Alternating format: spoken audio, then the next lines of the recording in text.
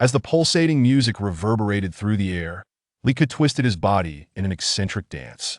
Here he was atop an entertainment plaza in the city center, a place typically devoid of life. Li Ke was an introverted soul, often retreating to this secluded spot to leap and sway to the rhythm, liberating his pent-up emotions. Uncertain of his own dancing prowess, he simply moved as his heart dictated, executing a variety of bizarre motions. Lacking the patience to systematically study styles such as breakdancing or locking, he found joy in watching videos of popular dancers, attempting to master a few challenging moves. Successfully mimicking these feats brought him a sense of accomplishment. Since the tragic loss of his parents in a car accident during high school, coupled with plummeting grades that drew the ire of teachers, bullying from classmates, and failure in college entrance exams, he had developed a profound aversion to both school and society. Instinctively, he recoiled from the societal value system and distanced himself from others. With no family and no means of financial support, he sought various jobs. Yet, due to his modest educational background and introverted nature, he struggled to maintain employment and often faced humiliation. Only in the realm of music could he ignite passion within his body and spirit, discovering a semblance of life's meaning.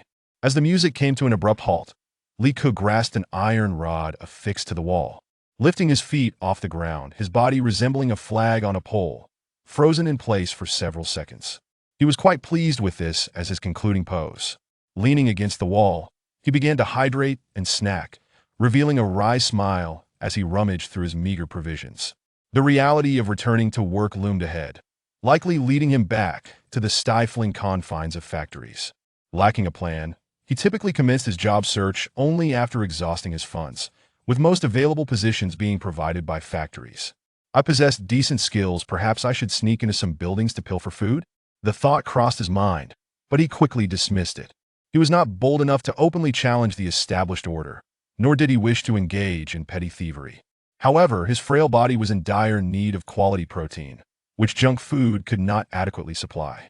Suddenly, he was jolted by a cacophony of frantic shouts, followed by several individuals scaling the ladder.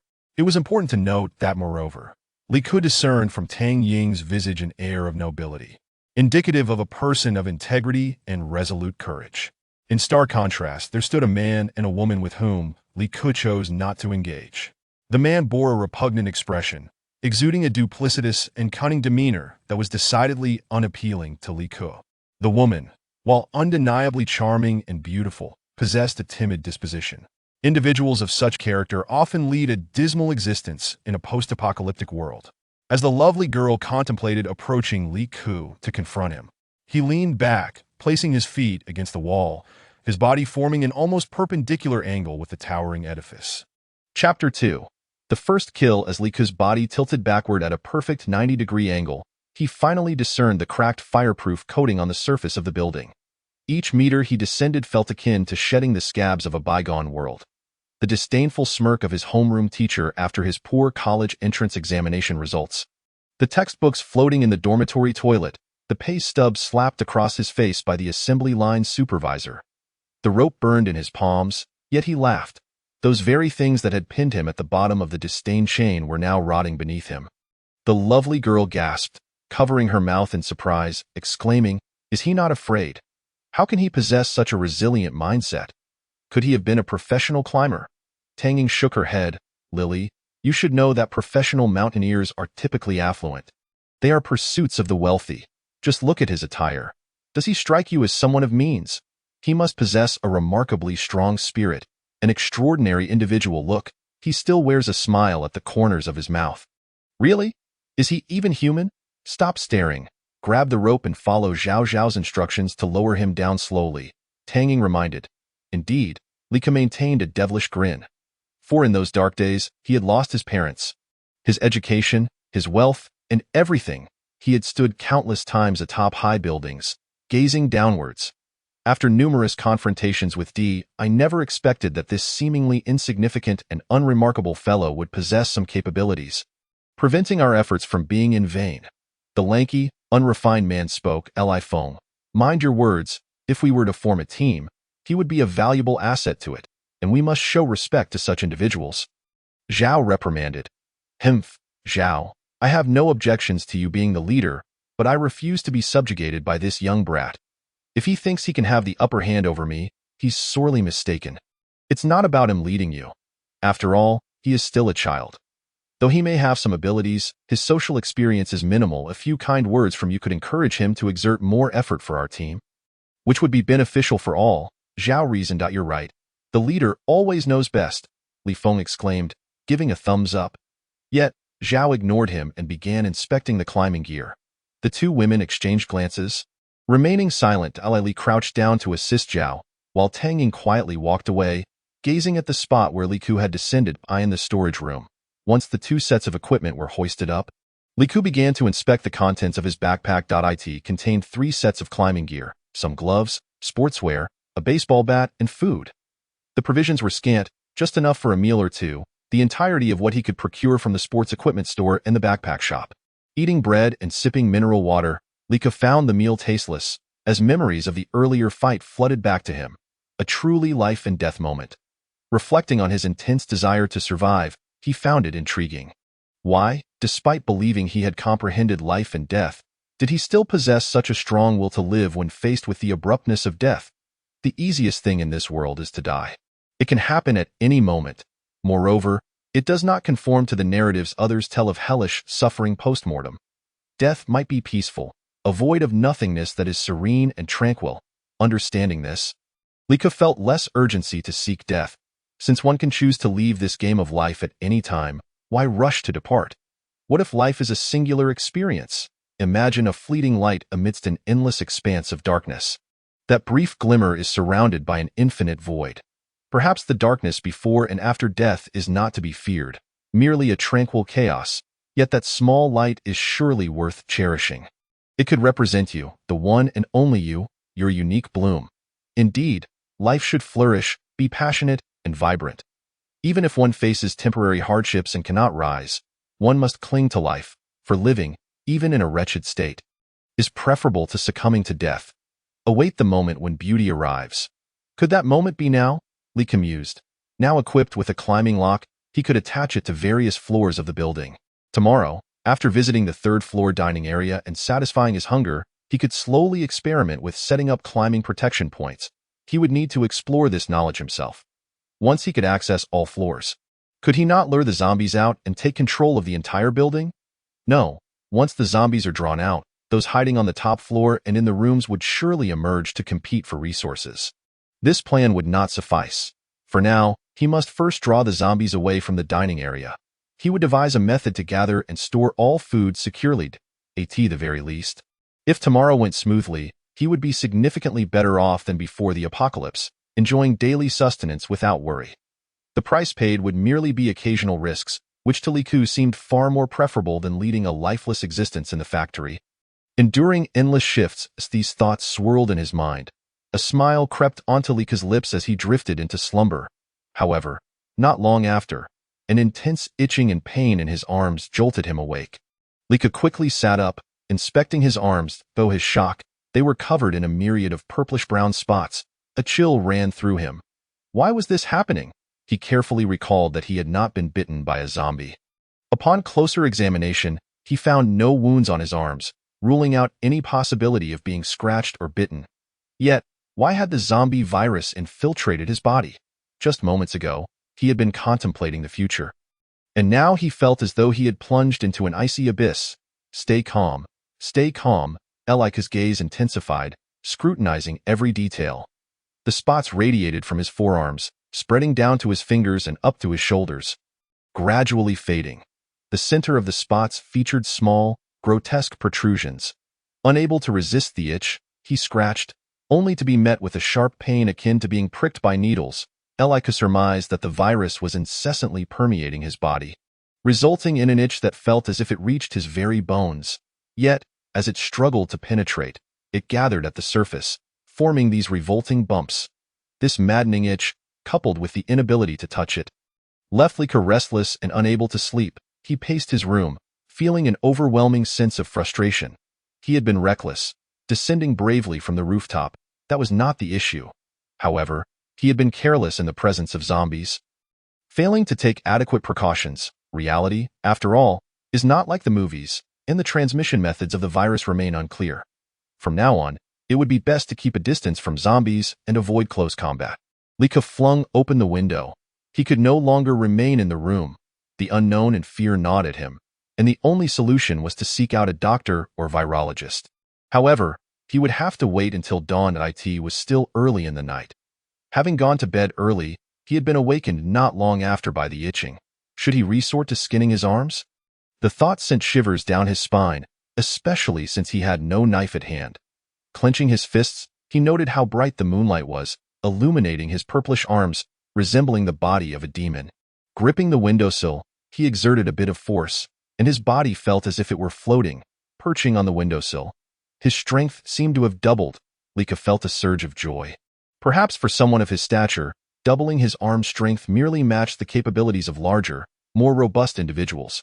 However, it would greatly enhance his climbing agility. Was this a twist of fate? His spirits lifted slightly as he eagerly retrieved the climbing gear from his backpack, donned it, and secured a safety point on the windowsill, attaching the lock and connecting the rope. He then ventured directly onto the exterior wall of the building, having discovered that applying force seemed to alleviate the incessant itching in his arms.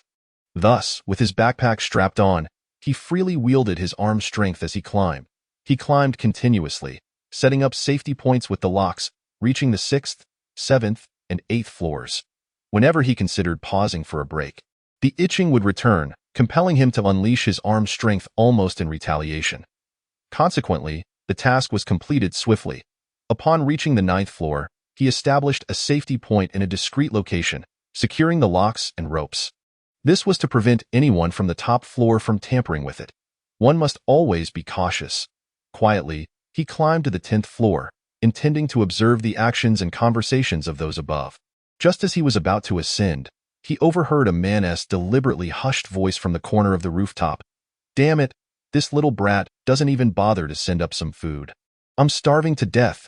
"If you're starving to death, how do you still have the energy for such nonsense?" A sweet, delicate voice retorted. Elika recognized it as the voice of the adorable girl. Li, from earlier. "Stop being reluctant. I've already spoken with Zhao. He has given his tacit approval." Zhao? Lika's heart stirred. The 2 men and 2 women on the roof meant that this man must be the lecherous Li Feng. "Li Feng, what does Zhao think of me? Those 2 from earlier didn't he do anything to me? And now you expect me to entertain you? Even courtesans charge for their services, right? So am I to be used for free?" Those 2 men came from the 10th floor, and Zhao's intention is clear. He wants you to charm them both and bring them into our team. You are now the glue that holds us together. To hell with being glue. Stop trying to manipulate me. Why not seek out Tang Ying? Why must it always be me? You saw her defiant attitude earlier. If those 2 tried to force her, she would jump off the building. I can't approach her. She harbors feelings for that guy named Li Ku, you know. She has long wanted to descend with him. Damn, that brat again. The boss wants him to have the upper hand over me. I can't contend with those 2 tough guys, but once he comes up, if he doesn't bring some food, just watch how I'll teach him a lesson. If you strike him, Zhao will surely intervene. In his eyes, you can't compare to that kid. After all, he can descend and bring supplies back. Would you dare to go down? Who in their right mind would leap from the 10th floor? Just looking down makes my legs go weak. No, I can't let such a freak ride on my coattails. I didn't confront him before because I thought he was still useful. But now that we have 2 strong men, we can search for supplies on the 9th and 8th floors. Next time, I'll cut his rope, and you'll help block him. You're truly wicked. Eliku could not discern whether Wang Li was in agreement or opposition. When he tried to listen more closely, he was met with a series of suppressed gasps. Chapter 4. No one is immune to death. In the clear sky, the moon shone like a radiant disk. Half of Lika's face was illuminated by the moonlight while the other half lay in shadow. Suddenly, he smiled oddly. If one does not offend me, I shall not offend them. But if one offends me, I shall surely retaliate. During his years of labor, Liku had profoundly grasped the essence of this saying, particularly the weight of the word shall. If you are deemed a soft target by certain individuals, they will habitually come to squeeze you. If you do not retaliate once, they will return for more. Having come to terms with life and death, Liku finally embraced his true nature and began to fight back against bullying. He discovered that no matter how many times he was bullied, as long as he retaliated once, a sense of relief would wash over him, and the tormentor would retreat, if one could achieve this. Then the principle of if one offends me, I shall retaliate would hold true. Upon the first instance of insult, an immediate and forceful counterattack was imperative. Such actions would undoubtedly make life much easier. He had yet to accomplish this before the apocalypse, but now, with the world ending, surely he could manage it. Eliku chuckled coldly, resembling a ferocious beast lying in wait, as the sounds from the rooftop gradually faded away. Followed by the loud snoring of Li Feng, Liku sensed that the opportunity had arrived. He cautiously began his descent. After traversing a short distance, he accelerated, retracing his steps to the spot where the zombie had perished on the 5th floor. Intent on collecting its blood in a bottle for an experiment, swiftly returning to the rooftop, he found that the strength in his arms made his current weight feel negligible. The snoring continued above, and he stealthily ascended, producing a piece of hard plastic he had scavenged from the storage room. He folded it and extended it toward the clearly illuminated Li Feng under the moonlight. He began to pour the zombie's blood from the filled bottle, initially targeting his legs to avoid detection. Gradually, he moved upward, ultimately pouring the entire contents onto Li Feng's face. With a swift retraction of the hard plastic, even in his deep slumber, Li Feng couldn't help but awaken. "Ah, are you urinating on my head? You filthy woman, must you play such tricks?" Wang Li, waking in confusion, retorted, "What urine? You need to relieve yourself? Keep your distance." Li Feng wiped his face, bewildered by the foul odor. The zombie blood was indeed dark and repugnant. Feeling a dampness enveloping him, he decided to remove his clothing, for it was early summer and the chill was absent. After hastily drying himself, he fell back into a restless sleep. It was absurd. How could a grown man wet his pants? Wang Li, catching a whiff of the stench and witnessing Li Feng disrobe, assumed he had soiled himself and distanced herself in disgust before eventually drifting back to sleep. Meanwhile, Lika silently counted the seconds at the edge of the building. Upon reaching 10, he saw Li Feng rise awkwardly, emitting low growls. Indeed, the virus was not solely transmitted through bites. Skin contact sufficed. Eliku felt a tremor within himself. Those bitten transformed into zombies within seconds, while mere skin contact required a longer duration. However, even if it took longer, surely he could not be the exception, remaining unturned for such an extended period. Could it be that his constitution was 1 in a million? Shaking his head with a smirk, Liku had never considered himself fortunate. Without time to ponder further, piercing screams from the rooftop echoed in his ears. Eliku's heart remained unperturbed as he listened intently while cautiously descending. At that moment, Zhao Zhao, alerted by the screams, rushed up to the rooftop. He beheld a naked zombie atop Wang Li, gnawing at her neck. She was already too weak to scream. "Wang Li has been bitten." "Wang Shan, Wang Hai, hurry!" he shouted, calling upon the two who had ascended from the 10th floor, armed and ready. Zhao Zhao scanned his surroundings, seizing a sizable marble slab and bringing it down upon the zombie's head, halting its movements. Yet, Wang Li's eyes began to roll back. She was on the brink of transformation. Zhao Zhao stepped back, realizing he was weaponless. Just then, Wang Shan and Wang Hai arrived. Tanging sat quietly in the corner where Liku had tied his rope. Ever since the tumultuous events of the afternoon, she had remained there, exuding a sense of desolation. The silver moonlight cascaded upon her smooth, long hair, casting a gentle glow on her fair cheeks, which bore a captivating curve, while her small mouth was set in a stubborn line. Clad in a pristine white long-sleeved shirt and fitted jeans, her hair was somewhat disheveled, and her shirt bore stains from her earlier struggle with the two burly men. She had narrowly escaped with her life that moment. Only Wang Li had stood by her side, defending her, while Zhao Zhao and Li Feng had merely observed coldly in that instant. She had lost all hope in Zhao Zhao and Li Feng. Contemplating her departure, she sought a private moment to ask Wang Li if she wished to descend together and call for Liku's assistance. However, Wang Li vehemently shook her head, expressing her fear of descending from the 10th floor, and instead urged her to remain, suggesting that a woman could not survive alone in this apocalyptic world. Rather than becoming someone else's slave or plaything, it was better to take the initiative. Tang Ying could hardly believe Wang Li's words. Before the apocalypse, she had been a formidable woman, adept in various industries, from gaming to e-commerce. Accustomed to dominance, her previous partners had always been younger than her. She had met Wang Li at an archery club, initially charmed by her innocence and cuteness, never imagining that within a single day of the apocalypse, Wang Li would succumb so rapidly to degradation. Tang Ying had witnessed the debauchery between the two burly men and Wang Li, while Zhao Zhao and the others conspired, and Li Feng had cozied up to Wang Li with each passing moment. Tang Ying felt increasingly out of place. Whenever she stood near the rope, peering down, she sensed the two men's eyes boring into her back, filled with unabashed desire. Tang Ying knew she desperately needed to escape. Otherwise, she would inevitably succumb to a fate akin to Wang Li's. Wang Li suggested that Tang Ying's constant gaze downward indicated a longing for Li Ke's return. This was only half true. As a woman who had experienced numerous relationships, how could she possibly develop feelings for a disheveled laborer? Rather, she found him intriguing, possessing an extraordinary courage and admirable mindset. Standing there, she envisioned the scenario, mentally preparing herself, yet still felt reluctant. She hoped that Li Ke would return to take her down with him, offering assistance if danger arose. Tang Ying did not harbor romantic feelings for Li Ke. She merely wished to learn from him, should he prove to be a survivor in this new world. But she had no intention of selling herself.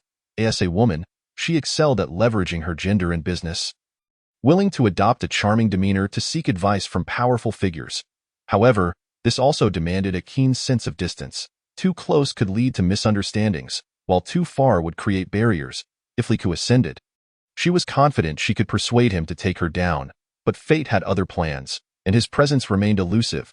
As night fell, she dared not sleep too deeply, fearing an opportunistic intruder. She considered seeking out Wang Li, only to observe Li Feng and Wang Li entangled in their own world, which made her feel nauseated. She settled for a fitful doze, and in her stupor, she was jolted awake by Wang Li's scream. Just as she stood, Zhao Zhao shouted that Wang Li had been bitten, summoning the two ruffians. Tang Ying recognized this as a chance. Previously, she had been under surveillance, perceived as a mere possession. Any attempt to escape would lead to being captured.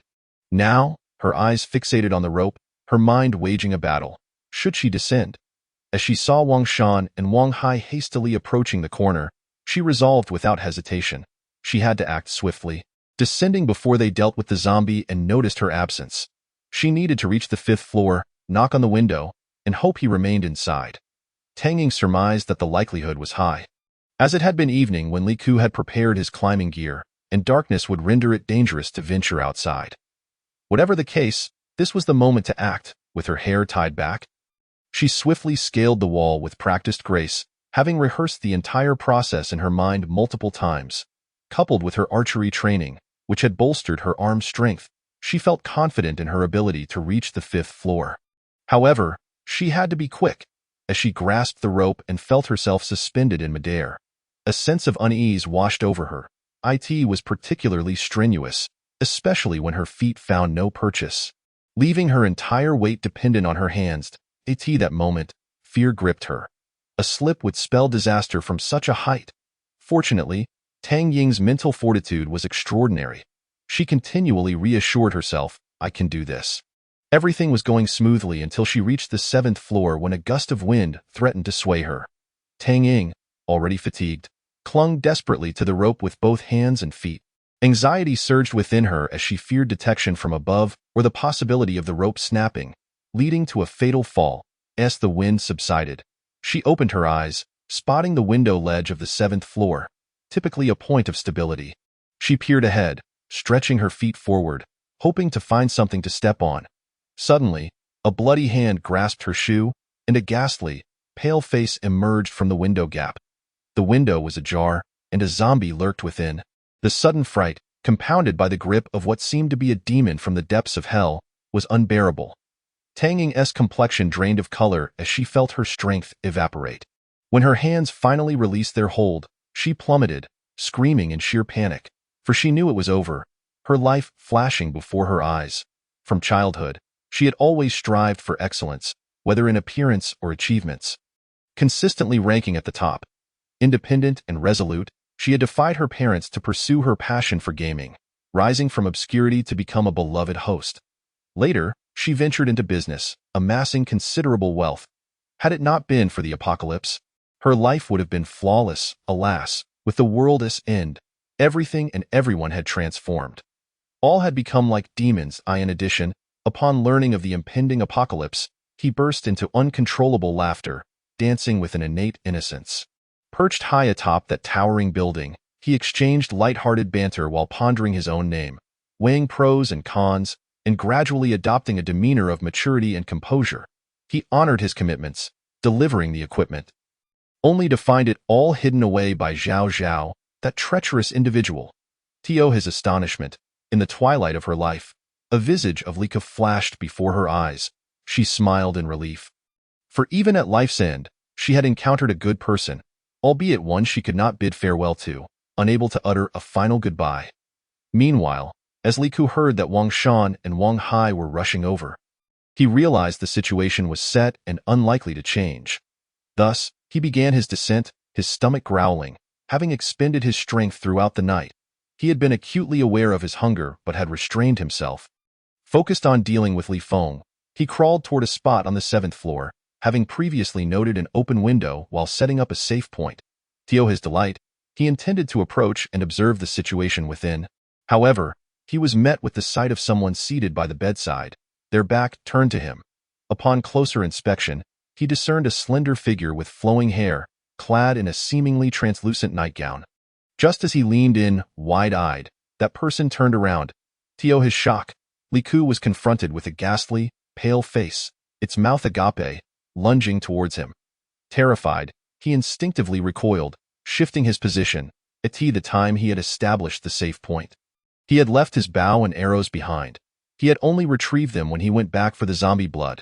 On one hand, if his experiment went awry and the zombie blood proved ineffective, he would risk exposure to eliminate Li Feng. On the other hand, he was prepared to confront the zombies on the 7th floor. Under the moonlight, Li Ku, clad in a form-fitting black tracksuit, moved with the agility of a spider, deftly navigating the building.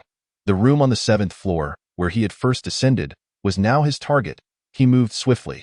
If not for the frequent need to secure his harness, he believed his speed could rival that of someone on solid ground. Yet, he remained self-aware enough not to overestimate his abilities. After all, his hands could not cling to walls like a spider, nor could he spin webs. A misstep could lead to irrevocable consequences. Upon reaching that side of the building, a strong gust of wind swept through, but Lika clung tightly to his support, unwavering. As he scrutinized the room, he suddenly noticed someone swaying on the rope. Who could be so audacious as to dangle from the building in the dead of night? Although the moonlight was bright, it could not compare to the light of day. He had ventured out due to an insatiable itch in his arms, a compulsion to act. Who in their right mind would engage in such bizarre behavior? This was alarming. If that person continued, they might uncover his base on the 5th floor. What if they were not a good person? Li Ku dared not dwell on it further, hastening towards the 5th floor. As he climbed, he remained vigilant to the movements of the person on the rope. The more he observed, the more familiar the figure appeared. Wasn't that Tang Ying? What could have brought her here? Tang Ying was indeed commendable, but he had indirectly caused the demise of her close friend. Would she harbor resentment towards him? As Lika hesitated, ready to greet her, he witnessed Tang Ying's foot ensnared by a zombie. This was dire. He quickly scrambled over, shouting, "Tang Ying, be careful. Quickly, stay away, don't let go." At that moment, Tang Ying began to plummet, and just as despair enveloped her, she felt herself enveloped in someone's embrace. Instinctively, she wrapped her arms around that person's waist, her gaze falling upon Lika's profile. The juxtaposition of memories and reality rendered her incredulous. Her eyes sparkled as she fixed her gaze on Li Ku, as if to etch the image of her savior into her memory. She would never forget this moment, the warm embrace in the depths of her despair. At that moment, Li Ku stood atop the air conditioning unit's protective railing, one hand gripping the rope while the other secured Tang Ying. Faced with the life-threatening situation, Li Ku leaped onto the air conditioning unit's railing on the 6th floor, first grasping the rope he had descended from, steadying himself, before reaching out to save Tang Ying. Had it not been for the enhanced strength in his arms, such a feat would have been impossible. Moreover, if he had not been tethered to another safety point, he would not have dared to take such a risk. "Tang Ying, what are you doing? This is far too dangerous." Listening to Li Ku's mildly reproachful tone, Tang Ying felt a warmth in her heart. "I'm sorry, Xiao Ku, I have my own reasons. It's a long story. Let's head to the 5th floor first." Hearing the authoritative sister soften her tone, calling him brother, Li Ku felt a surge of satisfaction. Nevertheless, He maintained an air of composure, responding, "No, we should first go to the 7th floor. I've seen that room. It has a bed, a bathroom, and provisions. It's far more comfortable than the cluttered storage on the 5th floor. But there are zombies there. No worries, I'll take care of them with my arrows." Li Ku instructed Tang Ying to hold onto the rope, positioning herself on the 6th floor's air conditioning unit as he ascended alone. Upon reaching the 7th floor, he spotted the zombie, still desperately reaching out with its skeletal hands. Its pallid face ghastly under the moonlight, he crawled higher, ensuring the zombie's hands could not reach him, then retrieved an arrow from his pack, swiftly plunging it into the creature's eye socket, causing it to cease its movements. He then kicked the zombie aside and opened the window, descending to bring Tang Ying up. This time, he exercised great caution against the zombie, avoiding direct contact and instead wrapping it in clothing before disposing of it below. Chapter 6. The tenderness of a strong woman. This floor appeared to be rented as a daily lodging, the room spotless, indicating that the zombie woman had indeed been fastidious about cleanliness. Li Ku rummaged through drawers, uncovering an abundance of snacks, and he and Tang Ying snacked and conversed. Tang Ying recounted her experiences on the rooftop, elucidating that the 3 individuals above were the most nefarious and formidable. Should a direct confrontation occur, they would be at a distinct disadvantage. Li Ku then briefly shared his own experiences, cautioning her against direct contact with zombies, as they were teeming with viruses, making any interaction perilous. He even disclosed his experiments with Li Feng, omitting only the fact that his arms had been infected. Infuriated by the details of Wang Li and Li Feng's conversation, Tang Ying recognized that had it not been for Li Ku's disruption, she would not have had the opportunity to escape. Given time, even if those 2 miscreants did not force her, they would have resorted to various means to manipulate, deceive, and threaten her. Contemplating this, her gratitude towards Li Ku deepened, and her gaze softened as she looked at him. "Xiao Ku, thank you," she said gently, recalling the moment when she had called him brother in a fit of excitement, feeling a tinge of shyness. Having navigated the business world for so many years, she was undoubtedly older than Li Ku. Observing Tang Ying's blend of gratitude and bashfulness, Li Ku nodded. In this moment, Tang Ying appeared somewhat endearing, a state she likely seldom exhibited. He appreciated those who understood gratitude. As for those who were ungrateful or untrustworthy, especially in this apocalyptic world, he would keep them at arm's length, and no need for thanks. We will need to help each other in the future. Tang Ying was deeply moved by this sentiment. Li Ku did not regard her as a mere subordinate, but as an equal and a partner. She resolved to contribute to Li Ku's efforts in any way she could. At that moment, she recalled the arrows Li Ku had previously obtained. "Xiao Ku, did you discover the bow and arrows at the sports equipment store on the 5th floor? May I take a look?" Li Ku's heart soared at her inquiry, promptly retrieving the bow and arrows from his backpack. Tang Ying examined them, noting the bow's decent quality and that the arrowheads had been sharpened, though they could use a bit more refinement. "Are these all the arrows you have?" Upon receiving his affirmative response, she continued, "Then we will also need some sturdy thin rope. By the way, did you see any fishing rods in the equipment store? Fishing is quite popular now. The shopkeeper should have restocked." Li Ku thought for a moment and smiled. "Yes, I recall seeing some." Tang Ying's face lit up with joy. "That's great. We can procure some fishing line to attach to the arrows, allowing for quick retrieval after shooting zombies, enabling multiple uses in a short period. If only we could return to the club. They have an abundance of arrows. We could stock up on bowstrings as well." Li Ku's interest peaked at the mention of the archery club. "Perhaps we should visit.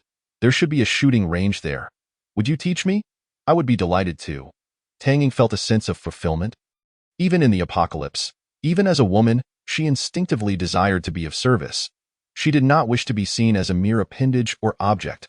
Rather, she aspired to take on a leading role. Thus, she informed Li Ku that the owner of the archery club was a close friend of hers. If they reached there, they would have a seemingly endless supply of weapons, in a society where firearms were largely prohibited.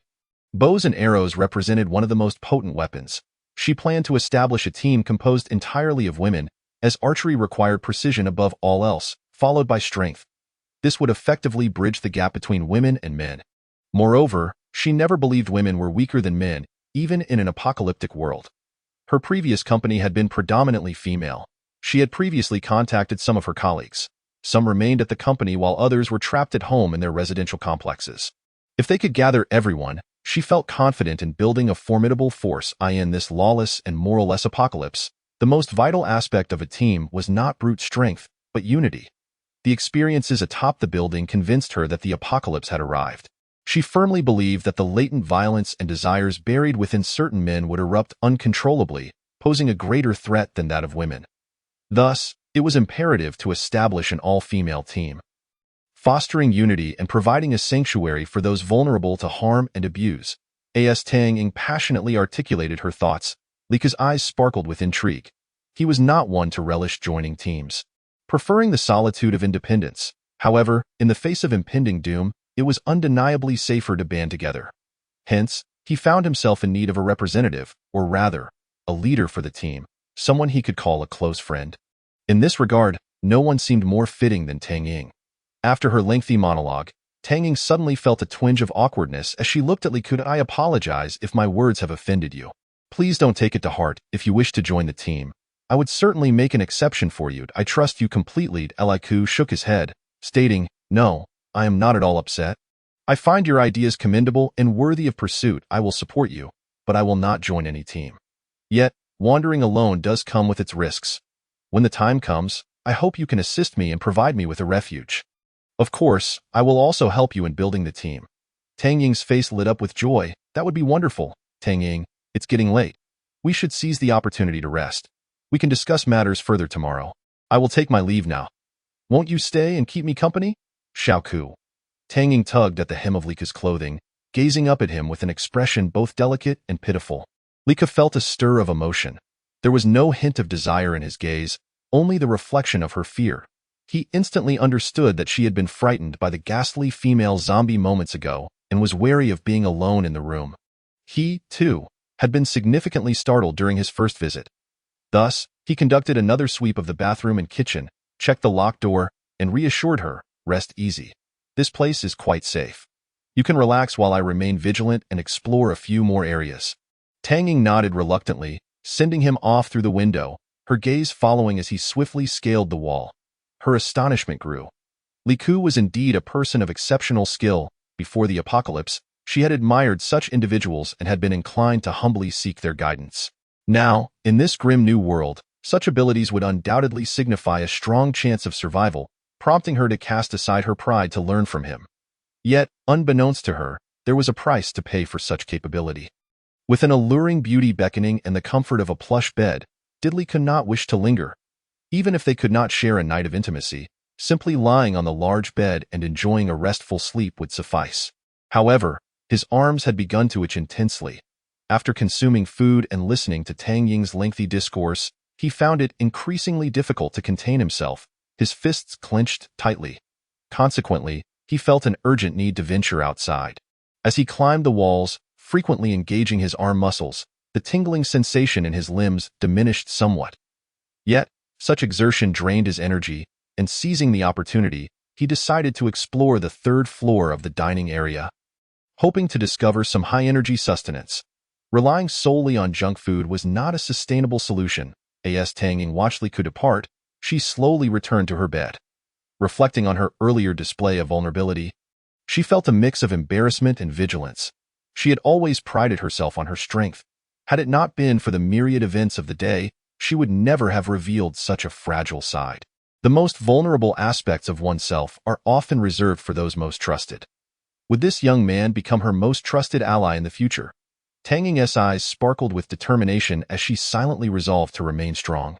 Even in the face of the apocalypse, she refused to become a burden to others and was determined to contribute meaningfully. She firmly believed that her tumultuous experiences in the business world had equipped her with valuable skills, which could be leveraged regardless of the circumstances. As she clenched her fists, she suddenly became aware of how her tattered clothing contrasted starkly with the pristine bedding. Feeling a wave of self-consciousness, she recalled her usual discipline and vowed never to find herself in such a state again. Biting her crimson lip, she gradually shed her garments, revealing her graceful figure, and gracefully made her way towards the bathroom. Chapter 7. Zhao Zhao's probing on the third floor. Li Ke recalled the open window. He had previously set up a climbing safety point there. He swiftly ascended to that spot, securing his waist rope to the anchor. Cautiously, he opened the window and peered inside. Wary of directly entering, the earlier incident at the sports equipment store still fresh in his mind. It was evidently the kitchen of a restaurant, with pots, pans, and a myriad of kitchen utensils gleaming clean. A tantalizing aroma of meat wafted through the air. Could there be survivors? Lika's vigilance heightened, and he refrained from barging in. Though the kitchen appeared devoid of life or zombies at first glance, he retrieved an arrow from his backpack and extended it through the window, gently tapping the steel cookware. The resounding echoes reverberated in the spacious kitchen. After 2 decisive knocks, he withdrew, realizing that further noise might attract unwanted attention from other rooms. He was now certain that the kitchen held no zombies. If there were any, they would have reacted to the sound. Stealthily, he climbed inside, bow in hand, eyes scanning for potential threats. Upon entry, he swiftly illuminated the space. Revealing no immediate dangers, with a sense of relief, he hastily locked the door behind him before beginning his search for the source of the enticing aroma. To his astonishment, a pot brimming with beef awaited him. The savory scent nearly made his mouth water. Adjacent to it sat a pot of perfectly cooked rice. He could hardly believe his eyes. Without hesitation, he indulged in the feast before him, harboring no doubts about the meat's safety. After all, the aroma of beef was unmistakable, and the boiling water served as an excellent means of sterilization. He suspected that the meat had been simmering since before the outbreak. The state-of-the-art electric pressure cooker had maintained its temperature after the meat had cooked, suggesting that it belonged to a beef restaurant, likely prepared for dinner patrons. Eliku had never tasted anything so delectable in his life. He vowed to savor every bite. Large chunks of tender beef filled his mouth, the rich flavor exploding on his palate, complemented perfectly by the fluffy rice, sending waves of satisfaction coursing through him. Only when he could eat no more did he finally pause, collapsing comfortably in a corner. He had nearly consumed half a pot of beef, feeling invigorated and alive. However, at that moment, his arms began to itch violently once more. He was surprised to realize that while he had been feasting, he had completely overlooked the discomfort in his limbs. It wasn't that the itch had vanished. Rather, the overwhelming pleasure of eating had temporarily distracted him. Now, he recognized 2 ways to divert his attention from the maddening itch in his arms. One was to exert his arm's strength, and the other was to eat. Nonetheless, he knew this was not a sustainable solution. If he ceased all activities and succumbed to sleep, the itch would become unbearable, and he dared not scratch it. For even the slightest touch sent sharp pain coursing through him, akin to being abruptly released from a tightly drawn bowstring. He needed to devise a method to quietly rest for a while. Otherwise, he would become a perpetual motion machine, ultimately exhausting himself. He began to prepare for an expedition with Tang Ying to the archery club. He contemplated searching for hospitals or clinics along the way. Even if he couldn't find a doctor, he could at least request a nerve block for his arms or seek out some sleeping pills to help him rest. Thus, he commenced his search for supplies. The kitchen was filled with numerous potential weapons, which brought him great joy, though they required some assembly. At this point, dawn was breaking, and the trio atop the roof had hardly slept, having risen early. They had taken turns keeping watch through the night, primarily due to the bizarre events of the previous day, which had left them shaken. First, Li Feng had inexplicably transformed into a zombie and bitten Wang Li. After they had managed to deal with that, they discovered that Tang Ying had vanished without a trace. The most terrifying truths are those shrouded in mystery, especially when they unfold right before one's eyes. They spent the night discussing various theories, arriving at 2 plausible conclusions. The most likely scenario suggested that a mysterious creature had stealthily climbed the building and attacked Tang Ying and Li Feng. Tang Ying had been dragged away without a struggle, while Li Feng, exhibiting greater strength, had fought back and kicked the creature away, only to be bitten in the process. He dared not raise an alarm. Ultimately succumbing to transformation, the unknown bred the most profound fear. As this notion took root, all 3 were struck with terror, unable to sleep soundly as they took turns on watch. Zhao Zhao proposed an alternative hypothesis.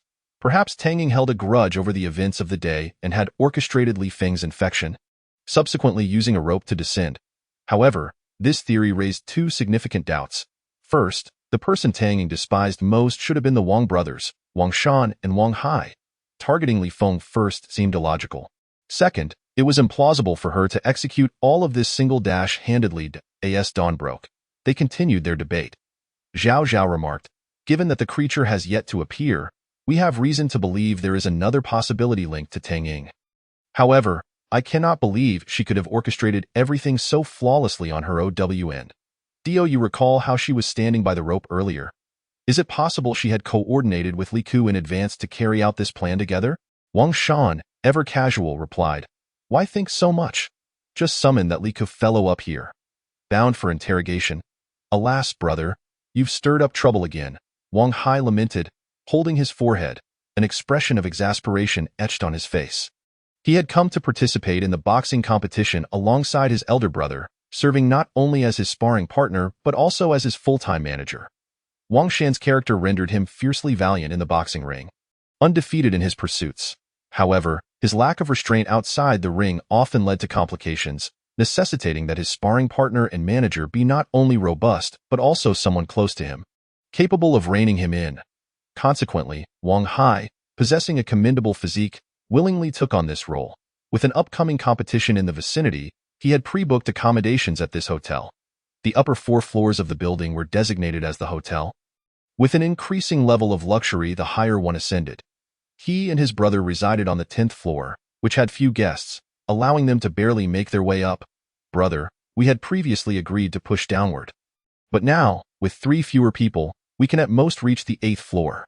The 7th floor is occupied by daily renters, priced affordably, leading to a crowded occupancy.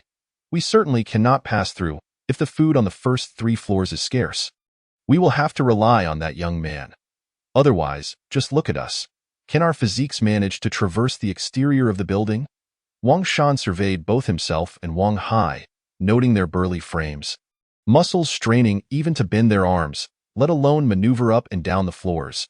Turning his gaze to Zhao Zhao, the latter promptly remarked, "That young man can indeed ascend and descend from the 10th floor. He is truly an anomaly, something most cannot achieve. All remains uncertain.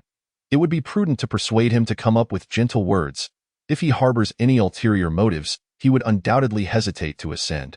I shall write him a letter and send it down with a rope." Chapter 8. The feast at Hongmin in a kitchen on the 3rd floor. Li Ku reclined sprawled on the floor. Were it not for a maddening itch in his arms, he would have preferred to remain undisturbed. Although previously fatigued, hunger had driven him to seek sustenance. Now, however, with both fullness and fatigue weighing upon him, he found himself devoid of any motivation to rise. The incessant itch that he could not scratch only increased his agitation, and for a fleeting moment, he considered severing both arms with a kitchen knife. But such drastic measures were unwarranted.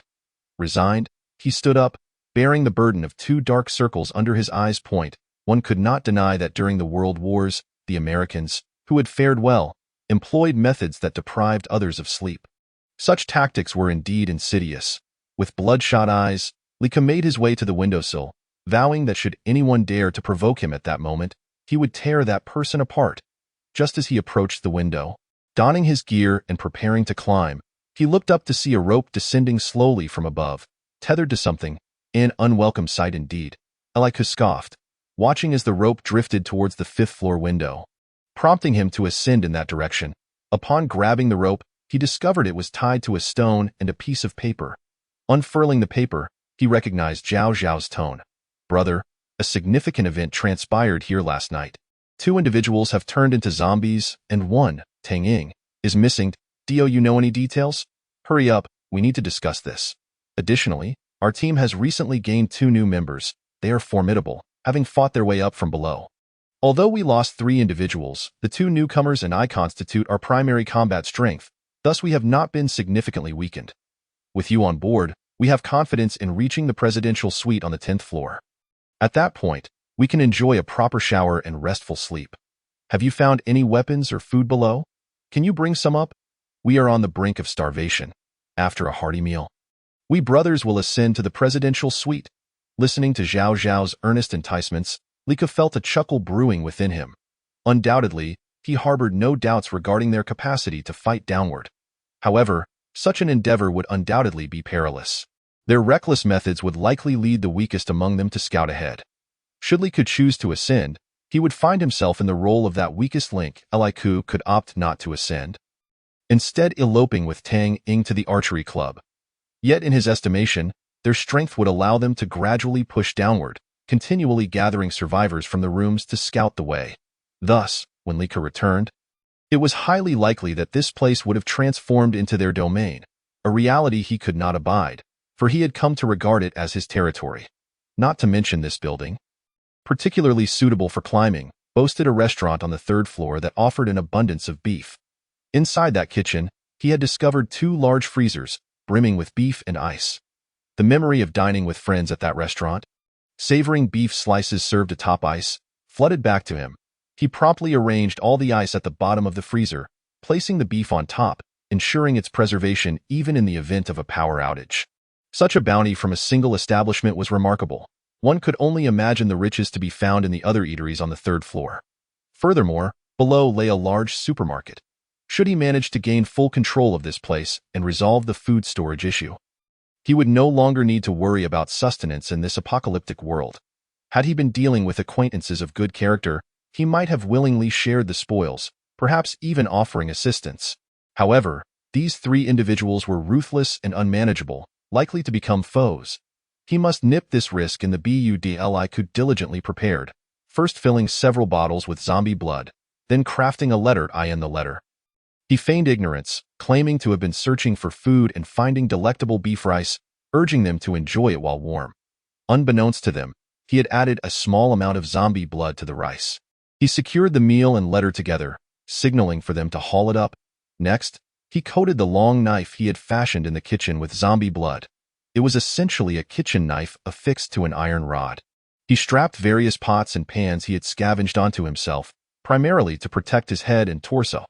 He then pinned a letter to Tang Ying, preparing climbing gear and a bow for her. At this juncture, he could not venture to the 7th floor to find her. Otherwise, it would raise suspicion among those on the top floor. He intended to throw these items to her when he made his ascent. In the letter, he indicated that he was about to ascend and confront the 3 individuals, urging her to climb upwards along his path, as he would draw the attention of Zhao Zhao and the others. He hoped she would follow him and provide support with her arrows once she made her ascent. Li Ke was unsure if Tang Ying would heed his words, especially as she had just experienced a fall the previous night, leaving her with a psychological scar. Yet, should she conquer her fear and come to his aid, it would signify that she was a true friend worthy of trust, a bond forged through the trials of adversity. Otherwise, he would not embark on a perilous journey with someone unworthy of his confidence. All hinged on Tang Ying's choice. Having completed all preparations, Li Ke began his ascent, bearing all his belongings. Indeed, he intended to climb on his own rather than rely on the 3 to pull him up. He feared that should they succumb to temptation and devour the beef rice, they might transform into zombies during the process, leading to a most unjust demise. Furthermore, he sought to prove his own worth. If he could ascend and descend from the 10th floor by himself, such capability would ensure that those 3, provided they had any semblance of reason, would not immediately turn against him. As he reached the 7th floor, he found that Tang Ying had indeed awakened early, the window ajar as she closely observed Li Ke. He gestured for silence, opting not to communicate with her or linger unnecessarily. Instead, he quickly tossed a package of items through the window, using his body as a shield. After completing this, he continued his ascent. However, he climbed slowly through the 7th, 8th, and 9th floors, taking care to establish additional safety points to ensure Tang Ying's subsequent climb would be easier and safer. The rooftop was in sight as Li Ke gazed upwards, where the 3 individuals stared at him in astonished admiration. Dark clouds loomed overhead. The sun had not emerged since dawn, and now the wind began to whip about, ushering in light rain. Just as he was about to reach the top floor, a thunderous clap echoed, sending shivers through him, followed closely by a torrential downpour. The heavens were fickle, and calamity could strike without warning. Chapter 9. Slaughter. Under the combined insistence of Zhao Zhao and Wang Hai, Wang Shan barely restrained himself from indulging in the tantalizing beef rice. As the rain poured down unexpectedly, his agitation only intensified. He was desperate to inquire whether this individual named Li Ke had brought any food. If they feared the beef rice had been poisoned, well-packaged food items would likely be safe from such tampering. Thus, he shouted, "You all go take cover under that eave. I can manage pulling him up alone, so hurry. Otherwise, we'll be soaked, and a cold could lead to serious complications." Wang Hai wished to remain, but Zhao Zhao urged him. "We must go. A cold could truly be troublesome. We have no medicine, and if it escalates, we may only wait for death at that moment. Rain poured down heavily, the walls bordering the rooftop slick with moisture, causing Li Ku to proceed cautiously. Just as he prepared to establish a safety point, a rope was tossed in front of him. Li Ku hesitated for a moment before loosening his own rope and binding himself to the one that had been thrown down. Suddenly, a great force yanked him upwards, and he found himself sprawled on the ground. Goodness, how swiftly you move! Wang Shan erupted in laughter. What is that on your back? A large knife? Let me see. Wang Shan approached and seized Li Ke's iron rod knife, intending to confiscate all of Li Ke's weapons for the purpose of interrogating him about Tang Ying and extorting food. Previously, they had received a reply from Li Ku and had already reached a consensus. Li Ku was lying. If Tang Ying were to pull on the rope, it would undoubtedly alert Li Ku. He could not possibly remain oblivious. Thus, they unanimously decided to give Li Ku a stern warning right from the start. However, at that moment, Li Ku's gaze turned icy. He was unaware of Wang Shan's status as a champion fighter. All he knew was that he had come up today with murderous intent. As Wang Shan grasped the iron rod, Li Ku abruptly turned around, seizing the rod with both hands, and let go. With a thunderous roar, it sounded like thunder exploding in Wang Shan's ears. Wang Shan's mind wavered. Having not eaten since last night, combined with his earlier display of strength while pulling Li Ku up, he had overexerted himself and found one hand unable to resist the combined force of Li Ku's hands, resulting in Li Ku snatching away the iron rod and the blade. At that moment, upon seeing the blood-red eyes of Li Ku, Wang Shan's heart sank. This kid was here to fight for his life. Li Ku, having seized the blade, showed no mercy as he swung it down towards Wang Shan's head. Although Wang Shan held a thick steel bar in his other hand, he had no time to raise it in defense. He merely managed to tilt his head just in time to avoid a fatal blow, the blade grazing his face and leaving a small wound. Meanwhile, Zhao Zhao and Wang Hai, upon witnessing the altercation, disregarded the pouring rain, grabbed some makeshift weapons, and rushed over. Wang Shan, feeling the heat of battle surge through him, disregarded all caution and swung the steel bar at Li Ku with all his might. Li Ku quickly raised the iron rod and blade to defend himself. However, this wrathful strike was powerful and forceful. Li Ku gripped the rod tightly, nearly losing his hold, and was sent hurtling back into the corner. You little brat, I will flay you alive. Wang Shan, undeterred, advanced with heavy strides, intent on continuing his assault. Yet, he staggered slightly, nearly losing his balance, and quickly leaned on the steel bar, kneeling on the ground like lay in the corner, blood trickling from the corner of his mouth, quickly washed away by the rain. His hands trembled slightly in that moment of collision. He truly felt as if he had been struck by 1,000,000 volts of electricity. All his strength dissipated.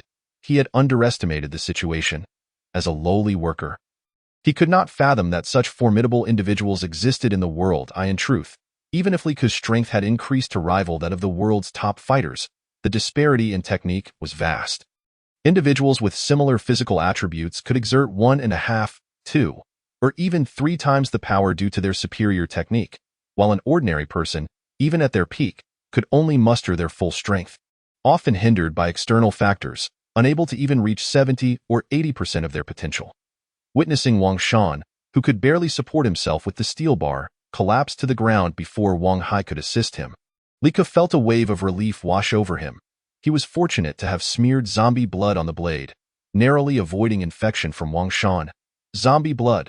A sudden realization struck Li Ku, and he hurriedly opened his backpack, only to find shards of glass and blood-red liquid. In the previous collision, all the bottles in his bag had shattered. This zombie blood was akin to a nuclear weapon in a post-apocalyptic world. Aside from himself, anyone else who came into contact with it would die instantly. It was his greatest leverage to confront them. He had not anticipated that Wang Shan, this madman, would pull him up and engage him without waiting for him to unload his gear. Nor had he foreseen the sudden downpour, which would thwart his other plans. Tang Ying would be even less likely to climb up now. Truly, man's calculations could not match the heavens' designs. With the rain pouring down like a waterfall, Wang Hai spotted his older brother lying in the rain and rushed over without a second thought. Zhao Zhao quickly grabbed him, sensing something was amiss.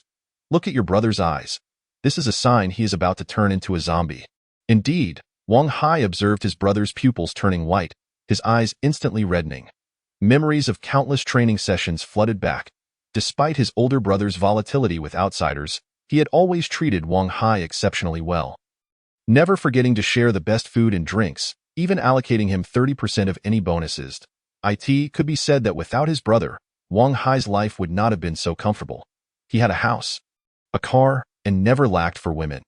Even in the apocalypse, he had never feared, for he believed in his brother's strength, thinking he might even thrive in this new world.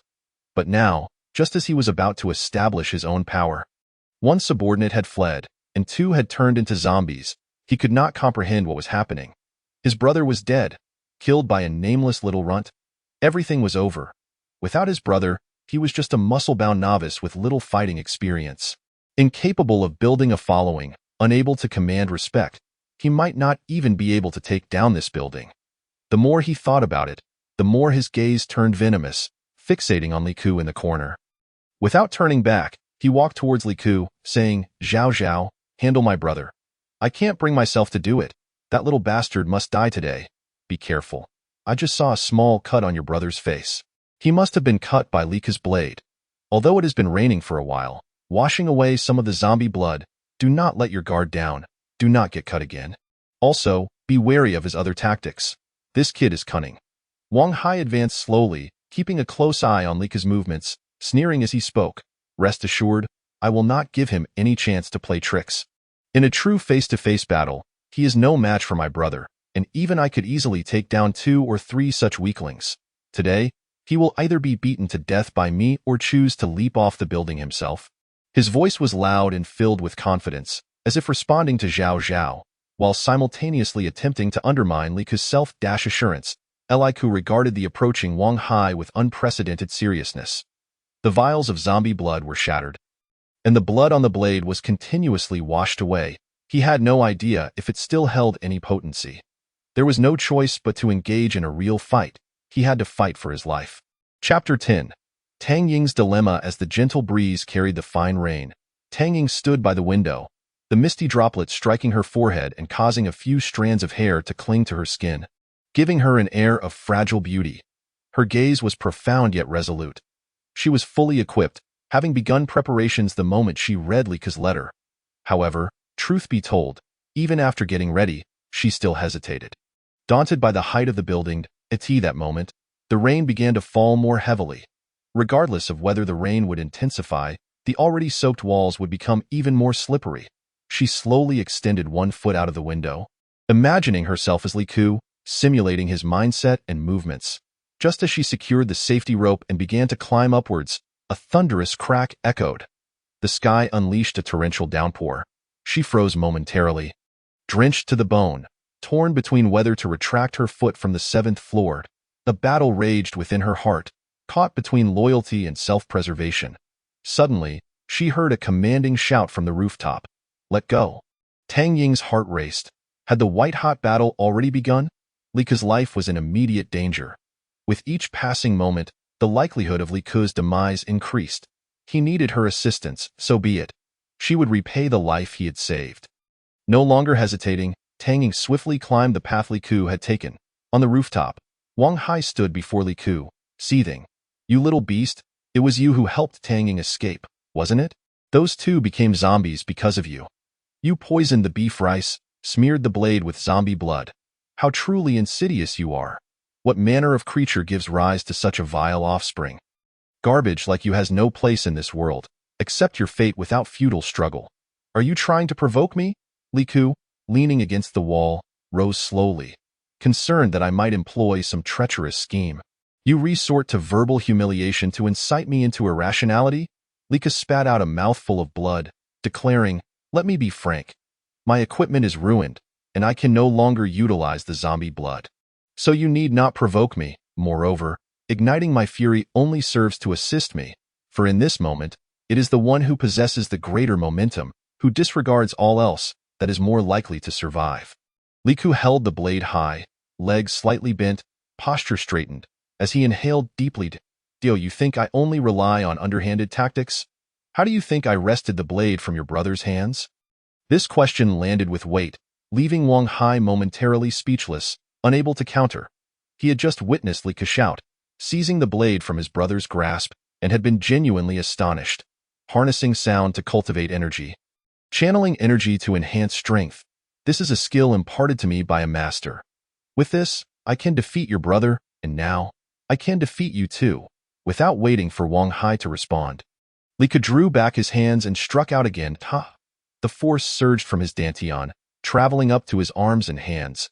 Grasping the iron rod and blade, his momentum felt as if he wielded a formidable halberd. Hey! Ha! Li Ke let out another mighty shout, leading Wang Hai to believe he was about to attack. He swiftly raised the steel bar in preparation to block. Little did he know, Li Ke's left hand thrust to the side, while his right hand sent the long blade forth, resembling a giant serpent uncoiling. Ah! With a thunderous roar akin to a giant emerging from chaos, Li Ke raised the long blade high and struck down. With tremendous force, he brought the blade crashing down, splashing the accumulated water on the rooftop, sending droplets flying. Not only did it drench Li Ke, but it also splattered Wang Hai, who cursed under his breath. Damn it, this little lunatic is playing me for a fool. Wang Hai had just entertained a fleeting thought when he noticed a large backpack tumbling down towards him. He swiftly dodged to avoid it, simultaneously attempting to shove the pack away with a steel rod. However, a large knife struck the backpack before he could act. With a loud crack, shards of glass and the foul blood of zombies exploded into the air, undoubtedly splattering Wang Hai in the process. A chilling realization dawned on him. The repugnant substance that had stained his body was indeed the blood of the undead. He recoiled in horror, hastily rolling on the ground to wash it off with the rainwater. In the distance, Zhao Zhao, who had just dispatched Wang Shan, observed Wang Hai's disheveled state with a heavy heart. He understood that even though he had just stood alongside Wang Hai to confront Li Ke, he too was now tainted with blood and could only roll alongside him in this chaos. This cunning adversary was full of tricks and unpredictable methods, making it impossible to guard against him. Fear began to take root in Zhao Zhao's heart regarding Li Ke, and thoughts of retreat began to surface. Li Ke coldly regarded Wang Hai, who gradually ceased his rolling, his body stiffening as his eyes rolled back. He was on the verge of becoming a zombie. Li Ke stepped forward, raised his knife, and forcefully severed Wang Hai's head. Almost immediately, Wang Hai's eyelids fluttered open, fixating intensely on Zhao Zhao. A chill ran down Zhao Zhao's spine. Both Wang Shan and Wang Hai had been slain by this fiend. No longer hesitating, he turned and fled. Li Ke's laughter echoed around him, mocking the martial arts and arena battles as mere shadow of true combat, constrained by rules. As the old saying goes, martial arts is the art of killing, and should be pursued with utmost ruthlessness. Anything from low blows to bricks and sand, aiming for a single, lethal strike. Ancient martial arts, with its brutal efficiency, resembled a ravenous dog pouncing on its prey, targeting the vital points. Modern martial arts, however, had been infused with elements of performance.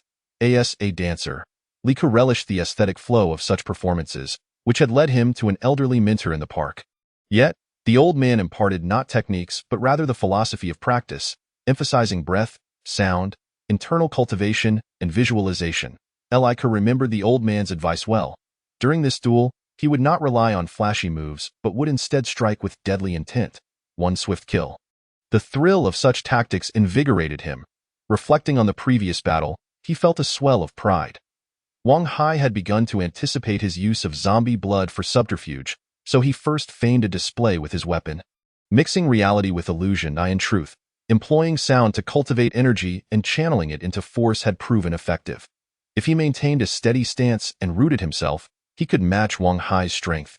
In hindsight, his approach mirrored Wang Shan's powerful strike, which had been honed through rigorous training, transferring strength from the ground through the spine and into the hands, enabling a devastating blow that had sent Li Ke reeling to the corner. This battle had imparted a crucial lesson. The old man's teachings of breath and sound, viewed from another perspective, were also a form of power technique. Yet, the familiar method of shouting and fighting seemed ill-suited in a world overrun by zombies. Li Ke chuckled to himself, acknowledging that the life-and-death battle against Wang Shan and Wang Hai had begun to shape his combat style, and riding on the momentum of those victories, he had successfully frightened Zhao Zhao into retreat. He had no intention of pursuing him. Firstly, he held no deep-seated grudge against Zhao Zhao, as he had not heard of any particularly heinous deeds committed by him. Moreover, Zhao Zhao had not attacked him. Thus, he felt no compulsion to annihilate him. Secondly, the exertion from the two battles had left him significantly drained, and he lacked the desire to continue fighting. Lastly, he had exhausted his supply of zombie blood and had no containers left. Reflecting on the unpredictable nature of life, he realized that he had initially planned to climb up and, in case of a commotion, toss a few bottles from his backpack at their faces to resolve the situation. But he had never anticipated such exhaustion. The rain continued to pour, and Lika paid no mind to the fleeing Zhao Zhao as he shed his drenched clothing and moved towards the eaves for shelter. Chapter 11. Open-hearted exchange. As Lika walked, an arrow whizzed past his ear, its whistling sound almost palpable. Zhao Zhao, who was climbing the outer iron ladder, cried out as he tumbled into a horde of zombies. Lika turned to see Tang Ying, bow drawn, her posture poised and her gaze unwavering, radiating a fierce determination. A smile spread across his face, filled with a sense of relief. She had indeed come, albeit at the tail end of the battle. Nevertheless, by eliminating Zhao Zhao, she had mitigated a potential threat. Most importantly, her arrival signified something profound: to risk her life scaling 10 stories in the torrential rain for him. Such a friend was one he could entrust his back to. Their eyes met, and they shared a knowing smile. Lika jogged over, donning his clothes as he went, and stopped Tang Ying from unfastening her gear. Let's head down together. We shouldn't linger in the rain for too long. Isn't it a bit dangerous with this downpour? It is indeed somewhat perilous. If you hadn't come up, I would have stayed up here. Since you have made the effort to join me, I can't let you stay out in the rain for too long. You lack my protective abilities and might catch a cold. Tang Ying shot him an incredulous glance. What protective abilities? Let's not discuss that now. We'll talk once we're down. Here, hold on to me and close your eyes. I promise to ensure your safe return to the 7th floor room.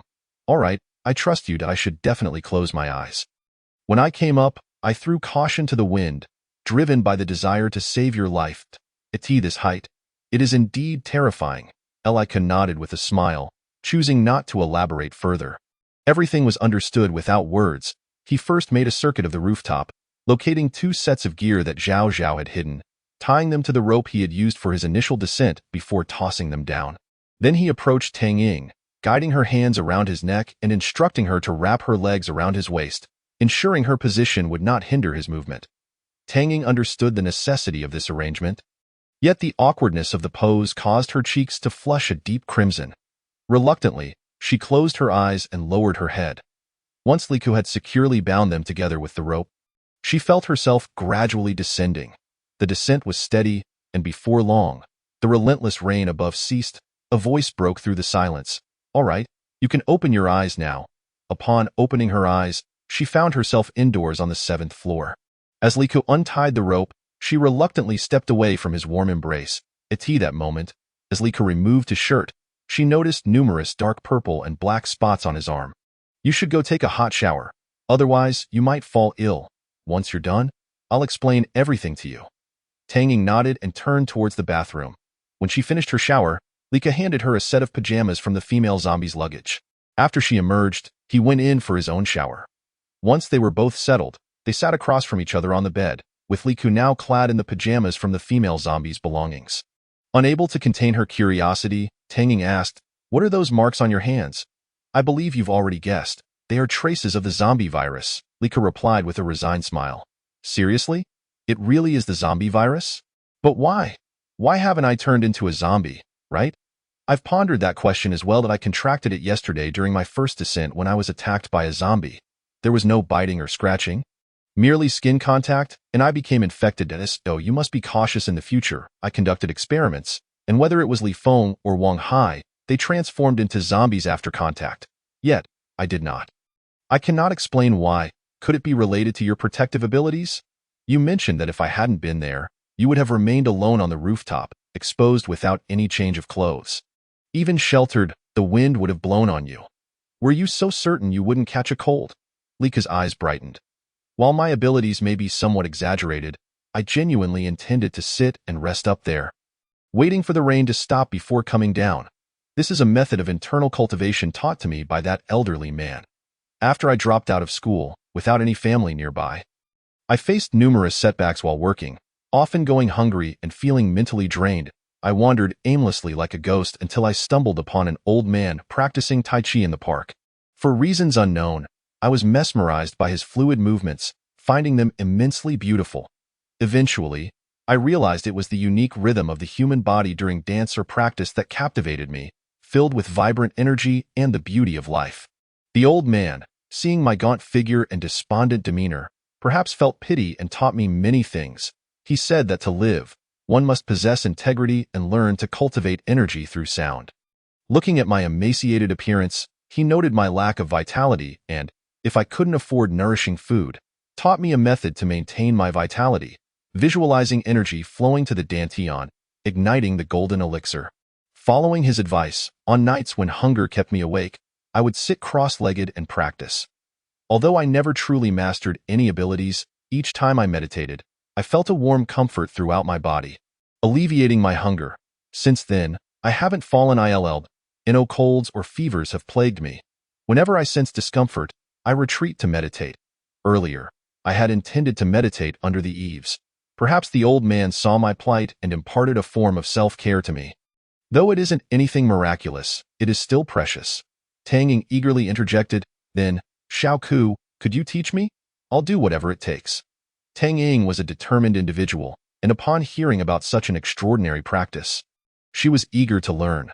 Throughout her life, she had actively seized every opportunity to grow stronger. Elika shook his head. I have opened my heart to you, and given our bond of shared life and death. I have no intention of hoarding this knowledge. However, this method may not be suitable for you. Consider the scenario where one encounters an elderly gentleman who imparts martial arts skills, leading to relentless training day and night, ultimately transforming into an unparalleled master. This trope is quite prevalent in films, yet can it truly happen in reality? A rational person might harbor some skepticism. In the beginning, when I was struggling to make progress, I too experienced doubts and even took breaks. However, during that time, I felt an overwhelming sense of isolation, devoid of friends. Thus, I often wandered aimlessly online. There exists a forum, quite renowned, which you might be aware of. By sheer chance, I stumbled upon a post there that a Taoist was teaching methods to restrain desires, advocating the cultivation of essence and vitality, envisioning seminal fluid as a primordial elixir igniting within, replenishing one's energy. Upon reading this post, I was taken aback, for the technique described bore a striking resemblance to what the old gentleman had previously conveyed. In contrast, I persevered through countless lonely nights, practicing this method, and eventually reaped its rewards. What I just mentioned should be clear to you. My assertion that this practice may not be suitable for you stems from the understanding that both the elderly man and the Taoist implied that when visualizing the golden elixir within, what is essentially ignited is the man's seminal fluid. Let us first have our meal. After that, I shall instruct you, though not harbor overly grand expectations. In the sizable package I handed you earlier, there is a substantial portion of beef rice. Retrieve it and heat it up. Let us eat while we converse. Chapter 12. Not a superpower, but the enduring legacy of inner strength in Huaxiaoliku and Tang Ying. Having endured life and death together in the downpour, embraced as they exited. Now, seated in a hotel, engaged in heartfelt discussions and sharing meals, they felt akin to longtime friends or battle comrades, intimate and devoid of reservations. Trusting each other without a hint of doubt. During the meal, Tang Ying recounted her experience of ascending the stairs in the rain, while Li Ku shared the tale of how he had outwitted Wang Shan and Wang Hai. Tang Ying listened, laughter bubbling forth, finding Li Ku a fascinating and vividly authentic individual. His remarkable encounters with the elderly gentleman in the park and the Taoist online, both imparting similar teachings, coupled with his relentless practice during solitary nights, painted him as a lively character employing cunning methods against adversaries. Unconsciously, Tang Ying opened her heart, sharing many childhood stories. Elika reciprocated in kind until he could no longer restrain himself. All right. The meal is finished. We've talked too much. I find it difficult to hold back. Tang Ying, somewhat surprised, inquired, What is it that you find difficult to hold back? Li Ku, with a wry smile, replied, Earlier, I mentioned that my arm's strength doubled due to exposure to the zombie virus. Right? However, there is a side effect. It incessantly itches and aches with the slightest touch, making it impossible to remain still or fall asleep. The only moments of distraction are when I exert my arm or while eating. Now that we've finished our meal, I can hardly contain it any longer. As I previously explained the visualization method, do you remember? Let us hasten to try it together and ascertain whether it yields any effect against the zombie virus. Tang Ying was taken aback. Initially, the thought of enhancing her strength through the zombie virus sparked a desire to experiment, yet now, upon hearing of such severe side effects, that notion swiftly dissipated. And there's also the health-preserving technique. Perhaps if I practice it with you, there is still hope, she mused, promptly mimicking Lika's posture as she sat cross-legged on the bed. Absolute tranquility enveloped her as she visualized a glimmer of golden light circulating through her being. However, as she attempted to follow Lika's earlier instructions, she felt nothing. Meanwhile, the incessant banging of zombies against the door outside the room rendered her unable to focus. She understood that their prolonged presence had intensified the scent of humanity, attracting more zombies over time. Currently, with the wardrobe barricading the door, they managed to hold their ground, but the thought of a horde of malevolent spirits relentlessly pounding at her door would unnerve any rational being. Before the apocalypse, Tang Ying, a corporate executive, had participated in meditation retreats, experiencing a state of tranquility. Yet, in this moment, amidst the chaos of the apocalypse, with malevolent entities roaming and countless tragedies unfolding, she found herself in constant peril. Worries about the future prevented her mind from achieving serenity. Liku, eyes still closed, spoke softly. In the apocalypse, it becomes increasingly challenging to embark on this practice. With the world in turmoil, achieving a meditative state is even more elusive.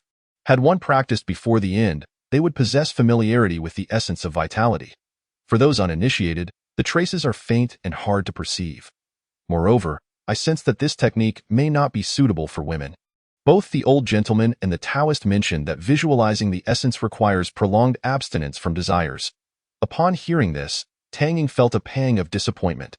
Suddenly, she noticed a faint glow emanating from Lika's face, as if he had attained some form of enlightenment. Intrigued, she asked, "Have you perhaps gained some insight? Or is it that you typically radiate light while meditating?" Lika replied slowly, "Is there a glow? Perhaps it is merely an illusion, a result of vitality shining through. When one is in good spirits, such effects are common. Do not be disheartened. This technique may not suit you, but perhaps in the future, a more fitting method will present itself." With that, Lika chuckled. Tang Ying, exasperated, rolled her eyes. "Well, I've already broken my focus. I need to re-enter a meditative state and truly absorb the experience." Thus, Tang Ying fell silent, observing quietly. Gradually, Lika's face glimmered with a faint luminescence, his purple-black patterned arm contrasting with the light, resembling a white lotus amidst a demonic thicket, both enchanting and eerie. After a while, Lika opened his eyes, and Tang Ying eagerly asked, "What did you discover?" Liku, contemplating deeply, replied, "It appears that inner strength truly exists."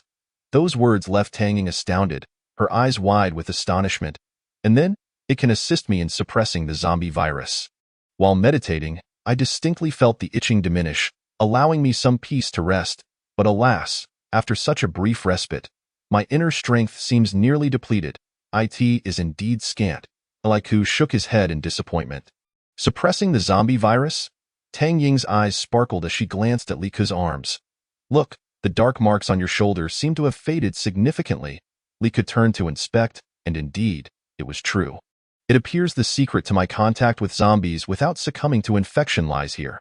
Tang Ying shook her head regretfully. "You merely brushed against a zombie, and yet the virus has affected you so profoundly. If you had sustained a direct wound, allowing a large influx of virus, it is uncertain whether this technique would suffice. You must remain vigilant against being bitten or scratched by zombies." Lika nodded in acknowledgement. "I am content with this. In the past, I was entirely unaware, simply coming into contact with zombies, and though I was infected, I did not mutate. That alone is fortunate. I can only imagine those who, oblivious to the risks, come into contact with zombies or linger near deceased ones, would not have the chance to regret their actions. Indeed, the potency of the zombie virus is formidable and relentless."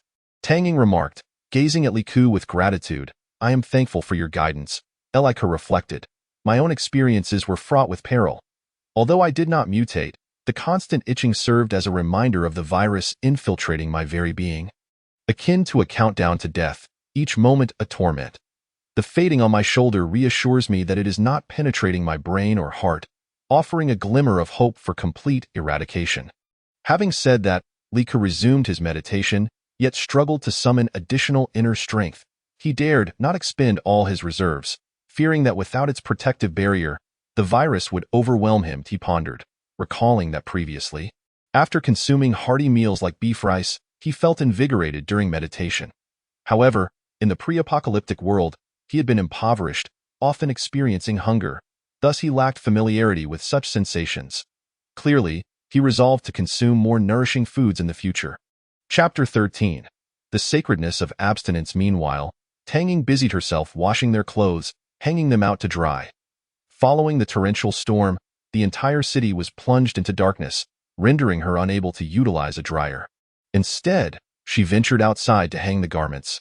Clad in a sheer nightgown belonging to a female zombie, she found it quite alluring. As she leaned out the window to hang the clothes, she sensed a piercing gaze fixed intently upon her.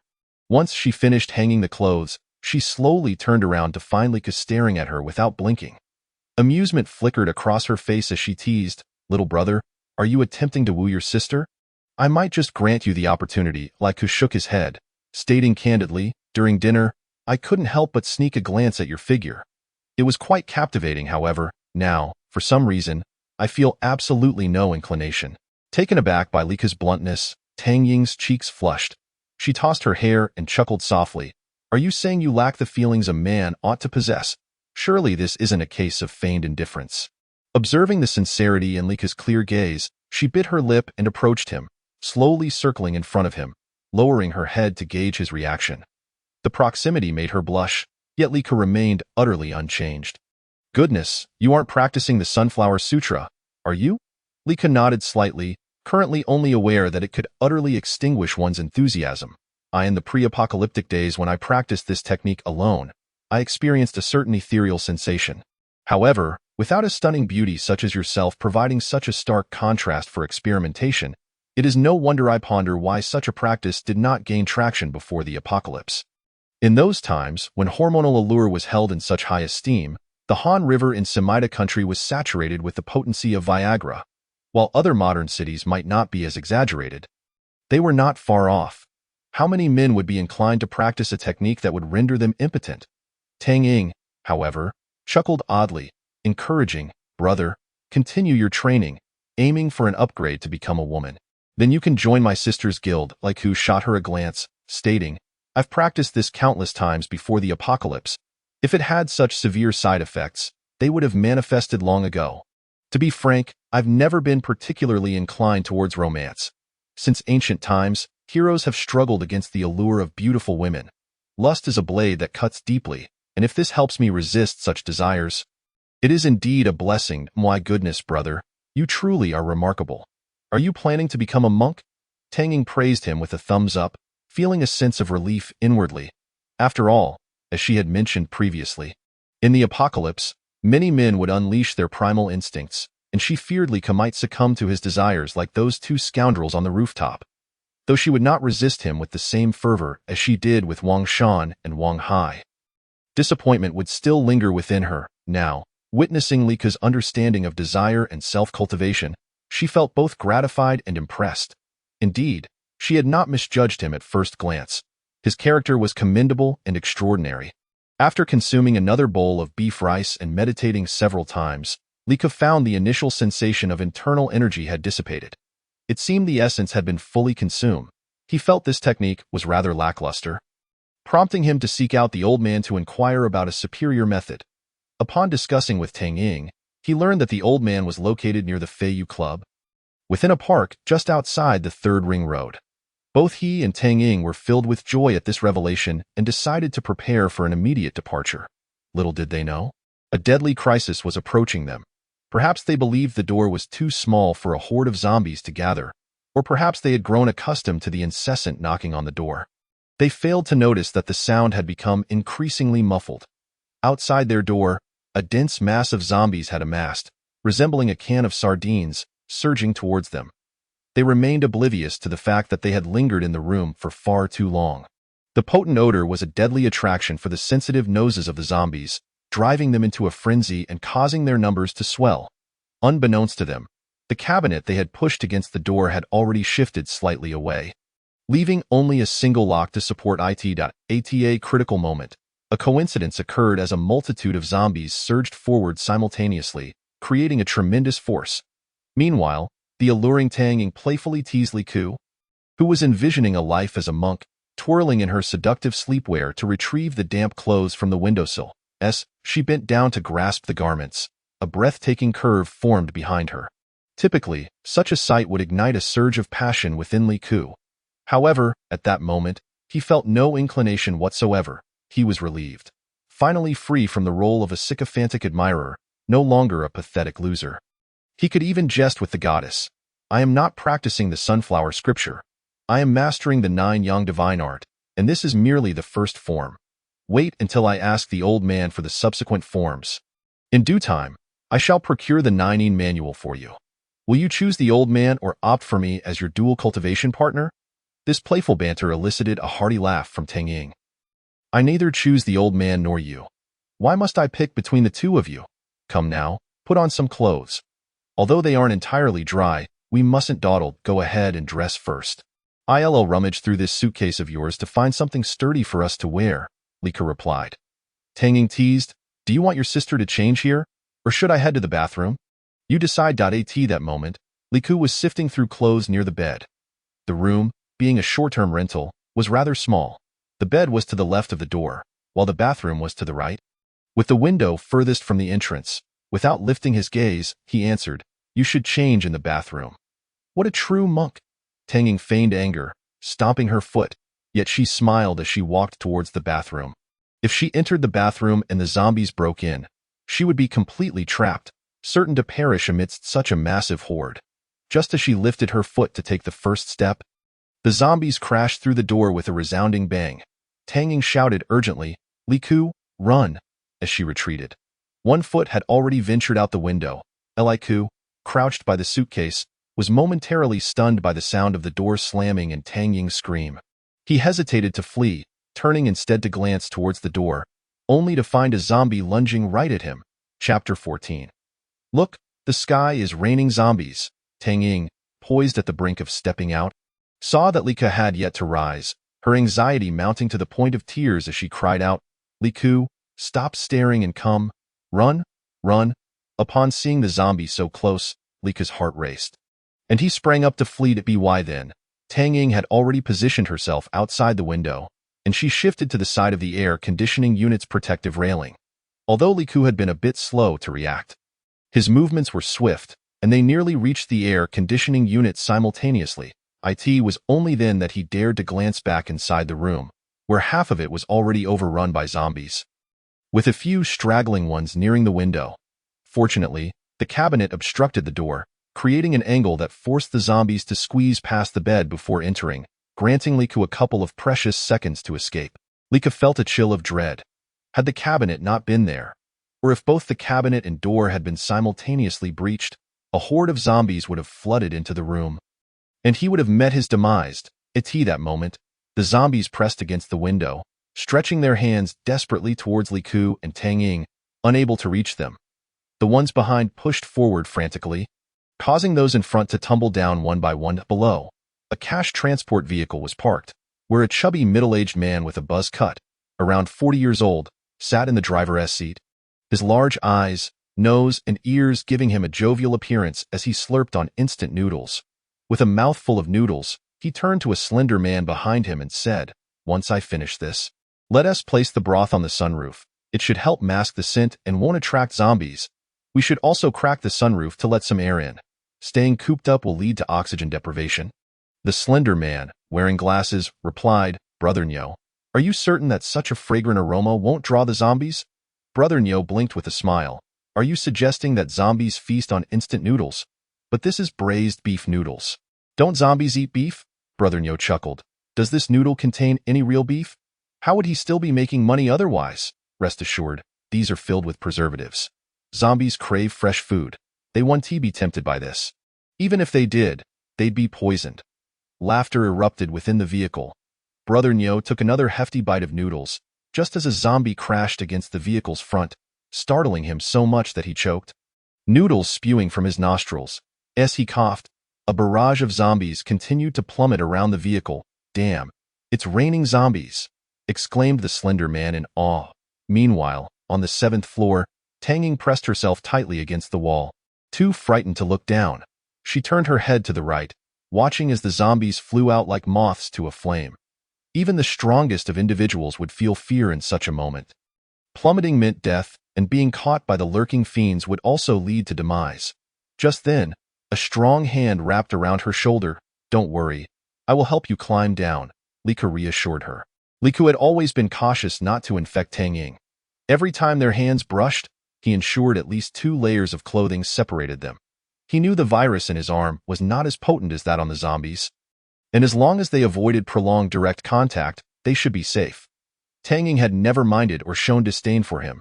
Their shared experiences of life and death had fostered a profound trust between them, allowing them to face the specter of separation with an open heart.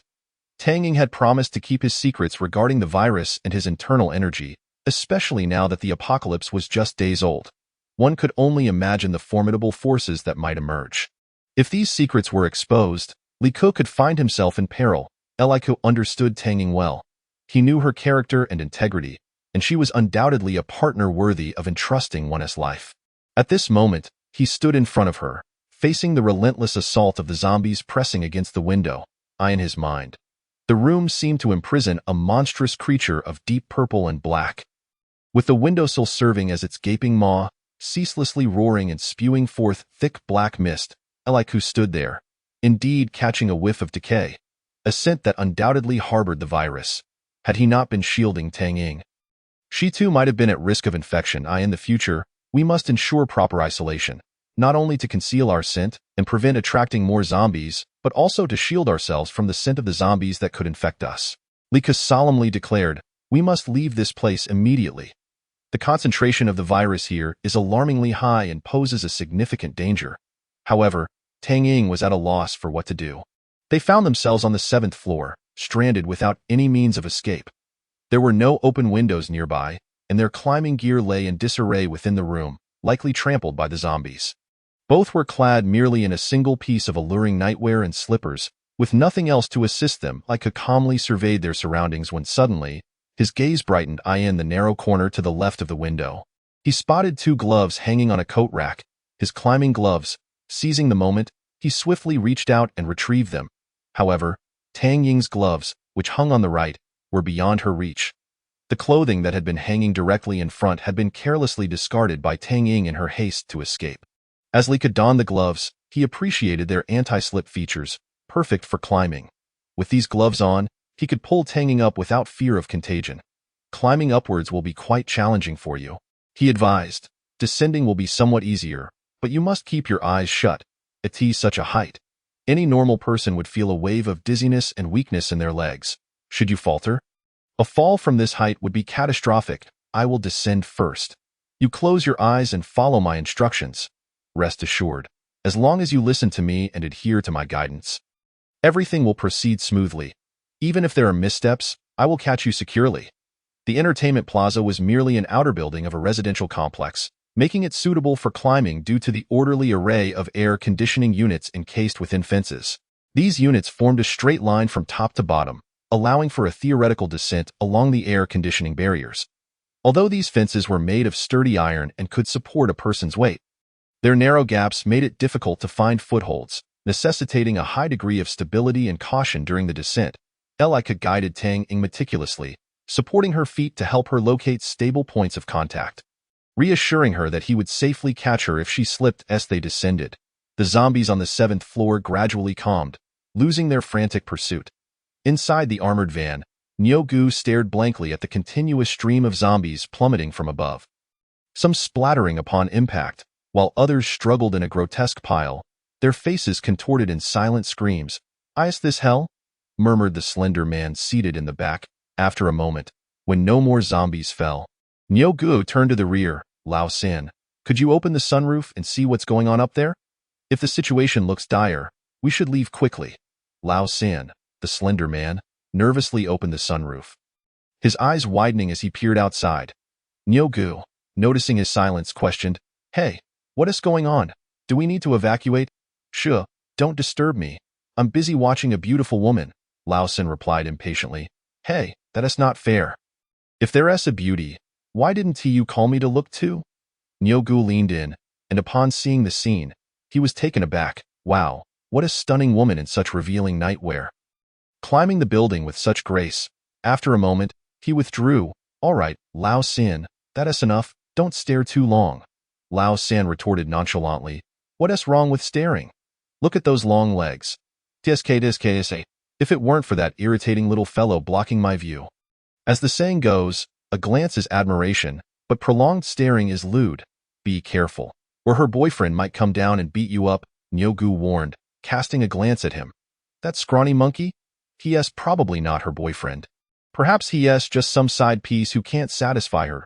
A woman like that must have considerable desires. She needs someone like me to fulfill them. Nyogu was left speechless, not knowing how to respond. Laosin continued, Hey, they're coming down. Nyogu, maneuver the vehicle closer to the building so we can assist them. You know, being driven by lust can be dangerous. What if she has already been bitten and comes down as a zombie to claw you to death? Nyogu replied. They've been climbing for so long. How could they possibly turn into zombies? You're just being ridiculous. I'm merely offering assistance among comrades to strengthen revolutionary camaraderie. Given the imminent threat of zombies, we should embody humanitarian spirit. Nyogu, a notorious chatterbox, continued to talk as he reversed the vehicle under Lao Sen's direction, positioning it directly beneath Li Ku and Tang Ying. Chapter 15. A Path to Death Under Li Ku's Guidance. Tang Ying descended step by step, remaining remarkably composed and steady, reassured by Li Ku's presence below. Before long, she heard him instruct, Stop. Are we already at the bottom? She inquired, puzzled. No, there's an armored van below us, and someone is signaling for us to come down from the sunroof, Li Ku explained. You can open your eyes and take a look. We're on the second floor. It's not too high. Slowly, Tang Ying opened her eyes and gazed downward. Indeed, an armored vehicle was present, with a person in a helmet and bulletproof vest waving enthusiastically. What should we do? Should we go down? Li Ku had taken to consulting Tang Ying before making decisions. Having noted her sound judgment in previous instances, Tang Ying pondered for a moment and responded, As far as I know, while the personnel in the armored van are not affiliated with the Ministry of Public Security, they undergo rigorous background checks during recruitment to ensure they have no psychological issues or criminal records. However, we cannot dismiss the possibility that they may not be the original crew. Let us first check the roof of the vehicle. If there are too many people inside, we want to enter. If it's just 2 or 3, we should be able to handle it, right? All right, Li Ku nodded. Let us descend slowly and keep an eye out for any weapons. Subsequently, both Li Ku and Tang Ying made their way to the vehicle's roof.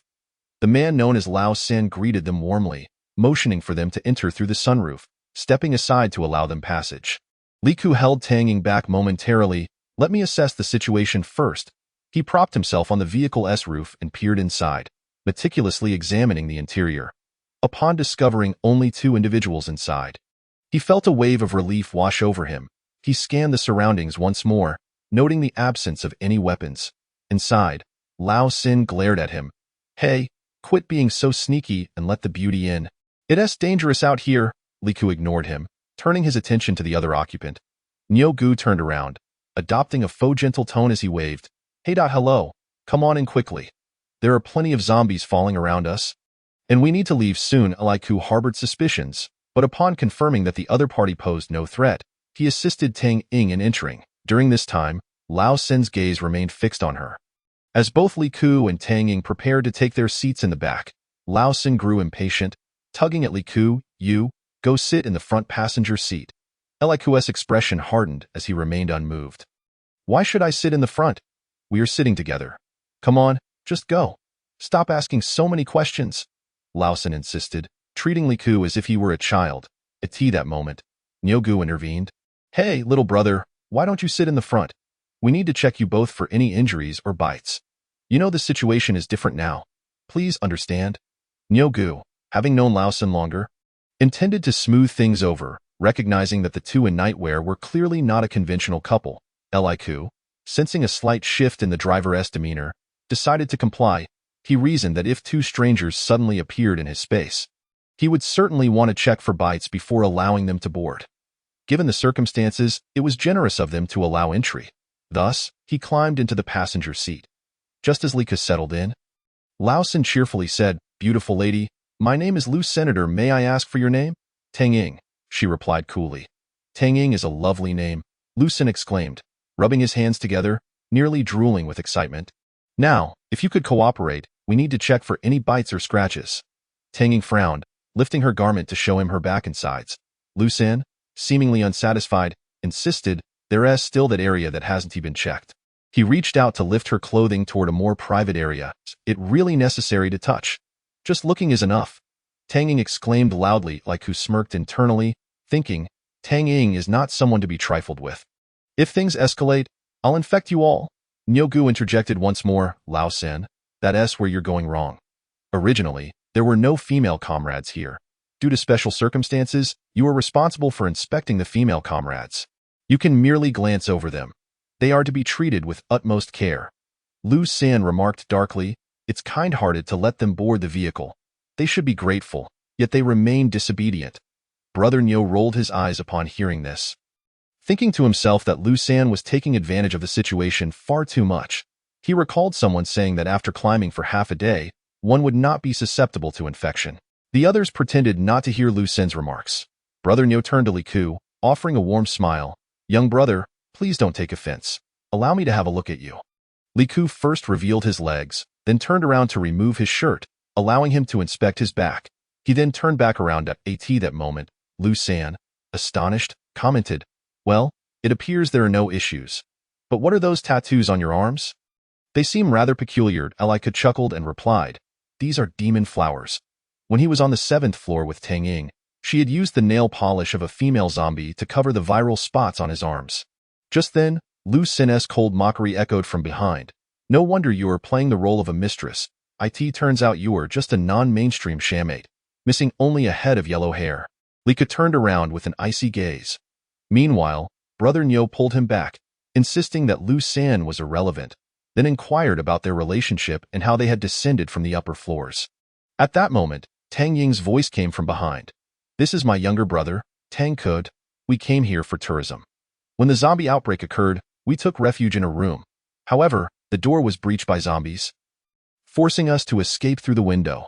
Brother Nyo nodded, saying, "Oh, we received a distress call from a friend in the early hours, but then communication was cut off. We had planned to finish our meal before heading over.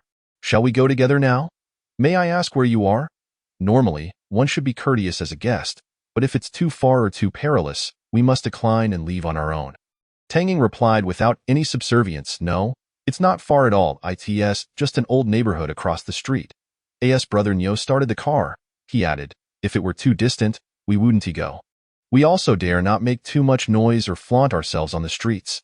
That would be courting death. We've been lingering in the vicinity for several days, moving wherever there are fewer zombies. There are indeed quite a few zombies in that neighborhood.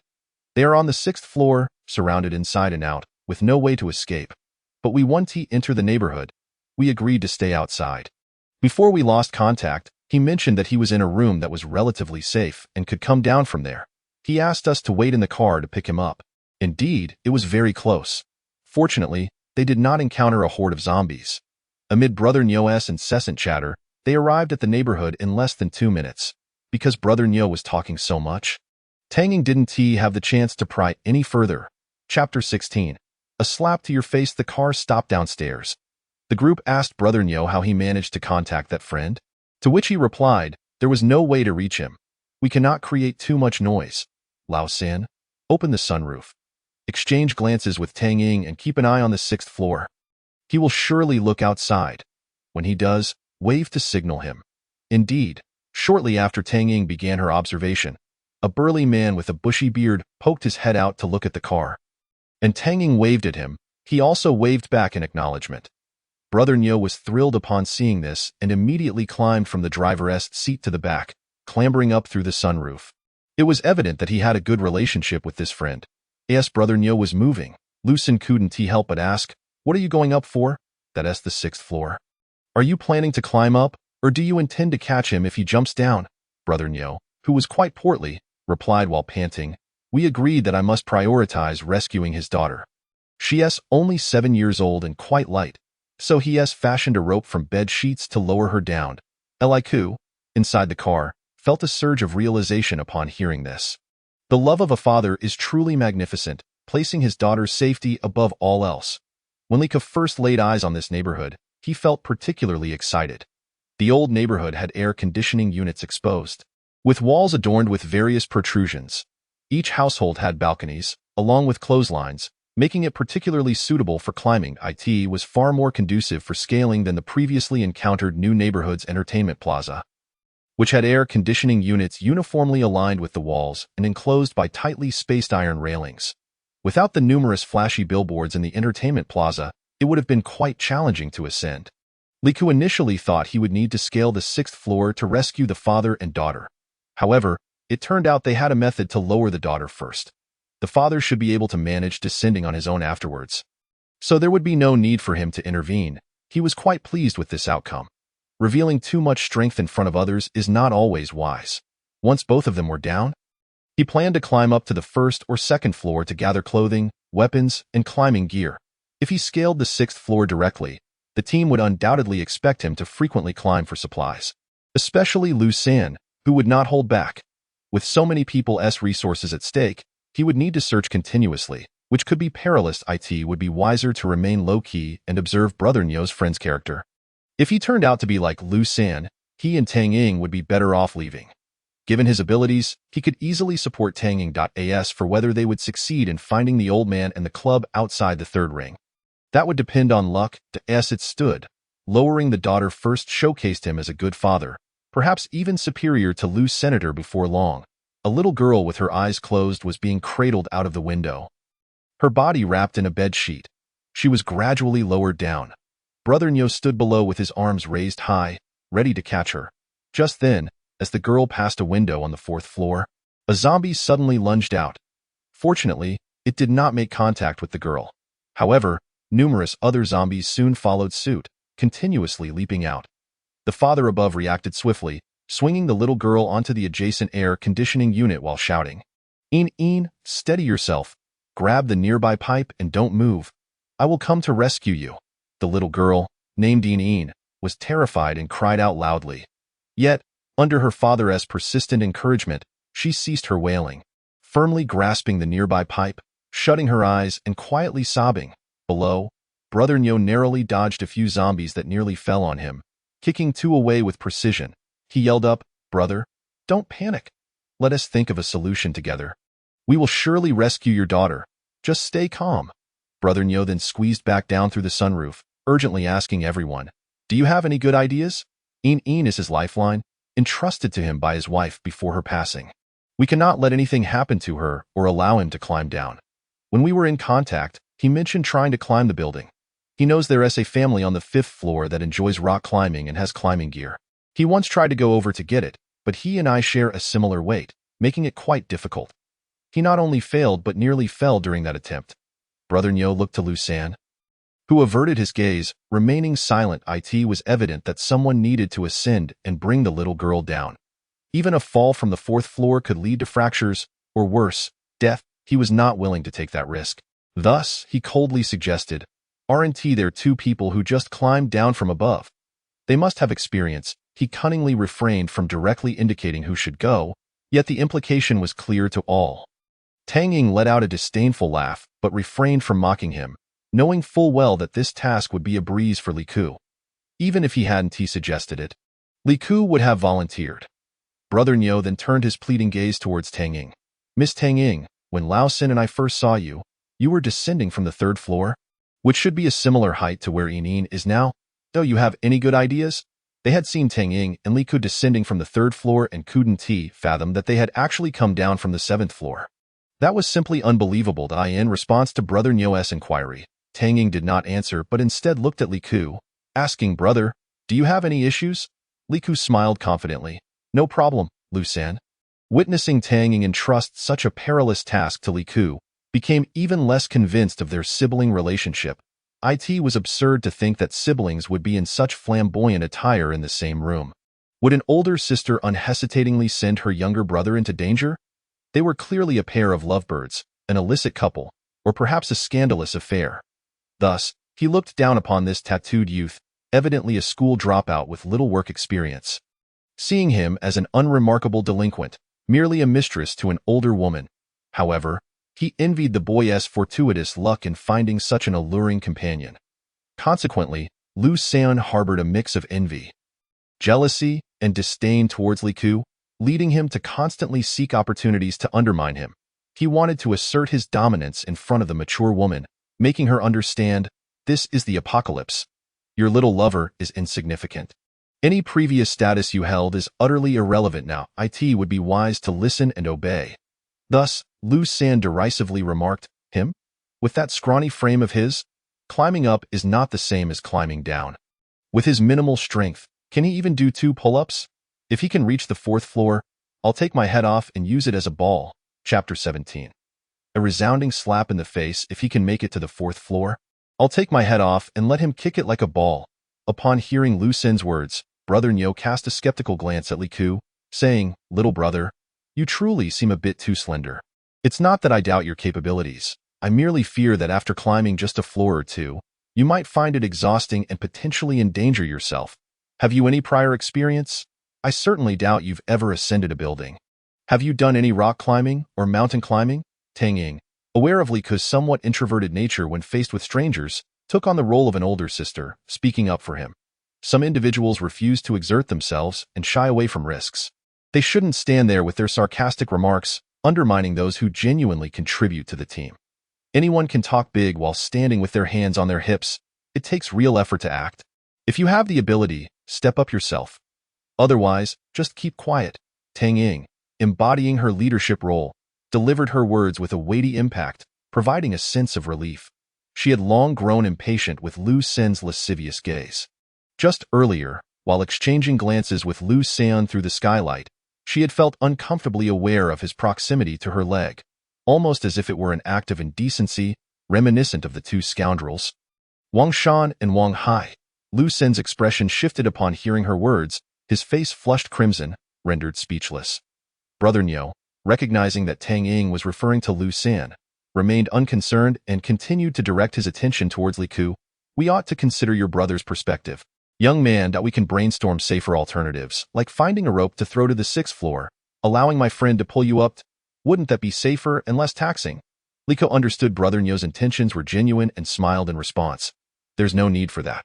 These few floors are hardly a challenge. It's a piece of cake. Lu Sen, who had previously feared Tang Ying's formidable presence and dared not retort, seized the opportunity to mock Li Ku's audacity. Sneering, aren't you afraid of biting off more than you can chew? A mere child who has experienced nothing, trying to show off. Indeed, Li Ku had a slight social awkwardness and wasn't fond of engaging with others. However, Lu Sen buzzed around him like a fly, constantly treating him like a soft target, which irked him. Having not rested well and with his arms itching, he had little patience left. Had it not been for the fact that Lu Sen was Brother Nyo's colleague, he might have already harbored murderous thoughts. Now that Lu Sen had practically offered himself up for a verbal thrashing, he saw no reason to hold back. Climbing onto the top of the vehicle, he turned around and called into the car, wait for my good news. As he spoke, he gave Brother Nyo and Tang Ying a thumbs up. However, when he directed his thumb towards Lu Sen, his finger gradually turned downwards, accompanied by a shake of his head. Lu Sen, infuriated, pointed his finger and, hands on his hips, was ready to retaliate verbally. Tang Ying interjected, if you can't handle it, then step up yourself, don't demoralize your comrades. Brother Nyo added, Lu Sen, keep your remarks to a minimum. We're all on the rooftop, let's watch out for the little brother. Before Lu Sen could utter another word, he was effectively silenced by the 2. Frustrated, he rolled his eyes. When Tang Ying and Brother Nyo reached the rooftop, they discovered that Li Ku had already made it to the 3rd floor. By the time Lu Sen sluggishly climbed up, he looked up to see Li Ku already by Yin Yin's side. Stretching his neck and widening his eyes in disbelief, he rubbed his eyes, questioning his own vision. At that moment, Tang Ying mocked him, saying, take your head off and kick it like a ball. Don't make promises you can't keep. Lu Sen could only play the mute, remaining silent. Brother Nyo laughed heartily. The little brother spoke no falsehood. For him, this is truly a minor feat. Look at his speed. Truly, it's nothing high for him. Standing beside Yin, Li Ku observed her tear-streaked face, her quiet sobs evoking a surge of compassion within him. He crouched down and embraced the young girl, saying, "Ineen, don't cry anymore. You are safe now. Hold on to Uncle's neck and close your eyes. Uncle will take you down." Ineen glanced up at the 6th floor, where her father nodded vigorously at her. "Good girl, listen to Uncle. Uncle is a good friend of Daddy." Only then did she obediently close her eyes and grasp Lika tightly. Soon, she felt herself lifted off the ground. And after a short while, Uncle instructed her, "All right, open your eyes now." Cautiously, she opened her eyes to find herself on the rooftop, close to the ground, surrounded by a beautiful older sister and 2 uncles, one of whom she recognized as a good friend of her father. Brother Nyo, with a kind expression, gently patted her head. "Ineen, do you remember Uncle? There's no need to be afraid. We are going to rescue your father shortly. Just be a good girl down here." Seeing Ineen nod understandingly, Brother Nyo smiled with satisfaction and turned gratefully to Liku. "Little brother, you are truly remarkable. I was just doubting you a moment ago. Old Nyo is getting old and blind. Don't hold it against me." Liku waved his hand, knowing full well who had truly doubted him. The one who was truly blind and ill-intentioned was not Brother Nyo, but someone else entirely.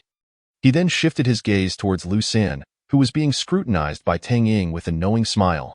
Lu San's eyes darted away, his mouth agape, unsure of what to say. His face was already swollen, and he felt utterly humiliated. In his embarrassment, he snapped, "Kid, what are you so proud of? If you had this ability, why didn't you say so sooner?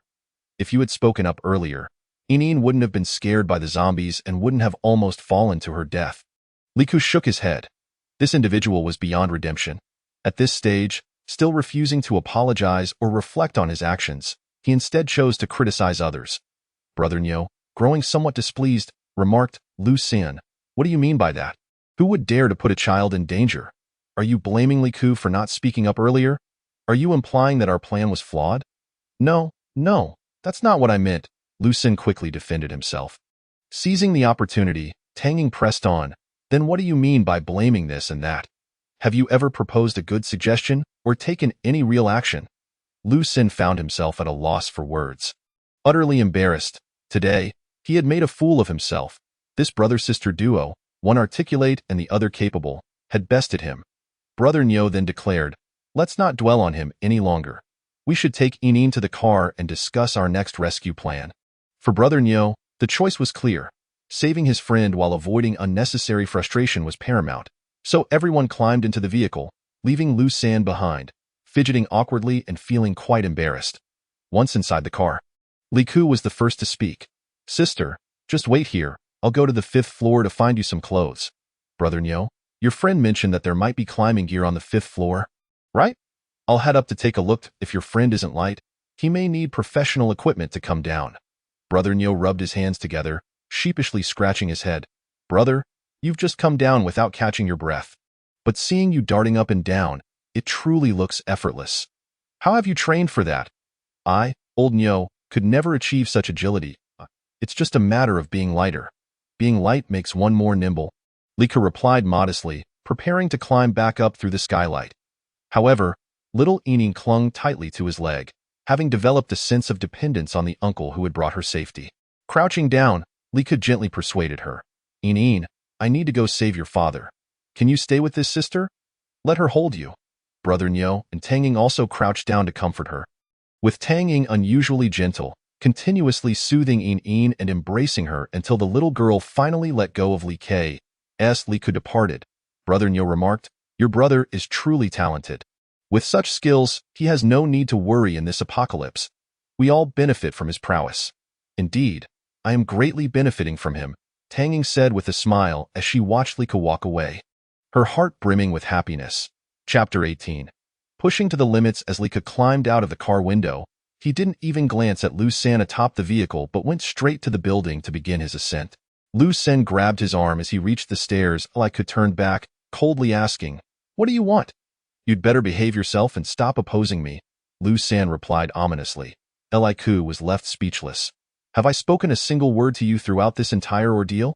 Lu San fell silent, realizing that he had indeed not received a retort from Liku during his insults.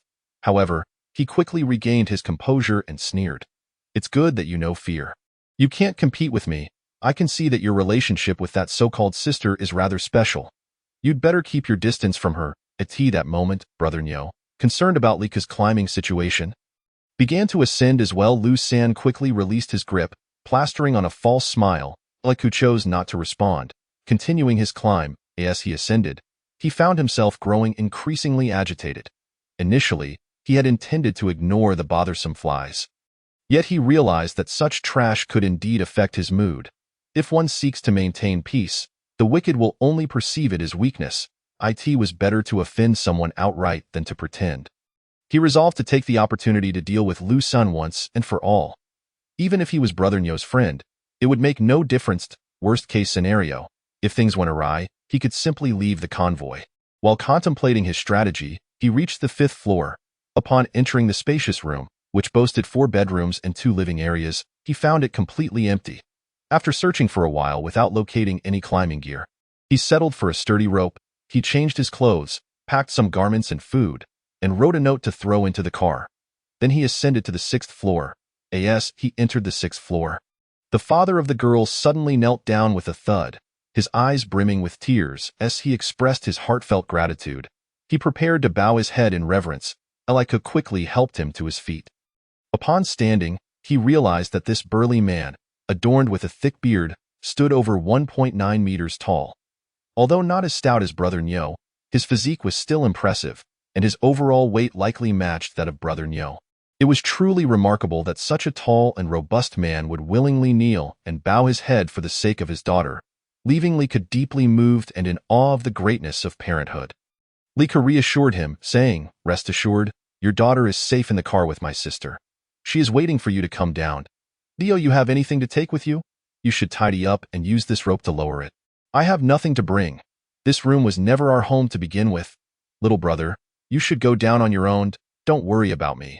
I cannot descend." Li Ke shook his head resolutely. "I promised your daughter that I would bring you down, and I will certainly fulfill that promise." The bearded man looked surprised. "Do you have a plan, little brother?" Li Ke chuckled. "There is someone downstairs named Lu Sin. He is a good friend of Brother Nyo's and has taken quite a liking to Inin. He has vowed to assist in bringing you down. He has a kind heart and is a genuinely good person. We will lower the rope and pull him up.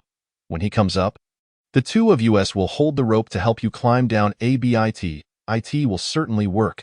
That would be wonderful. When I see him, I will express my deepest gratitude," the bearded man exclaimed, overwhelmed with joy. After all, there was hope for survival, and he would be reunited with his daughter, who would willingly choose to give up. Just remember to maneuver around when descending to the window where the zombies are. Li Ke advised him on some climbing techniques and explained why he needed to descend again, to discuss plans in detail with Brother Nyo and the others. He then secured the rope to himself and instructed the bearded man to find a pulley. When the bearded man replied that he had none, Li Ke suggested he take a pillow and a hard plastic mat to place under the rope to reduce friction. Afterward, Li Ke asked the bearded man to hold on tightly while he lowered himself down. Upon reaching the bottom, Li Ke smiled at Lu Sin, who looked back at him with an unsettling glare, sending a shiver down his spine. Just then, Brother Nyo rushed over. "How did it go, brother?" "I searched every nook and cranny of that room on the 5th floor but found no climbing tools, and there was no one there. The previous occupant must have taken everything when fleeing." Li Ke replied. "What should we do now?" Brother Nyo asked anxiously. "There is no other option. I spoke with that friend on the 6th floor. His weight is indeed considerable. After some discussion, we can only pull Lu Sin up and then together lower that friend down," Li Ke said, feigning helplessness. Brother Nyo's eyes suddenly lit up. That is indeed a good plan. However, Lu Sin was furious. "You little brat, are you trying to harm me?" Li Ke feigned innocence. "Am I trying to harm you by sending you to the 6th floor? I have gone up and down so many times without ever claiming someone was harming me. Who was it that told me to be cautious and that I would never win against him while I was climbing? You dare not even let someone assist you up the stairs, yet you wish to compete with me?" At that moment, Li Ke had completely torn off the facade. Brother Nyo, however, was astonished. "Old Sin, how could you say such things?" Lu Sin quickly retorted. "Brother Nyo, I didn't say that. Don't listen to his one-sided story. This brat has ill intentions." Just then, Tanging climbed up, having changed into a fitted pair of jeans that accentuated her figure. Appearing clean and athletic, she addressed Brother Nyo. Rest assured, she might just be exhausted from the emotional turmoil and has fallen asleep. Then she turned sharply to Lu Sin, her voice stern. My brother asked you to go upstairs? And you think he has ill intentions? How pitiful the child in the car must be. If she wakes up and finds herself without her father, how heartbroken and frightened she would be. You're going up with my brother to help bring her father down is the only solution. Dio, you want me to go up instead? Would you prefer Brother Nyo to go up? Who has been diligently climbing up and down for the sake of the team? Who has been incessantly criticizing while enjoying the fruits of others' labor? Everyone can see it that a team does not need people who merely offer sarcastic remarks without taking action. Such individuals are like parasites, pests that undermine the group. That Liku found himself greatly relieved by Tang Ying's words. Her ability to reprimand was truly refreshing. She was certainly worthy of her leadership position. The final few remarks even managed to amuse him, and he couldn't help but give her a thumbs up. Noticing that Lu San still looked intent on retorting, Brother Nyo's demeanor turned cold. If you refuse to go upstairs, then leave immediately. Get out of the car now. It was evident that Brother Nyo had grown weary of Lu San's continual reluctance to assist in saving his dear friend. Lu San fell silent. Lowering his head in defeat, at this point, Liku untied the rope from himself and extended it towards him, essentially forcing him to make a choice. After a moment's hesitation, Lu San reached out to take it and began to secure it around himself. Once he was adequately tied, Liku waved to the bearded man above, who then began to pull him up with all his might. Perhaps due to the bearded man's excessive strength, he unexpectedly yanked Lu San up half a floor. Lu San let out a pained yelp, pleading for him to be gentler. Liku, climbing the stairs beside them, coldly reprimanded, "Be quiet, you fool. Have you forgotten there are zombies on the 4th floor? Your noise will attract them." Lu San quickly fell silent, no longer daring to speak. Meanwhile, Lika felt an inner satisfaction. Indeed, one must use the same harshness to deal with trash. With such a confrontation, he would make it a point to torment Lu San as creatively as possible. As they neared the 4th floor, Lika seized Lu San's rope. Lu San, startled, exclaimed, "What are you doing?" Lika smirked menacingly. "Are you afraid I will untie your rope and let you fall to your death? That was never my intention, but your suspicions have angered me. No, I didn't suspect you." Lu San quickly countered, "I understand now. You intend to pull me aside to avoid that window on the 4th floor? Right? That's fine. I can climb on my own. What if I can't resist giving you a shove? What if I accidentally push you toward the zombie-infested window? That would be unfortunate," Lika remarked with a chuckle. "Oh dear, big brother, please don't do that. You're my elder brother, right? Please," Lu San stammered, gripping an air conditioning unit to counter the upward pull from the bearded man. The bearded man, pulling someone much lighter than himself, found it relatively easy until it suddenly became much heavier. He looked down to see that the two on the 4th floor had stopped moving. Confused, he asked, "What's going on?"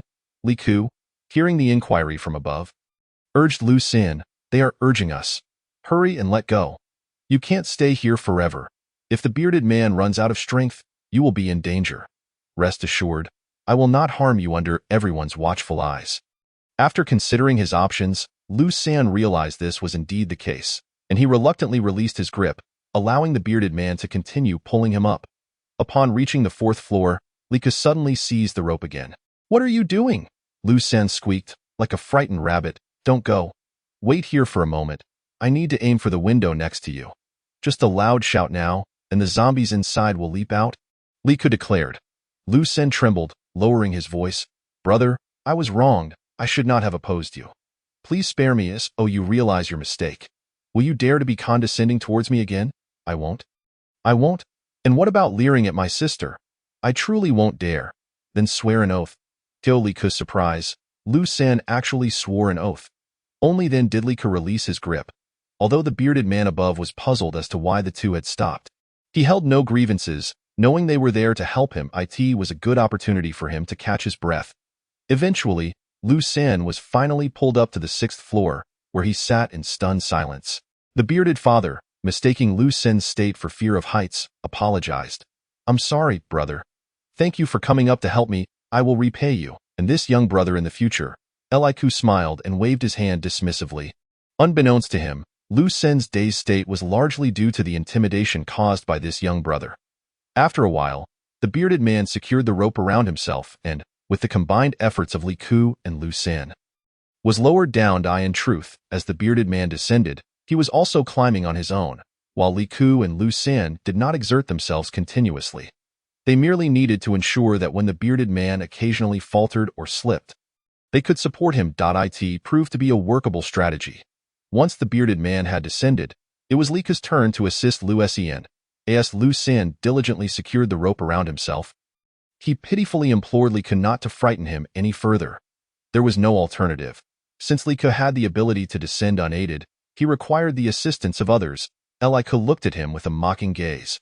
Had I known this would be the case? Why bother in the first place? I fail to understand what is so displeasing about me. I ask it merely because I appear weak on the surface. Yet now, I perceive you as nothing but a feeble creature. Might I tread upon you a couple of times? Ah? Lu Sen's expression shifted drastically. Did he mean to literally tread upon him? There was a question he dared not voice, fearing Li Ku might indeed aim for his face. I am not so depraved, nor do I wish to lay a hand upon you. If you desire a safe descent, call me father a few times for my amusement. To his surprise, before Li Ku could finish, Lu San eagerly shouted, Father, Father, Dad, you are my dear father. Allow your son to descend safely. This is the 6th floor. I fear for my life, oh my father. Lu Sen's demeanor was such that he seemed on the verge of kneeling to bow his head. Li Ku narrowed his eyes. Such a shameless and spineless individual would grovel when in need, yet would undoubtedly stab you in the back when given the chance. Thus, he spoke coldly. Lu San, you have previously made my life difficult. Now I am merely returning the favor. Consider this a lesson. If you fail to remember, I shall truly end your life.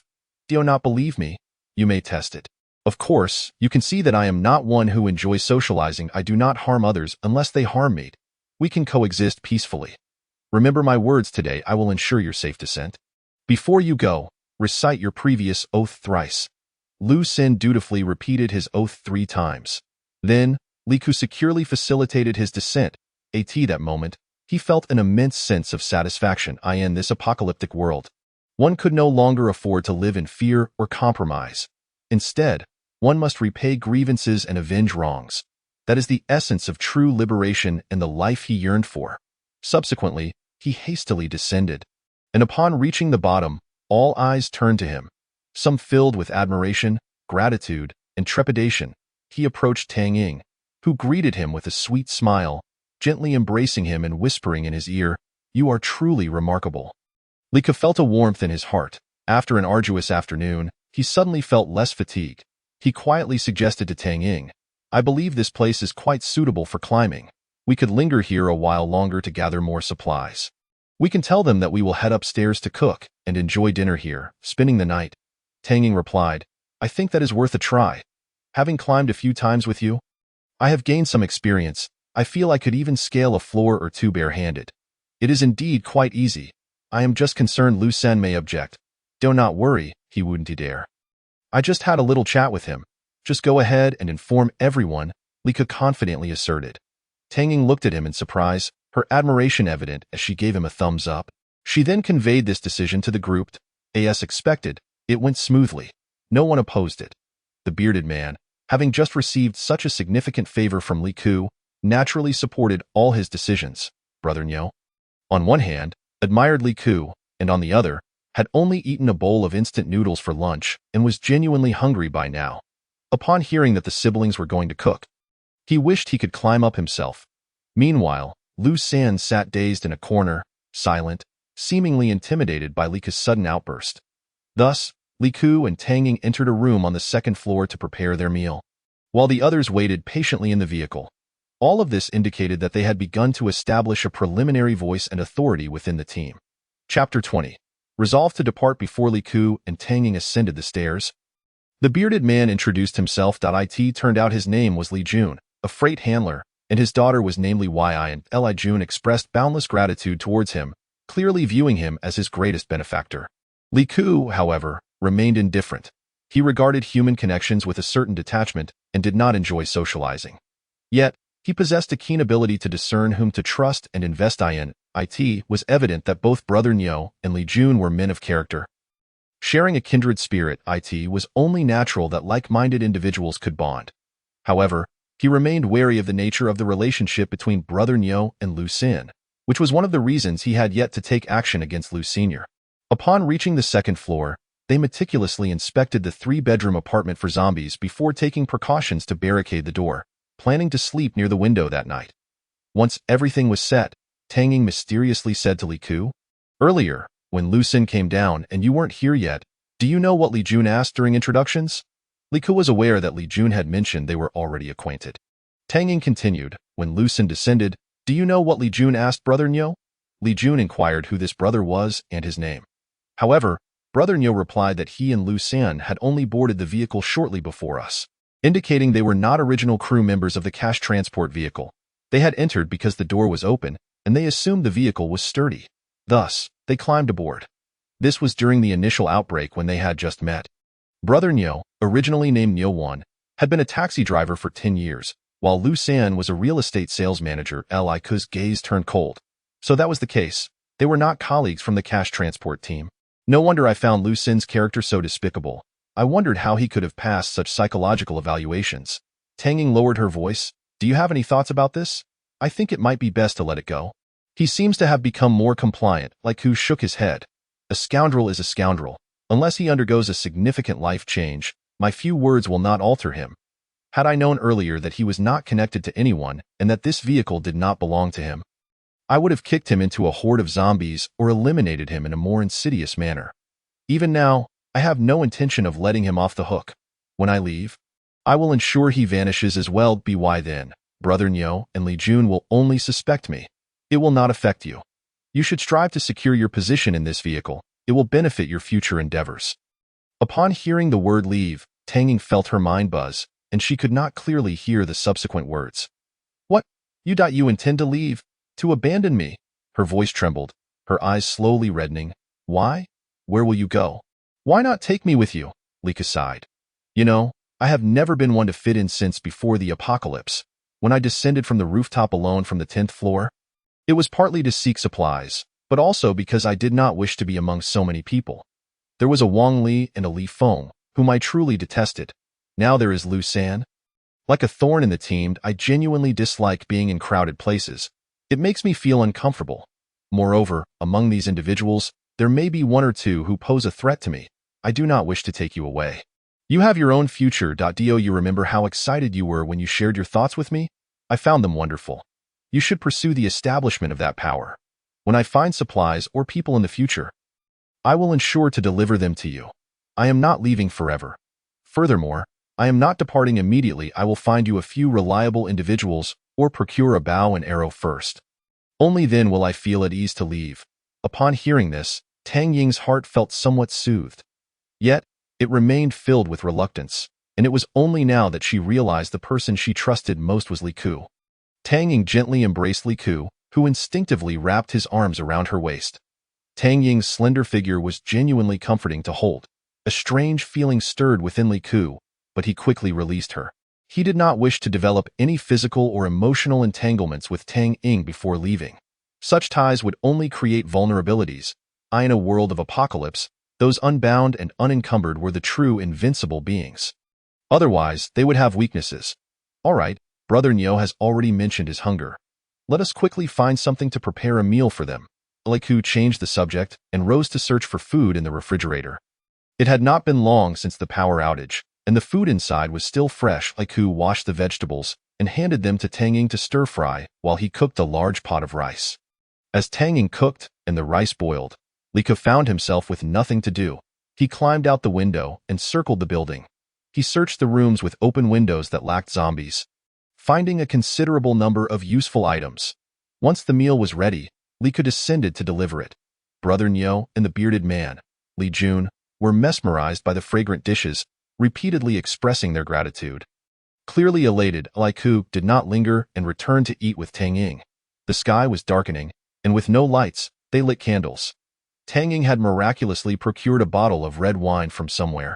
The candlelit dinner felt warm and romantic. In front of others, Tang Ying appeared strong and assertive, yet in Li Ku's presence, she seemed tender and endearing.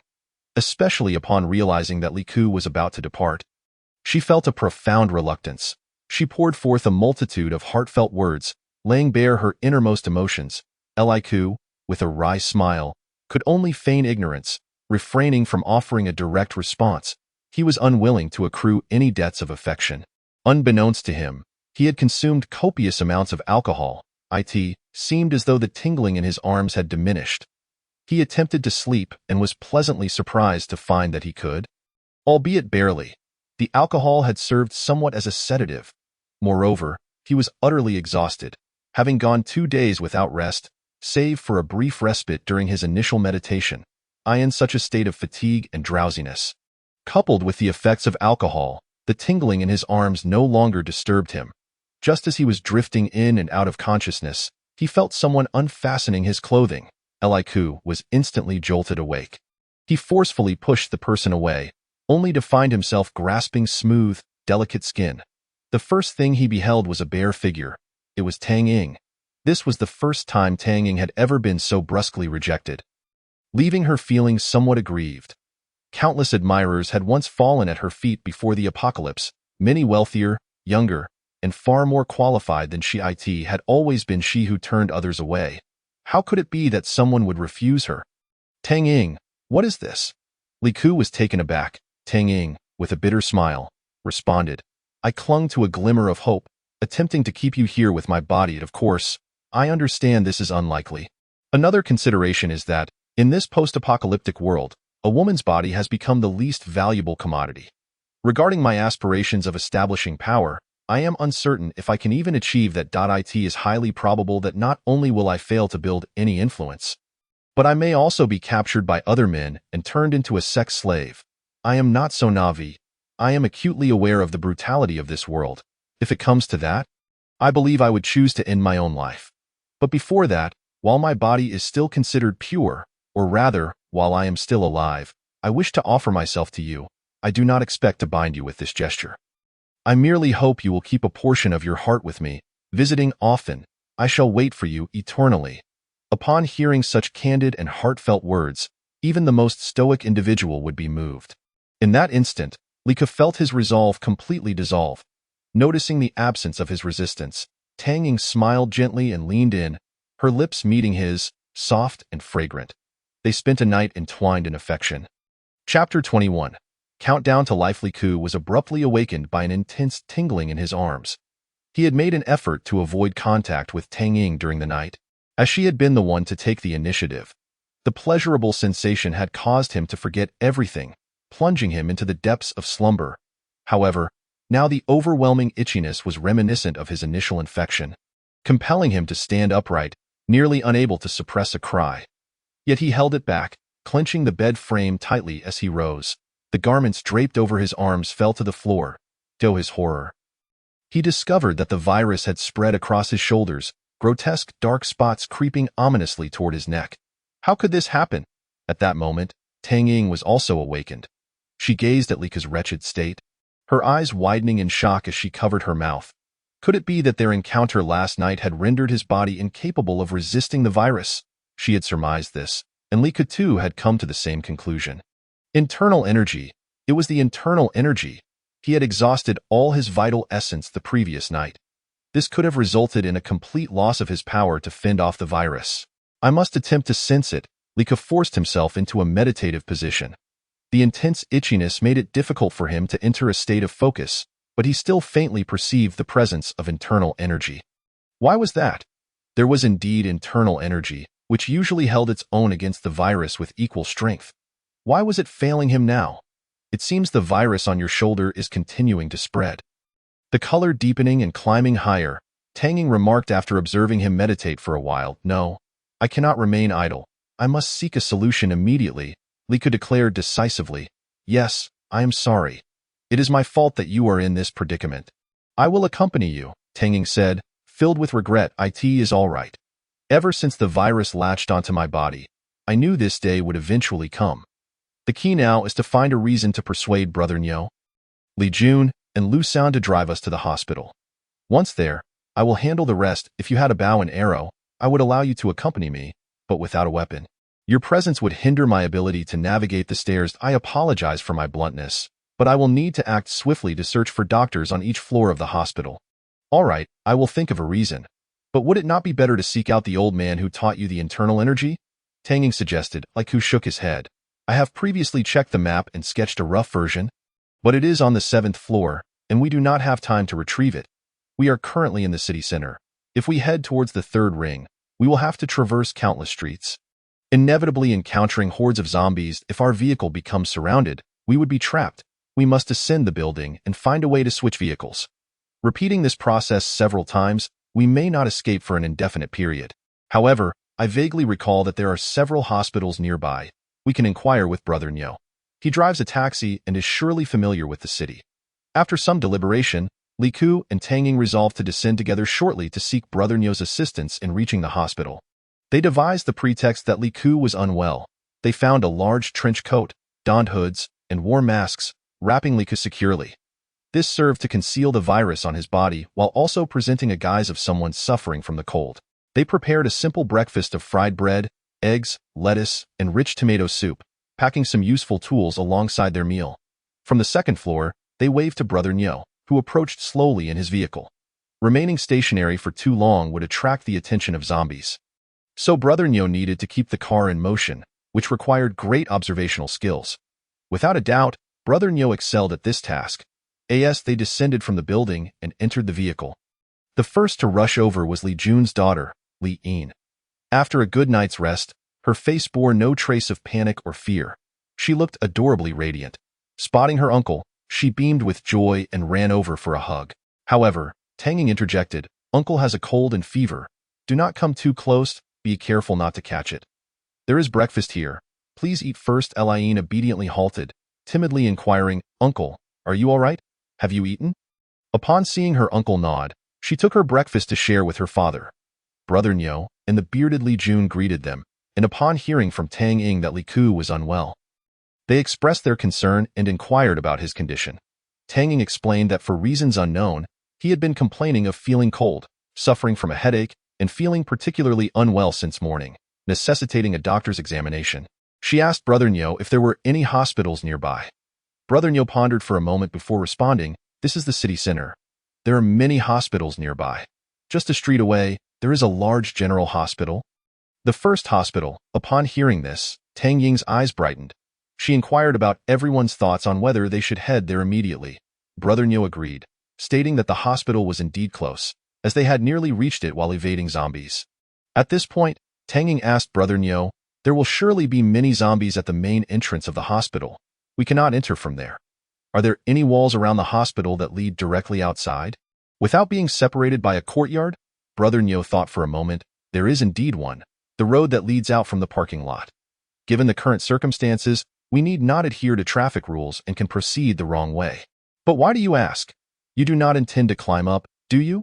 With Li Ku in such a serious condition, are you or Lu Sen planning to ascend? Brother Nyo's eyes widened in confusion. Could it be that this Tang Ying was as adept at climbing as his brother? In the corner, Lu Sen shuddered at the thought of being asked to climb again, nearly frightened out of his wits. But upon hearing Tang Ying's next words, he breathed a sigh of relief. "I am not particularly skilled at climbing. With Lu Sen's capability, can you really rely on him? It seems only my brother can take action," Tang Ying stated helplessly. Everyone turned their concerned gazes toward Li K. At this moment, he sat in the back seat, gripping the front table tightly, his arms trembling uncontrollably due to the itchiness. He forced himself to say, "Let us hurry. I can manage. But we must go quickly." Seeing his state, everyone assumed his trembling was due to his illness. "All right, we will leave immediately. We can discuss further on the way," Brother Nyo said, taking a bite of bread as he began to drive. Tang Ying, observing Li Ku in this condition, felt her eyes redden, filled with guilt and concern. She moved closer and gently embraced him in the corner. Lu Sen witnessed this scene, his heart brimming with jealousy. Unintentionally, he remarked, "Could it be that he has been infected and is about to turn into a zombie?" The bearded Li Jun immediately retorted angrily, "Have you ever seen someone take so long to turn into a zombie? If you cannot speak sensibly, then keep your mouth shut." Li Jun had spent the entire night discussing matters with Brother Nyo and was acutely aware of Lu Sen's character. Tang Ying turned to glare at him, and even little Li Yin stood with her hands on her hips, visibly upset. Realizing he had incurred the wrath of the group, Lu Sen promptly fell silent. Lowering his head at that moment, Li Ku, gritting his teeth with reddened eyes, silently resolved, Lu Xin cannot be allowed to remain. Chapter 22. A terrifying experience at the hospital. The vehicle glided along the road. Expertly maneuvered by Nyoji.as, a seasoned driver, he possessed an acute awareness of bustling areas versus quieter paths, skillfully selecting the less populated alleyways until they reached the hospital. Remarkably, they encountered no hordes of zombies along the way. Rather than mere luck, it was Nyoji's experience and driving prowess that had guided them safely through these two instances. In both cases, first to the residential complex and then to the hospital, they had traversed only a single street, which was particularly fortuitous. Had they ventured towards the second or third ring roads, it would have been utterly impossible to avoid a zombie swarm. Inside the vehicle, the others cast concerned glances at Li Ku, uttering words of comfort that gradually soothed his anxious heart. He mused that even if he were to succumb to the mutation at that very moment, having a group of caring individuals by his side would render it worthwhile. Of course, prior to the transformation, he would undoubtedly distance himself from the group to prevent endangering others. Should he miraculously survive this ordeal, he would still choose to depart. His resolve was firm. Through this harrowing experience, he recognized the difficulty in controlling his infection. An unexpected outbreak could occur at any moment. This presented an unfair and perilous situation for those around him. Even if he maintained control for an extended period, the secret of the infection in his arms would eventually be uncovered. After all, one cannot conceal fire with mere paper. While Tang Ying might tolerate him due to their shared experiences of life and death and long nights of conversation, what of the others? Would they keep him close for the sake of their loved ones? As Li Ku grappled with his inner turmoil, the vehicle gradually came to a halt. They had arrived at the location Nyogu had mentioned, right beside the main building of the hospital, which indeed was not separated by any courtyard. Li Ku surveyed the hospital walls, which appeared relatively suitable for climbing. At that moment, both Nyogu and Li Jun offered to accompany Li Ku upstairs, but he politely declined. Their weights would make climbing even the first floor a struggle. Li Ku instructed them to wait in the vehicle, taking only Tang Ying with him to ascend to the rooftop through the sunroof. It was then that he dared to remove his windbreaker, as Tang Ying carefully observed the speed at which the virus was spreading. With a grave expression, she remarked, "From the time we were on the second floor until now, it's been about half an hour. The virus has already reached your neck. By my estimation, it will likely spread to your entire head within an hour. At that point, I fear." Tang Ying could not bring herself to finish her sentence. Just 1 hour. Did Li Ku truly have enough time? Setting aside the possibility of finding any surviving doctors in this hospital, even climbing the stairs, avoiding zombies, and locating the pharmacy to find suitable medication would require a significant amount of time. Li Ku retrieved the toolkit he had collected from the residential complex and meticulously tied a rope around himself. With a nonchalant demeanor, he advised Tang Ying, "Just stay here and wait for me. If I don't return, it matters not. Remember, my spirit will forever accompany you in this hospital and in this city. You must bravely continue on and fulfill the goals you have set for yourself." Li Ku. Tang Ying found herself at a loss for words as tears began to cascade from her eyes like pearls onto the car roof. Li Ku gently patted her head, relishing in the sight of this strong woman displaying her vulnerable side before him. Knowing that this tenderness was uniquely his then, without further hesitation, he rose resolutely and began his ascent. As the virus spread within him, it seemed to enhance his muscular strength. Like a gecko, he swiftly scaled the second floor. During their earlier discussions in the vehicle, no one had known where the pharmacy or the internal medicine doctors were located, as they seldom visited this hospital. Even Li Jun, who had brought his daughter here once or twice, had only a faint recollection. Logically, there should be a large pharmacy on the first floor, but he dared not approach the lobby, for it was undoubtedly teeming with zombies. If any commotion were to arise on the first floor, the zombies lurking in the courtyard would converge into the building. Thus, he resolved to explore other floors, hoping to chance upon open windows and rooms devoid of zombies. Upon reaching the third floor, he observed through an open window that there were no zombies inside, and he cautiously climbed through. Gently landing on the smooth floor, he noticed bloodstains and some scattered items. He and Nyogu had consistently avoided entering areas that might harbor zombies, opting instead to cling to the walls and select rooms that were unlikely to contain any undead as his means of protection. Meanwhile, Nyogu and the others had remained safely inside the vehicle, their sturdy steel fortress providing them with a sense of security.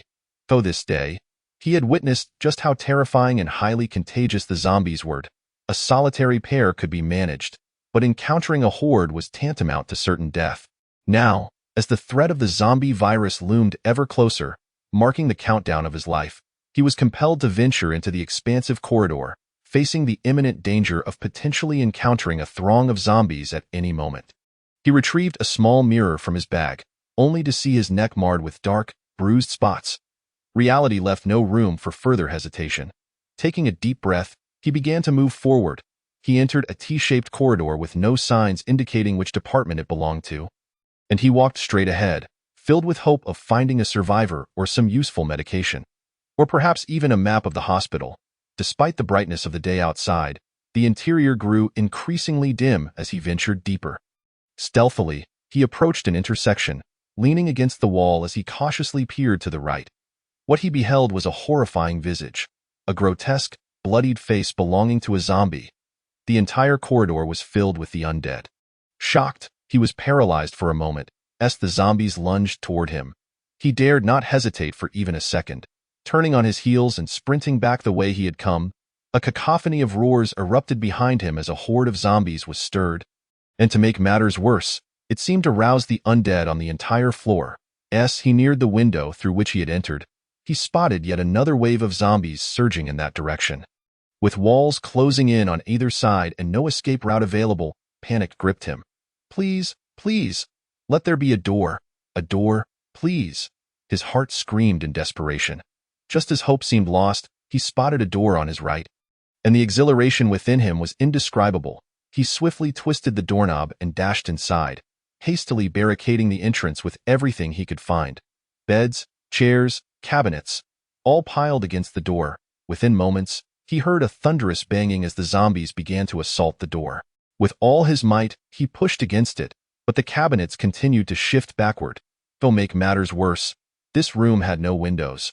Was this to be his meticulously crafted tomb? Despair began to wash over Li Ku. Chapter 23. A terrifying experience at the hospital continued. As Li Ku found himself in utter dismay, he cast his gaze upward to the ceiling. A flicker of hope ignited within him as he quickly climbed atop a cabinet.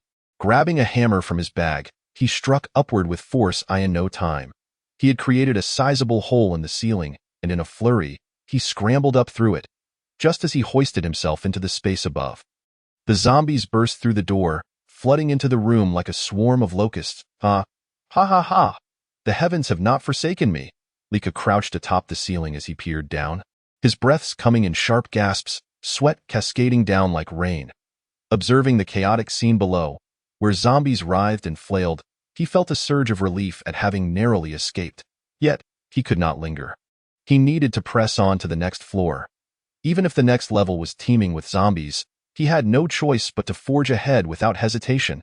A knife hung precariously over him, poised to drop at any moment. Advancing meant risking a zombie bite, while retreating would lead to being consumed by the virus. It mattered little now. He could only move forward, embracing the danger. Navigating through the ceiling, he meticulously surveyed each room. Most were occupied by zombies, and those devoid of the undead yielded neither survivors nor medication. However, Li Ku remained undeterred. He had at least discovered a relatively safe method of exploration.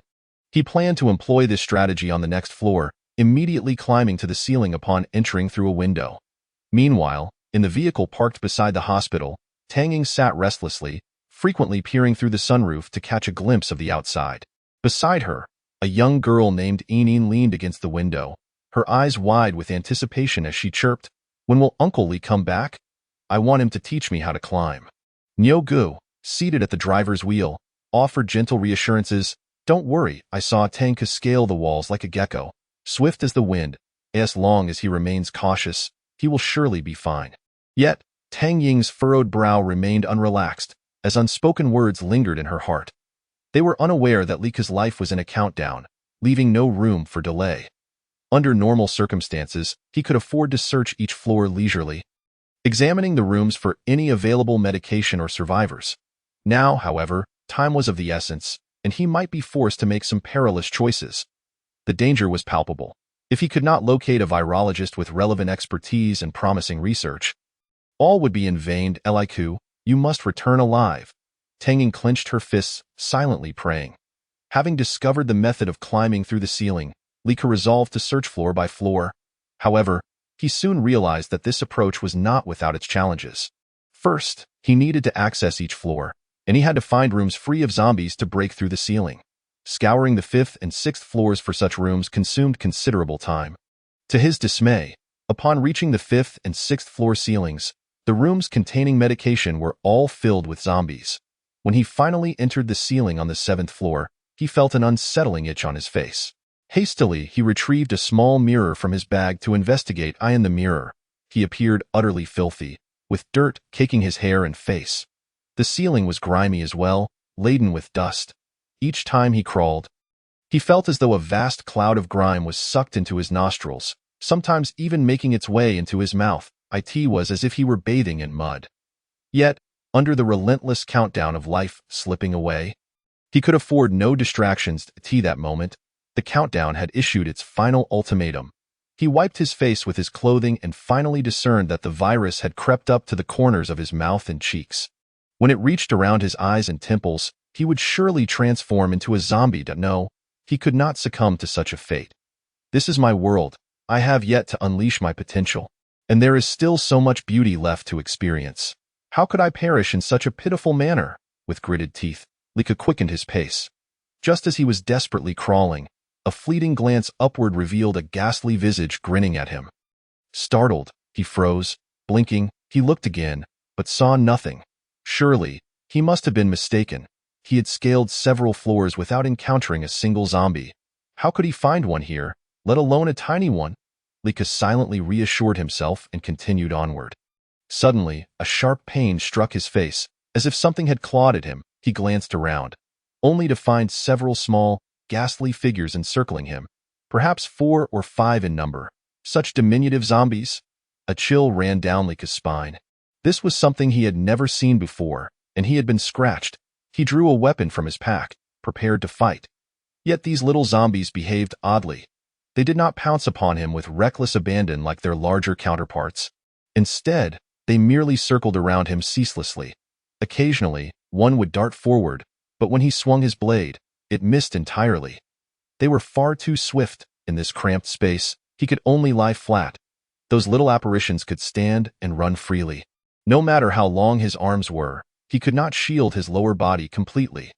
The little creatures whirled around him silently, their pale, rigid faces exuding an eerie aura. He began to accumulate wounds. Feeling the insidious virus seep into him, a sensation of itchiness pervading his entire being. Was he on the brink of becoming a zombie? Despair washed over him. Even as he faced death, he could not comprehend what these abominable creatures were. He refused to resign himself to ignorance. A fierce indignation surged within him. He could not die in such a cowardly and ambiguous manner. He raised his hammer high and struck down with all his might, creating a gaping hole, through which he fell onto a hospital bed. Come down here, I dare you.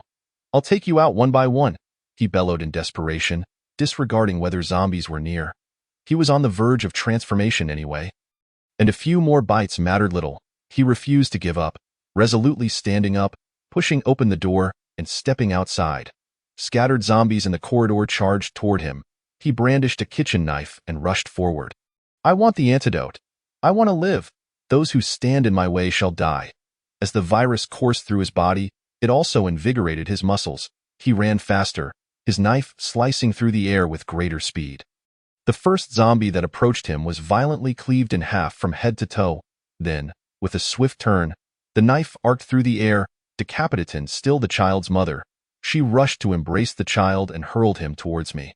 Instinctively, I caught him and dashed towards the window. The last glimpse I took before turning away was of the child's mother, arms outstretched, confronting the zombies.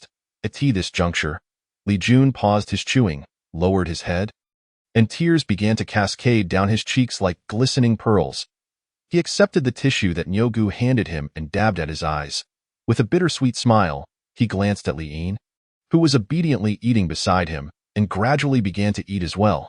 I do not regret the decision I made back then, for his mother and I had long established a pact. Whenever danger befalls the child, no one else matters. We must first rescue the child. For the child is the continuation of our love, the essence of our lives.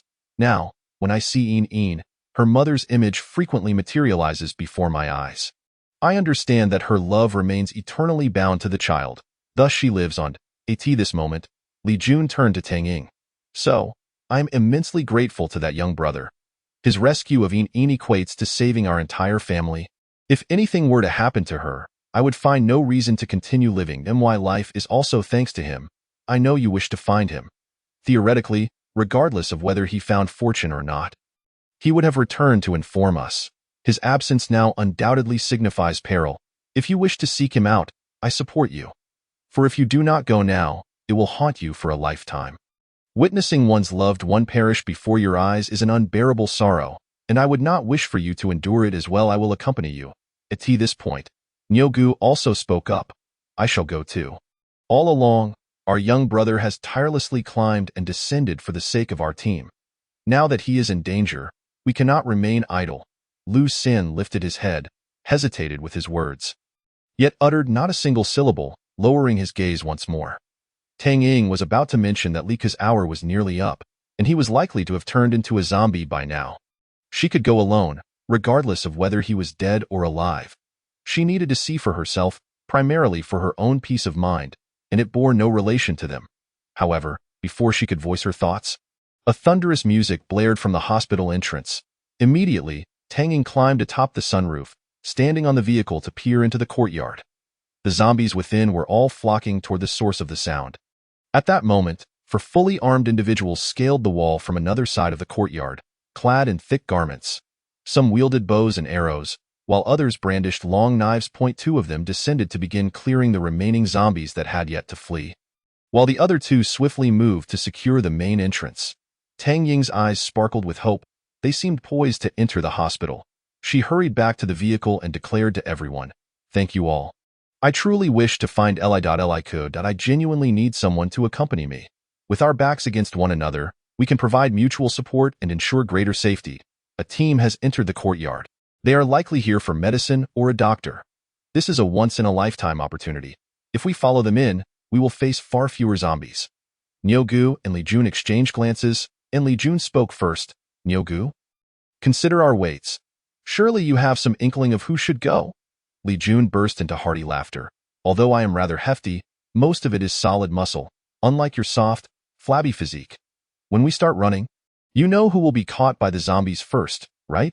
You should remain in the vehicle. We still need you to drive us later. I must repay our young brother's kindness. I entrust my daughter to you. Please look after her in my absence." With Li Jun's words weighing heavily, Nyogu said no more. He simply tightened his grip on Li Jun's arm and gave his shoulder a hearty pat. "Enough delay. Let us be swift." As Li Jun spoke, he began to gather the necessary equipment. There were many useful items, all collected by Li Ke from the residential buildings. He and Tang Ying busily packed while occasionally affectionately stroking their daughter's head and kissing her cheeks. Finally, he held her for a moment before gently passing her to Nyogu. Calling out to Tang Ying, he was the first to clamber onto the vehicle. The little girl sensed something amiss and, crying out, attempted to follow. Nyogu swiftly embraced her. "Be good, listen to me. Daddy has some matters to attend to. I will return shortly." Tang Ying, unable to bear the sight of this farewell, turned and climbed onto the sunroof. Once atop the vehicle, she gazed at Li Jun and inquired, "Are you not going to say goodbye to your daughter? What can she possibly comprehend at such a tender age, no matter what I say? She will not remember. I trust Nyogu to care for her well enough. That is all I need. If I do not return, I implore you to ensure she is looked after, along with our young brother." Li Jun wiped away the tears from his face, suddenly rising and leaping into the courtyard. Tang Ying immediately followed suit. Upon entering the courtyard, they found only a few zombies remaining. The four individuals had already entered the main hall, which was still teeming with the undead. They formed a protective circle, resembling a solitary boat amidst a tempestuous sea, on the verge of capsizing at any moment. Tang Ying and Li Jun faced the room filled with clawing demons. Yet they felt no fear. Both had faced zombies before, maintaining a steady mindset. Their resolve was unwavering in the face of such overwhelming odds, for there was a life worth saving. They exchanged a determined smile and charged into the hall. Chapter 25. The entry within the hall. The quartet demonstrated remarkable synergy.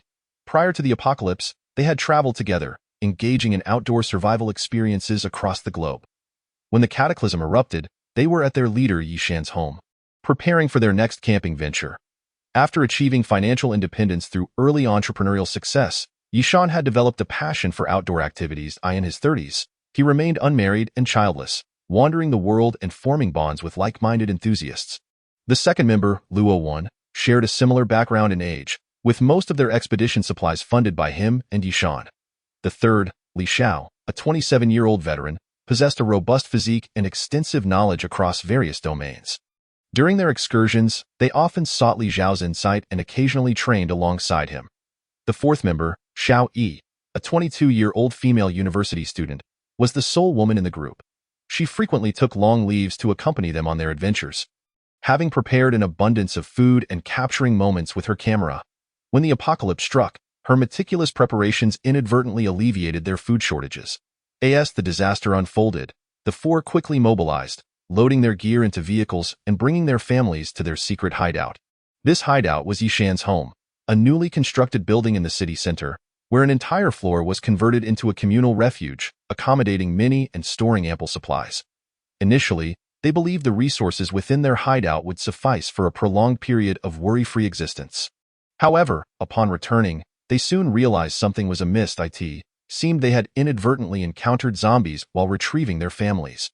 Both Yishan and Luo displayed darkening spots on their hands, which gradually spread up their arms. Reflecting on their experiences, they concluded that the zombie virus was exceedingly contagious. Mere contact with objects touched by zombies could lead to infection. Even breathing in environments where zombies lingered could result in mutation. As the inhaled virus directly entered the body, Yishan, typically optimistic and full of vigor, had always led the team with enthusiasm. Luo 1, too, was a bright spirit, often joking around. Yet, even they could not endure the relentless itching that plagued them day and night. Thus, they collectively resolved to prepare for a journey to the first hospital in search of competent doctors and medication. Their plan proceeded smoothly. They opened the main entrance to lure the zombies from the hall and courtyard.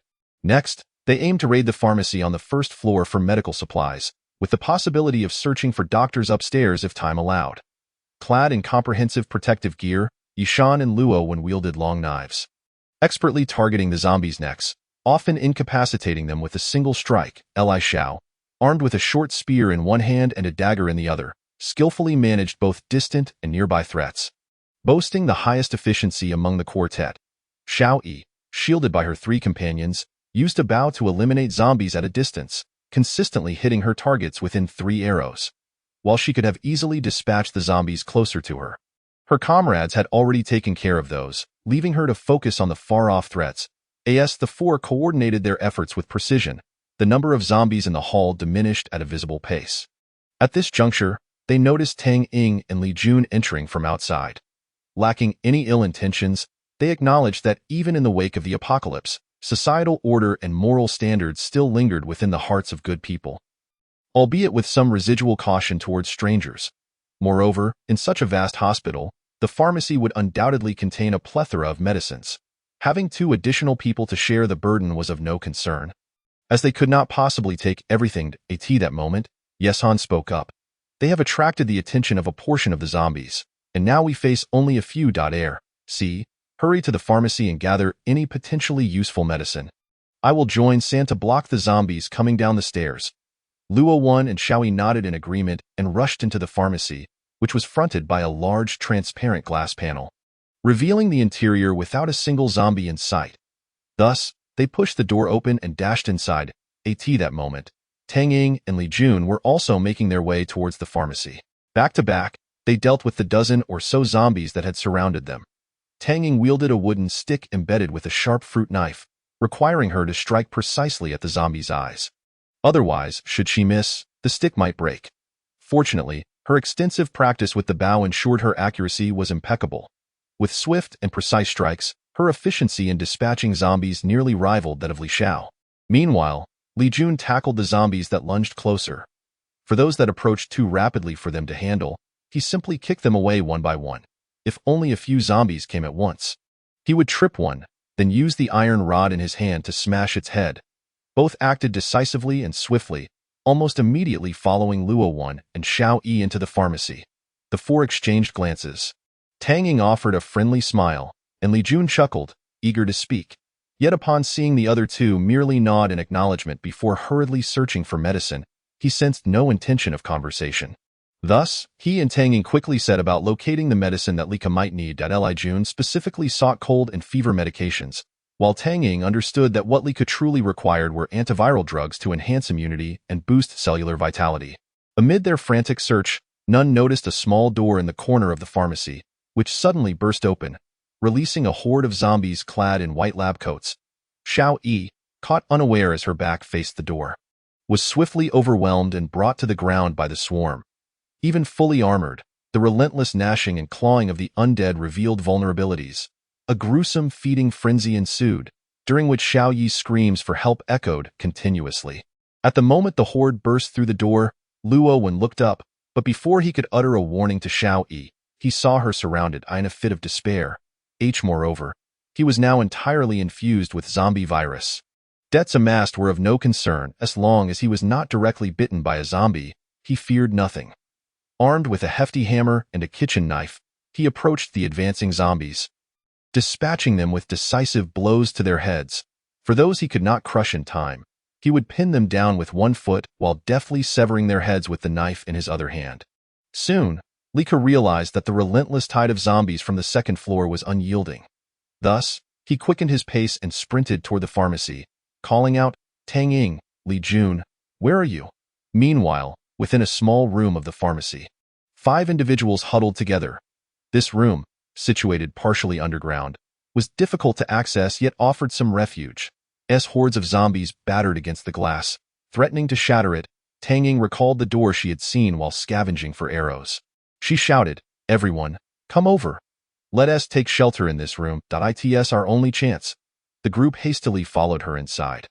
The cramped quarters housed only a small bed and a cabinet, likely a resting place for medical personnel.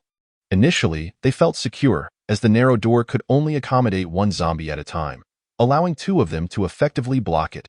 However, their relief was short-lived. The room lacked windows and any alternative exits. And with countless zombies surrounding them outside, the grim reality set in. They would soon be trapped to die within these walls. What were the odds that a rescue team would arrive in the coming days? More disturbingly, how had those who previously sought refuge here turned into zombies? Would the concentration of the virus only increase? As despair began to creep in, silence enveloped the group. They mechanically took turns blocking the door until they heard a familiar voice calling out. Tang Ying and Li Jun felt a surge of excitement. They recognized it as Li Ku. Tang Ying recalled their previous encounters at the entertainment plaza, and her faith in Li Ku had grown almost blindly. She was already envisioning him coming to rescue her. Li Jun, however, felt a pang of guilt. He had entered to find Li Ku, only to now rely on him for salvation. This marked the 3rd time Li Ku had saved his family, following the incident with his daughter. Meanwhile, Yishan, Luo Wan, and Li Xiao exchanged puzzled glances, pressing their ears to the door. They could hear only one voice. Shouldn't they worry more about this? Why were Tang Ying and Li Jun so exuberant? As if a savior had arrived. They had previously attempted to lure zombies out, only to find that face-to-face combat was unavoidable, and one person could be easily overwhelmed. Against the onslaught of zombies from all sides, cooperation was essential for survival. Upon entering the pharmacy, Li Ku discovered that the majority of the zombies were clustered in one corner, evidently drawn to something. As he approached, they turned and charged at him, but Li Ku swiftly dealt with them. Inside the small room, Yishan and the others heard the roars and scuffles of zombies outside. Within moments, silence fell, then came a series of knocks on the door, accompanied by a voice asking if anyone was inside. The trio exchanged incredulous looks. Just moments ago, the sounds of zombies had been deafening. Had they really been dispatched in such a brief span? Then Tang Ying exclaimed in excitement, "There's someone. It's Li Ku. Open the door." In her enthusiasm, she inadvertently revealed his full name. Li Jun, equally exhilarated, was consumed with thoughts of returning home to see his daughter. Oblivious to the slip in names, they quickly moved aside the obstruction at the door and unlatched it, revealing a slender man in a trench coat and gloves, who pulled each of them out in turn. As they emerged, they were taken aback by the sight inside the pharmacy. Numerous decapitated zombie bodies lay strewn across the floor, all sharing the same gruesome fate, suggesting they had been dispatched by a single individual. Was this unassuming, slight man before them truly the one responsible? They found it hard to believe. Liku then pulled Li Jun and Tang Ying out, and Tang Ying immediately embraced him tightly. Li Jun clapped Liku on the shoulder, laughing heartily. "Brother, you're incredible. I never imagined you were not only skilled at climbing but also possessed such formidable strength. You've become my greatest admiration." The other three listened intently, perplexed. What? This fellow can climb?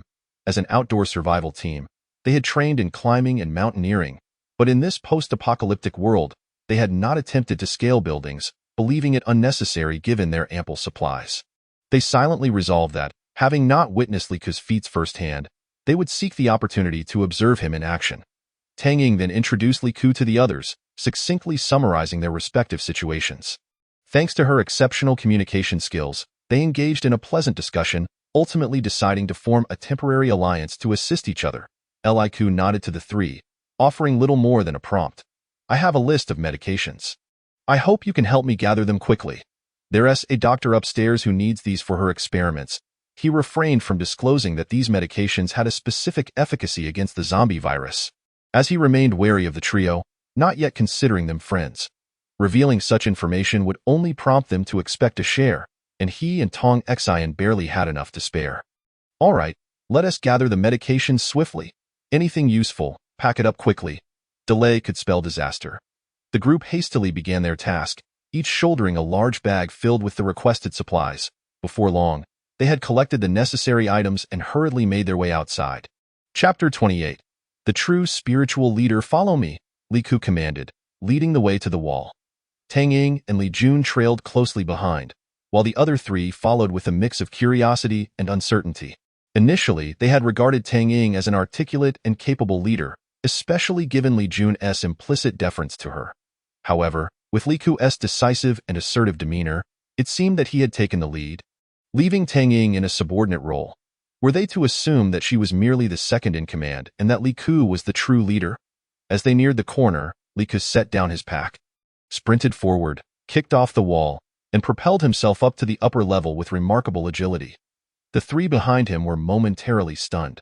They understood that while the movement appeared effortless, it required significant strength and skill. Their anticipation to witness Liku's climbing prowess grew. Liku, undistracted by their gazes, gestured for Nyogu to bring the vehicle closer. He then helped Tang Ying onto the car, followed by receiving the bags filled with medications and carefully passing them to her. These supplies were vital, requiring gentle handling to avoid any damage. Once the medications were secured, a weight lifted from his shoulders as he proceeded to assist the remaining four. However, when it came to Li Xiao, he appeared somewhat reluctant, determined to emulate Liku's ascent. He struggled, pushing against the wall and pulling himself up with visible effort. His struggle was particularly stark when contrasted with Liku's seamless movements. Yet, Liku did not mock him. He recognized that Li Xiao had a solid training background and physical strength, despite the slight infection in his arms that likely enhanced his power. If Li Xiao dedicated himself to mastering the techniques of climbing and overcoming his fear of heights, he could potentially rival Liku in time. Yet, at present, Liku's infection was significantly deeper, granting him even greater strength, and with his weight advantage, he felt unmatched in climbing prowess. He intended to combine his internal strength and medicinal aid to purge the virus from his body, leaving only his arms and shoulders untouched. The pervasive sensation of the virus coursing through him, akin to an unbearable itch, was beyond human endurance. Should he succeed in eliminating it, he would have the means to control the infection to some extent, allowing him to experiment with increasing the virus's concentration in his arms. However, such an endeavor carried considerable risk, and should he miscalculate, it could lead to his demise. Thus, he resolved to prioritize eliminating the virus until he could consult the old man regarding the internal techniques. Refraining from recklessly amplifying the virus's concentration, Wei Yishan, Luo Wen, and Li Zhao's belongings were left by Liku against the wall. The trio bid farewell to Liku, Tang Ying, and Li Jun, having shared a bond forged in adversity, particularly between Li Jun and Tang Ying, who had confided in each other during their trials in the small shelter. Liku had been their savior. Without him, they would undoubtedly have perished in that dire situation. Their loved ones back at the base would be deeply concerned, primarily consisting of their elders and young children. Once the supplies at the base were exhausted, or if they were beset by other malevolent forces, there would be little hope for survival in this ruthless world. With this in mind, their gratitude towards Li Ku intensified, prompting them to willingly divulge the location of their base and inform him of the climbing gear available for his retrieval at any time. Subsequently, they made their way along the wall to the opposite side where their vehicle awaited them. As they passed through the gate and spotted a barely alive figure, they understood that it was Li Ku's doing and chose not to intervene. Li Ku stood atop the vehicle, directing Niu Gu to maneuver it closer to the building, at which point a rope was lowered from above. Li Ku secured a package to it and signaled for it to ascend slowly, a method previously arranged with Tong Xian for transporting supplies. He then instructed Niu Gu to return to the wall. As he had to deal with Lu Senator this time, Li Ku did not prolong Lu Sen's suffering. After inflicting a fatal wound upon him, he cast him toward a direction opposite to that of both the team base and his own.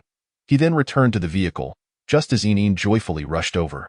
Hugging his leg, "Uncle, you are amazing. I knew you would bring Daddy back. I admire you the most." Niu Gu also grinned and gave him a thumbs up before gently moving the vehicle. Inquiring, "Where to?" Li Ku pondered briefly before replying, "Let us head to Yin's neighborhood. There are still plenty of supplies we haven't managed to collect." He then turned to Tang Ying, asking for her opinion. Tang Ying smiled and nodded. "It's best to go to a familiar place now, as the stench of blood from the hospital will undoubtedly attract many zombies, increasing their numbers nearby. Niu Gu, you know the local roads well? Take more back alleys to avoid clustering of the zombies. Got it?" Tang Ying had considered this thoroughly, and everyone else concurred. However, they underestimated the extent to which the scent of blood would provoke nearby zombies and the gathering effect caused by their movements. Many zombies, driven by instinct, would converge in response to the sounds of commotion, culminating in a massive horde. The disturbances caused within the hospital, coupled with the events surrounding Xiaoyi's death and Lu Sen's bloodshed, gradually amplified their impact, creating a butterfly effect. The chaos unleashed in the city center of a metropolis with a population in the millions would yield terrifying consequences. At this moment, Li Ku and the others were unaware that they resembled a small boat slowly being engulfed by a sea of zombies, unable to escape in any direction. "Why are there so many zombies on this back road?" Niu Gu muttered to himself. "Niu Gu, how did you drive? It seems like wherever you go, there are more zombies." Li Jun exclaimed, noticing the dense throng of undead both in front and behind the vehicle. "How should I know where all these zombies came from? Last night, when we moved at regular intervals, didn't we traverse these back roads? There were only a few scattered around then. Now, the vehicle can barely move." As Niu Gu turned onto a side street and approached the main road, the sight before them left them in shock. A seemingly endless expanse of zombies stretched far and wide. "My goodness, who disturbed the zombie nest?" Niu Gu shouted. Tang Ying urgently called out, "Quick, turn around. We cannot go down the main road." Niu Gu hastily reversed, only to discover another sizable horde behind them, on the opposite side of the main road. The zombies, alerted by the commotion of the vehicle, were drawn to the scent of the occupants, surging forward with reckless abandon, threatening to encircle the CARD. At this moment, Li Ku shouted, "We're about to be surrounded. We must push forward, step on it, as fast as you can. Charge through." Chapter 29. Desperate measures for survival. Tong Xian stood by the window on the 7th floor, watching as Li Ku's vehicle slowly distanced itself. Her heart filled with hope for their next meeting. Li Ku's arrival had been immensely beneficial to her. First and foremost, he had helped her eliminate all the zombies on the 7th floor, significantly expanding her range of movement. Previously, she had only dared to hide in a small rest area of the emergency room, venturing into surrounding rooms only with the protection of the children. Although these children had experienced some enhancement in physical capabilities, they were still vulnerable to the zombie virus, which posed a dire threat to any human. Ultimately, they remained terrified of the undead. Compared to zombies, they were just children, their physical abilities not yet on par with the creatures, though they were considerably faster. Moreover, they feared the virus carried by the zombies. If caught and bitten, it would be their doom. Often, it took 3 or 4 of them to handle a single zombie, a feat achieved only through Tong Xian's patient guidance in utilizing tools and setting traps. Secondly, Li Ku had assisted her in retrieving a substantial amount of essential medications from the 1st floor. Without Li Ku's help, she could hardly fathom when she would acquire such supplies. The 1st floor lobby was teeming with zombies, and it would have been nearly impossible to attract them all away without a professional team working in concert. Relying solely on her own efforts would have proven futile, except for someone as extraordinary as Li Ku. Additionally, she harbored a deep curiosity about him. During his unconscious state, she had conducted a cursory examination and was astonished by the extensive area of his body affected by infection. A normal person would have succumbed to such an affliction long ago, yet he managed to maintain consciousness. She sensed that Li Ku was concealing secrets from her, withholding information. Thus, she looked forward to encountering him multiple times, hoping that trust could be established, allowing him to assist her in clearing the hospital of zombies. Once that was accomplished, she could freely utilize various equipment to research the zombie virus, and she hoped that Li Ku would lend his expertise in her studies. Li Ku, I hope you can survive safely. Perhaps you will be the hope for all humanity. As Tong Xian observed the steadily converging horde of zombies and the armored vehicle resembling a solitary boat adrift in a vast sea. Concern filled her eyes. Push forward. Niu Gu and Li Jun were momentarily stunned by Li Ke's shout. Weren't there even more zombies ahead? It was Tang Ying who first grasped Li Ke's intention. Ahead is Li Jun's neighborhood building. Drive to the side of the building, and we'll go upstairs. With so many zombies stacked up, they could easily surround our vehicle. We can only find safety at a sufficiently high elevation. Niu Gu floored the accelerator, charging forward with all his might. Don't let the zombies slow us down, Tang Ying shouted. Niu Gu understood the gravity of the moment. He dared not hesitate for an instant. He pressed the gas pedal down hard, the vehicle roaring like a beast unleashed, barreling forward. Finally, before the zombies could gather enough to push the vehicle away, Niu Gu maneuvered the car to the building's base. With a deft maneuver, he executed a sharp turn, causing the occupants to feel as though they were lifted off the ground. The rear of the car crashed against the wall, scattering the surrounding zombies. Quickly, Tang Ying, you take Yin and climb up. At that moment, Tang Ying stabilized herself under the sunroof and began to scale it, while Li Ku shouted and lifted Yin, passing her to Tang Ying. Their coordination was seamless, as if they were in perfect sync, wasting no time. Just then, a pained cry from Li Jun echoed beside the vehicle. Ouch, Niu Gu, what kind of vehicle are you driving? A little warning would have been nice. Stop your chatter and climb up with the others. I'll hold the rear. Niu Gu retorted, don't take my role. I'm the main character here. You go first. Li Ku urged, tugging Niu Gu toward the back. Yeah, old Niu, with that bulk of yours, holding the rear is just asking for trouble. It's not that dire yet. Hurry up and be efficient. Don't slow us down. Li Jun chimed in as he scrambled toward the sunroof. All right, we're a united team. Let the young and the elderly go first. I'm the oldest, so I'll go first. You're all good comrades. Perhaps feeling a bit bashful, Niu Gu continued to chatter as he climbed with Li Ke's assistance. Li Ku found it both amusing and exasperating, with his strength and Li Jun pulling him from above. They finally managed to push Niu Gu up. Old Niu, have you gained weight these past few days? You used to be able to climb up here on your own, Li Jun asked, somewhat speechless. Niu Gu blushed slightly and scratched his head. Oh, little brother, the food you found was just too delicious. I've eaten quite a bit in the vehicle these past couple of days, and didn't he dare to move around? So I must have gained some weight. Thanks for your hard work, comrades. Li Jun and Li Ku were at a loss for words, while others in this apocalypse were fearful and faced hunger. Niu Gu was living well, a testament to the saying that a happy heart leads to a healthy body. When Li Ku finally made it onto the roof with a large backpack, he saw that Tang Ying had already climbed quite a distance, holding onto Yin in front while carrying a bow and arrow behind her, moving with remarkable agility, truly a heroine among women. Meanwhile, Li Jun had only managed to ascend a little over a person's height, and Niu Gu had barely moved atop the vehicle. As I gazed upon Niu Gu standing there, he erupted into boisterous laughter, exclaiming, Jun, you truly are a sight to behold. Why are you so immobile? Ha ha! Look at you up there, frozen in place. That little height you managed to gain was thanks to me. Yet now that you're up there, you don't dare to move. Li Jun, with his hands gripping the pipe tightly, was clearly exerting every ounce of strength in his body. Li Ku understood that feeling all too well. It was as if both hands and feet had found their points of support. Yet he dared not make any sudden movements. The weight of his body felt overwhelming, and he feared that if he shifted, he might not find another foothold and could easily plummet down. Regardless of the immense effort required, Li Jun eventually managed to ascend to the window ledge of the second floor, directly entering the room, for he simply lacked the strength to climb higher.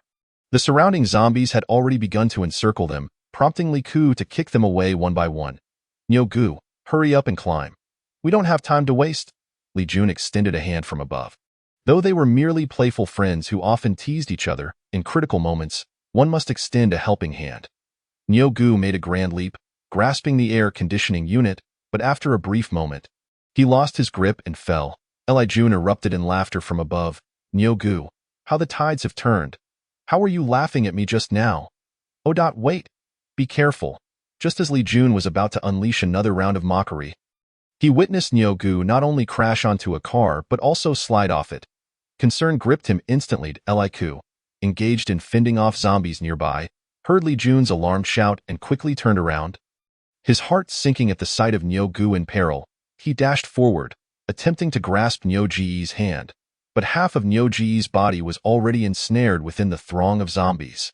Chapter 30. Carving a path. As Gu began to fall, his first instinct was to think, "This is it. I'm about to plunge into a horde of zombies." Yet the primal instinct to survive compelled his hands to flail desperately, his feet to stomp aimlessly. At last, he managed to grasp a strong pair of hands, his feet finding purchase on the heads of the zombies below. With that assistance, he was pulled upward slightly and landed atop the car hood. Finally managing to climb up, gasping for air atop the car, Gu lay there, his mind blank from the adrenaline rush of life and death. The situation was dire. Given the current size of the zombie horde, only reaching the top floor would guarantee their safety. At present, only Tang Ying and In were relatively secure. Li Jun had only barely made it to the second floor, while Gu was incapable of even making that climb. His hands too weary to support his weight, Li Ku swiftly retrieved a bundle of rope from his bag and tossed it to Li Jun, who immediately understood the plan. They collaborated, one above pulling Gu with the rope while Li Ku pushed from below with all his might. After an arduous struggle, they finally hoisted Gu up to the second floor. By this time, the roof of the armored car had already been overrun by zombies. Gu collapsed onto the floor of the second floor, panting heavily. "Comrades, I'm sorry, I've held you back. Gu, you must rally yourself. We still need to ascend. This floor is too low to be safe." Li Ku reminded him. "Oh dear me, I've nearly lost my life. I am just a taxi driver. This brief exertion has equaled a year's worth of exercise for me. Comrades, I don't want to be a burden any longer. You should abandon me and flee." Gu had lost his fighting spirit. "Stop with the defeatist talk. Get up and move. Tang Ying and In are still waiting for us on the top floor. We just need to reach them for safety," Li Jun urged, gesturing to help Gu to his feet. "Stay close to me. I'll handle the zombies above. We must hurry, as the horde below could surge up at any moment. Let's throw some furniture down the staircase to create obstacles for them." Li Ku refrained from offering further comforting words. Instead, he focused on what needed to be done, quickly opening the door and charging out. If it were Tang Ying in his place, she would likely have offered more encouragement, as a true leader ought to do. This thought briefly crossed Li Ku's mind, but he dismissed it. Now was the time for violence and bloodshed. There was no room for idle contemplation. In this apocalyptic world, strength and slaughter were paramount. At that moment, Li Ku was filled with fervor, reminiscent of the exhilarating days before the apocalypse when he danced to electrifying music. With a massive backpack on his back, a hammer in his left hand, and a kitchen knife in his right, he charged ahead, sweeping away all zombies that dared to obstruct his path, striking down gods and demons alike as he barreled toward the rooftop. Meanwhile, Gu and Li Jun, struggling to support each other, were breathless and wide-eyed, unable to match Li Ku's speed as he cut through zombies while advancing. What a monster! An anomaly! He is simply not human. Li Jun couldn't help but exclaim. Gu, panting heavily, was already fatigued to the point of delirium. "Charge forth, comrades! The dawn of victory lies ahead. Under the exemplary leadership of Comrade Li Ku, we must steadfastly follow in his footsteps, persevering without faltering." His words of encouragement echoed back and forth, clearly meant to bolster his own morale. At that moment, Li Jun chimed in. "Gu, if we manage to survive this calamity, you must commit to losing weight. It is simply unacceptable to be this heavy in the apocalypse. If you don't shed some pounds, I fear you won't even be able to run from the zombies." Upon hearing Li Jun's remark, Gu managed a bitter smile. "If you hadn't mentioned weight loss, I wouldn't have felt so hungry. My stomach feels like it's about to cave in. I have no strength left to continue. Indeed, hunger was becoming an issue. Hearing their peculiar banter, Li Ku couldn't help but twitch at the corner of his mouth, his hand faltering, and his knife, which was meant to strike a zombie's neck, missed its mark, allowing the creature to continue its advance. He was forced to push the zombie down the stairs instead. After a grueling ascent, they finally reached the 10th floor, only to find it teeming with zombies below as they attempted to descend to the 7th floor. Therefore, they made a swift decision to retreat up the stairs, continuously tossing furniture and other obstacles down to hinder the zombies. Eventually, the horde halted at the 8th floor, failing to ascend further, likely due to the substantial barriers they had already placed. The following days were a rare reprieve.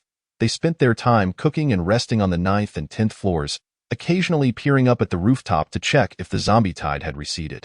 Li Ku finally enjoyed a well-deserved 2-day respite. Since the onset of the apocalypse, he had scarcely found a moment to rest.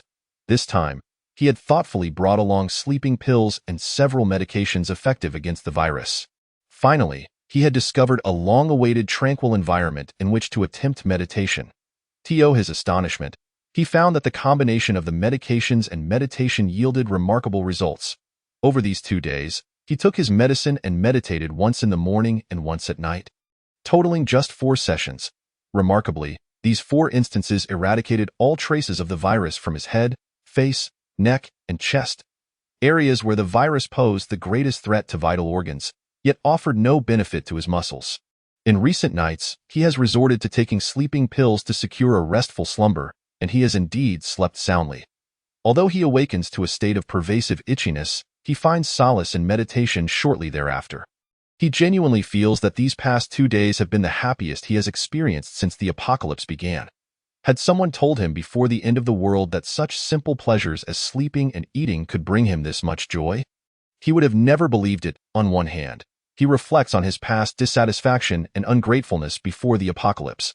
On the other hand, he deeply contemplates the reasons behind his fervent yearning for this zombie-infested world. Was it merely the allure of unrestrained indulgence? For the first time, he questions his naive thoughts from the time before the collapse of civilization, especially after enduring so many life-and-death experiences. The torment of his own relentless itching, and the emotional upheavals that followed. It is said that when the heavens bestow great responsibilities upon an individual, they must first endure hardships that test their resolve and fortitude. After a certain degree of torment, both physically and mentally, he resolves to continually enhance his physical strength and mastery over the virus. His next goal is to rescue all the inhabitants of this city and gain control over its various factions. Ultimately, he aims to unite all forces to eradicate or repel the zombies, restoring the city and reinstating order. The ambition is grand, but he intends to take it step by step.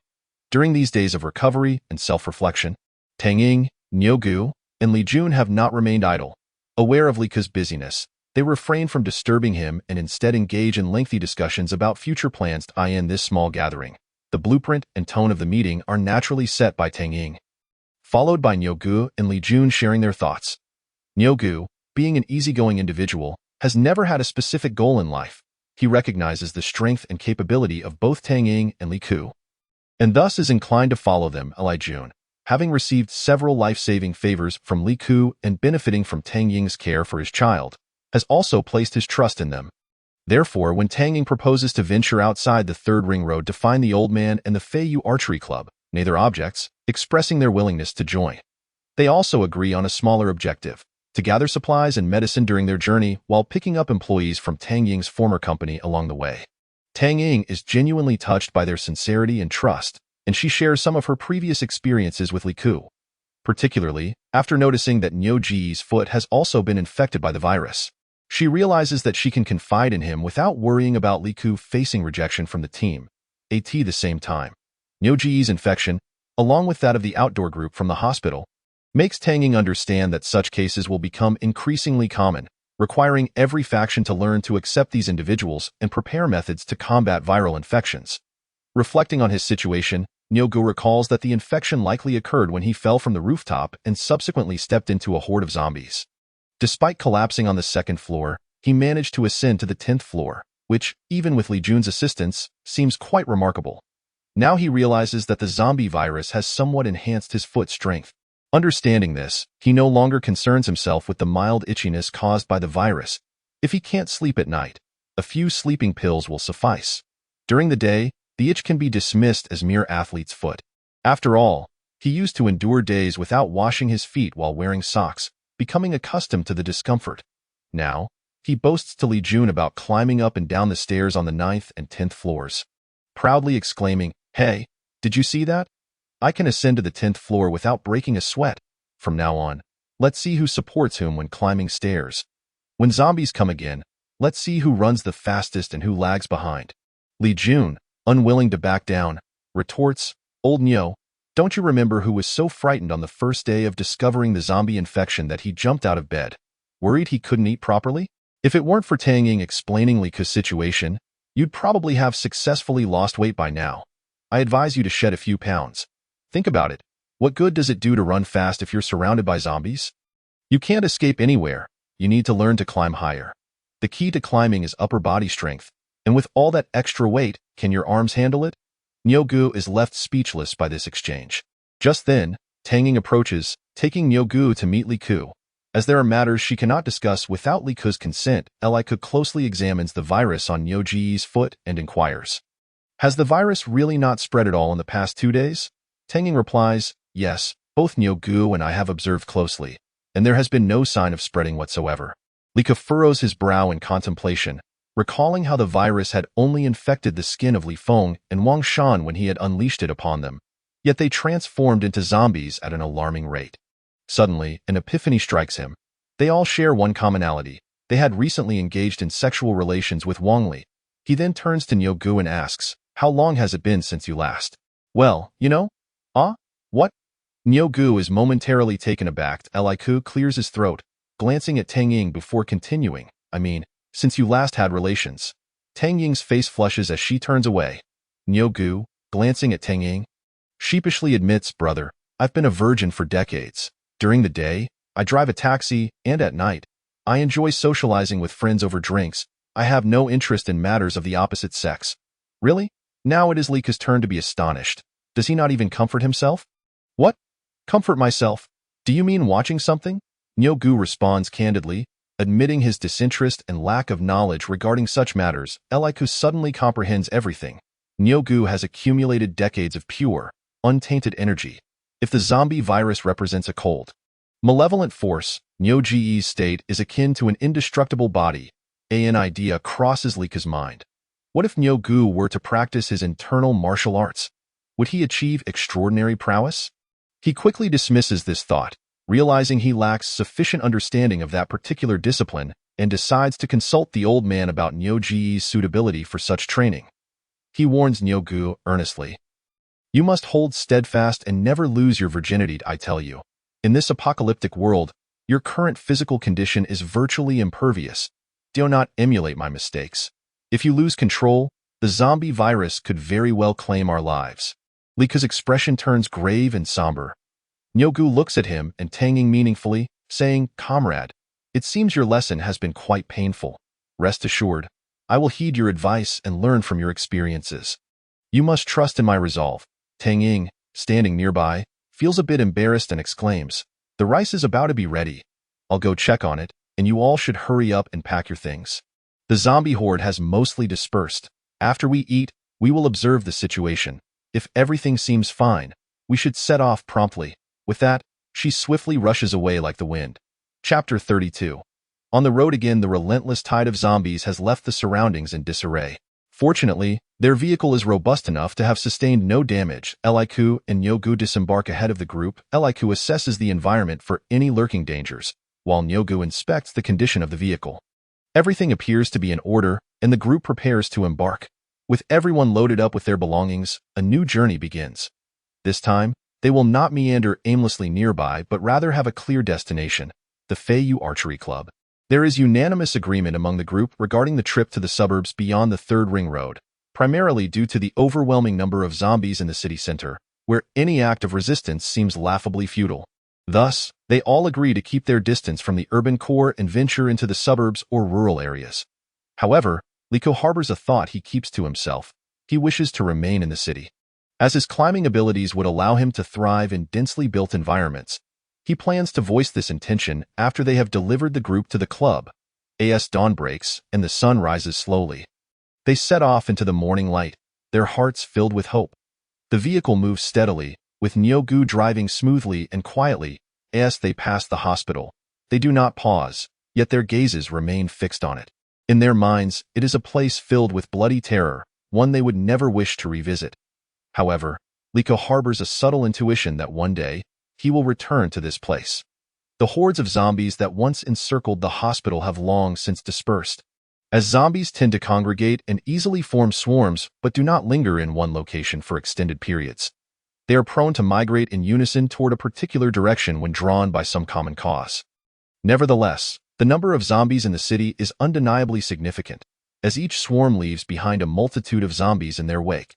To navigate out of the city center, it is impossible to rely solely on side streets. So Nyogu inevitably finds himself on the main roads a few times. Yet, fortune seems to smile upon them once more, as many of the zombie clusters surrounding the hospital have migrated with the larger groups. During their initial ventures onto the main roads, they encounter no swarms of zombies. As they ventured further, the increasing hordes of zombies compelled Brother Nyo to frequently alter their course. They meandered and twisted, ultimately tracing a considerable detour.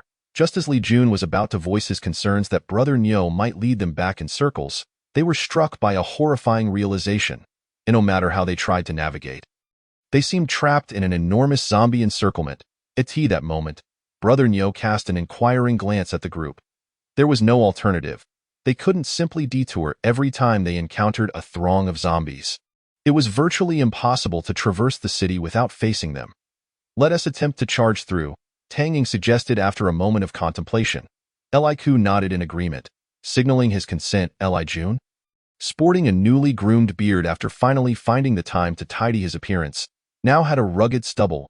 As he stroked his chin, pondering, he noticed Tang Ying and Li Ku both affirming the plan. He clenched his powerful fists and, with a robust shout, declared, "What are we afraid of? Charge forth. Let us do this," Brother Nyo enthusiastically echoed. "Listen to the bearded warrior. We shall proceed." Even though Li Jun had shaved his beard, Brother Nyo had grown accustomed to calling him by that nickname. With the accelerator pressed to the floor, the armored vehicle roared forward. However, the outcome was devastating. The scale of this zombie horde seemed substantial. After the vehicle collided with dozens of zombies, it became ensnared, akin to sinking into a mire, utterly immobile. "Quickly, head towards the nearest building," the occupants of the vehicle shouted in unison. The scene before them was all too familiar. A similar incident had transpired merely 2 days prior. They halted beside a mixed-use commercial and residential building, scrambling up to the second floor in a frenzy. The first floor was filled with shops, adorned with various neon lights and signs, providing ample opportunities for climbing. Li Ku, cradling In and Tang Ying, with her bow slung over her back, swiftly ascended. Having learned some climbing techniques from Li Ku over the past few days, Li Jun also managed to scale the height with relative ease. Brother Nyo, witnessing everyone ascend, felt a surge of anxiety. Through his observations and lessons learned from Li Ku, he recognized that his weight disadvantage would hinder him from even scaling a single floor. He feared becoming the laggard of the group. In his desperation, he retreated a few steps, took a simple running start, and with a resounding thud, just as Li Jun reached the window, he was startled by a thunderous noise behind him. Nearly losing his balance, turning his head, he was met with a miraculous sight. The robust Brother Nyo had extended his arms and was soaring through the air. Wow, a flying pig. No, wait, that's a flying cow. Brother Nyo has taken to the skies, Li Jun marveled. Originally, the armored vehicle was already half a floor high. Utilizing the power of his legs, Brother Nyo propelled himself upward, leaping over the first floor and grasping onto a second-floor advertisement board.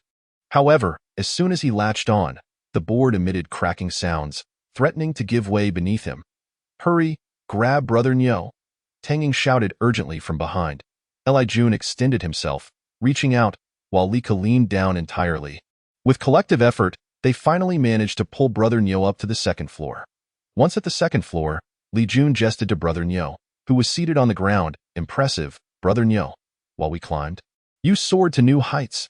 Tang Ying chimed in, "Beard brother, You missed the breathtaking leap. When Brother Nyo landed on the vehicle, it sank half an inch. All four tires flattened.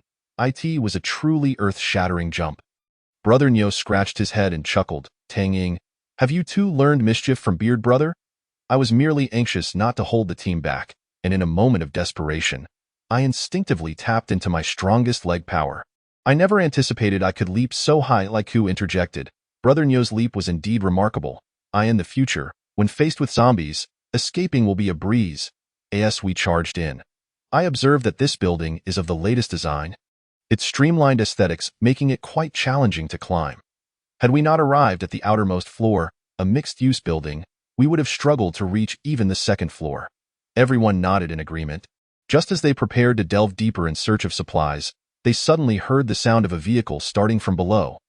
Someone stealing a car. Chapter 33. The peculiar upon hearing the engine roar to life.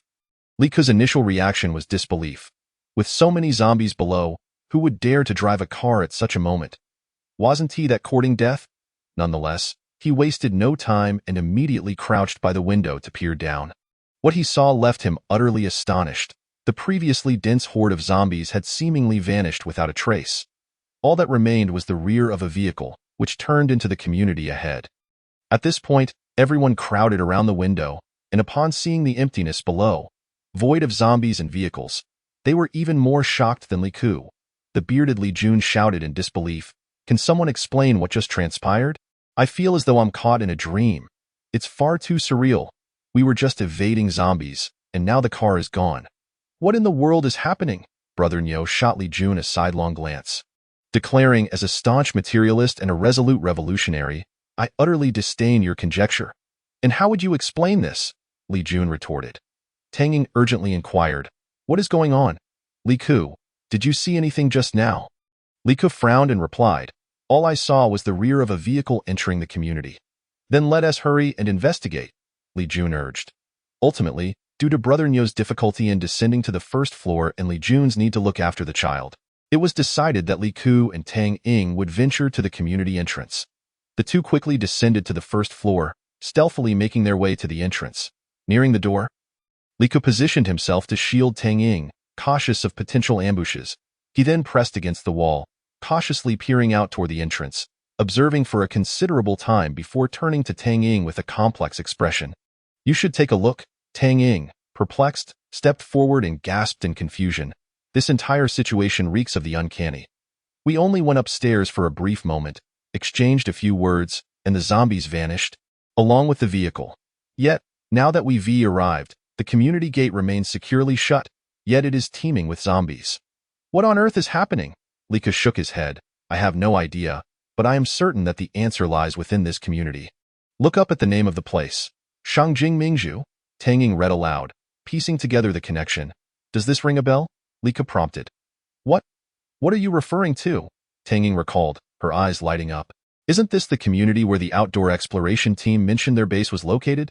"Indeed, but if it were them, there would be no need to steal our vehicle or oppose us. They do not lack for resources or vehicles." Lika responded. "Are you suggesting there is another force at play within this community?" Tang Ying queried. "I cannot say for certain. Everything requires exploration to clarify. Seeing is believing. I plan to venture inside." Liku stated as he began to lead Tang Ying back. "I'll escort you back. You must ensure Brother Nyo, Li Jun, and Yin Yin's safety." Noticing Tang Ying's hesitant expression, Liku smiled. "I know what you're thinking. You wish to accompany me as you are quite capable in combat. However, your strength is best utilized in protecting Brother Nyo and the others, for we might be under observation by enemies. You must remind them to be cautious. Moreover, my objective inside is primarily reconnaissance. The community is swarming with zombies, and the situation is complex. I can move more nimbly alone and conceal my presence through climbing." Tang Ying smiled sweetly. "Go ahead. Everyone has their strengths. I am not one to act recklessly." Then, her demeanor shifted, her smile fading as she added, "But do exercise utmost caution. If you discover the enemy's strength to be overwhelming, retreat. That car is expendable. Nothing is more valuable than your safety." Seeing Tang Ying's earnest expression warmed Liku's heart. He gently embraced her, whispering in her ear, "Rest assured, I will be careful. We currently possess nothing. I will first scavenge supplies from the shops and return by evening. This way, We minimize the risk of detection by enemies. As they made their way back, Li Ke's expression grew serious. Although he reassured Tang Ying, he felt no confidence in any other place, such as the entertainment plaza they had initially occupied or the community where Li Jun resided. He would have felt entirely self-assured. Those locations, replete with numerous buildings conducive to climbing, felt like his domain. He was invincible there. However, the Shangjing Mingzhu community presented the most challenging climbing endeavor he had ever faced. With its latest architectural design and sleek, streamlined exterior, it was visually stunning yet technologically advanced, making it exceedingly difficult to navigate. The walls offered no protrusions or recesses apart from windows and air conditioning units. The air conditioning units were situated on platforms with railings on each floor, lacking any continuous vertical alignment like those in the entertainment plaza, further complicating the climbing task. As he journeyed from the initial entertainment square to this point, he had been meticulously observing the architectural landscape of the city. Certain aging neighborhoods, adorned with signboards of entertainment venues, offered ample opportunities for climbing. In contrast, the latest architectural marvels, such as the aesthetically designed office buildings, emerging residential complexes, and expansive supermarkets not situated within residential areas, presented significant challenges for ascension. Thus, throughout his travels, he had been gathering various climbing tools based on his own insights, especially after the harrowing experience of fleeing from zombies, which compelled him to abandon his vehicle. Ever since, he had been carrying a backpack filled with these tools. Now was the moment to put them to use. Tang Ying and Li Ke did not rush back to the second floor. With no zombies present on the streets, they seized the opportunity to scour the first-floor shops for food and supplies. With nothing to their names and determined to prevent their companions from starving, Tang Ying and Li Ke hastened their efforts, aiming to gather sufficient provisions before dusk. Fortunately, their mission proceeded smoothly, with Tang Ying covering him with her bow and arrows. Li Ke moved with remarkable boldness and speed. After dispatching several scattered zombies in various shops, they managed to collect a substantial amount of food, which Tang Ying returned with. Li Ke climbed to the second floor alongside Tang Ying but did not enter. Instead, he tossed several large bags of supplies to their companions before continuing his ascent. He had faith that Tang Ying would effectively communicate with their comrades. As the sun began to set, Li Ke aimed to reach the rooftop to survey the situation within the community while there was still light. Chapter 34. Infiltration. Brother Niu and Li Jun awaited anxiously on the second floor. Unable to contain his worry any longer, Li Jun inquired, "Brother Niu, why haven't they returned yet? The sun is about to set, and soon it will be dark." Brother Niu remained calm, asserting, "Do you still doubt the exceptional capabilities of Comrade Li Ke? With Comrade Tang Ying armed with a bow and arrows supporting him, they are indeed a formidable pair." Li Jun interrupted, "You shameless old man, always sending the younger ones into danger. I feel embarrassed for you." At this, Brother Niu's demeanor grew serious. "Calm down. Our presence would only hinder them. We must quickly leave the city. The cramped terrain here is not conducive to our survival. Once we reach the outskirts, where the landscape is more open, there will be fewer zombies. At that point, once Tang Ying joins the organization, we will have ample opportunities to showcase our skills." While they conversed, Yin, peering out the window, exclaimed joyfully, "Daddy, Uncle Niu, Auntie and Uncle are back." Li Jun and Brother Niu hurried to the window and looked down, indeed spotting Tang Ying and Li Ke returning with an assortment of bags.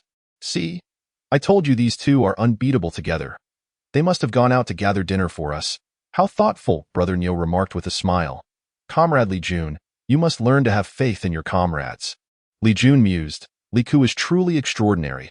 Look how effortlessly he climbs up with such a heavy load. I was prepared to lower a rope, but it seems that's unnecessary." When Brother Niu and Li Jun welcomed Tang Ying and the supplies inside, they noticed that Li Ke had not entered but was intent on continuing his ascent. They curiously asked Tang Ying for an explanation, which he patiently provided. Li Jun, curious, leaned out the window to look up. "How does Brother Li Ke intend to ascend? Didn't we say this building is difficult to climb? There are hardly any footholds." As he watched, his eyes widened in astonishment. "What is that? It's incredible. Is Brother Li Ke's backpack a treasure chest?" Brother Niu also leaned closer, intrigued. "That appears to be a suction cup used in construction. It's quite powerful, but I've never seen anyone use it for climbing." Comrade Li Ke is remarkably inventive, indeed. Li Ke was utilizing suction cups to scale the wall. During a previous search in Li Jun's neighborhood, he had entered a home filled with renovation materials, presumably belonging to a contractor. He had selected several portable and potentially useful items, including suction cups, a small electric drill, and steel pipes, tools that could be invaluable for climbing. Before the apocalypse, no one would have thought to use such devices for climbing. Typically, climbing evoked images of mountaineering or rock climbing.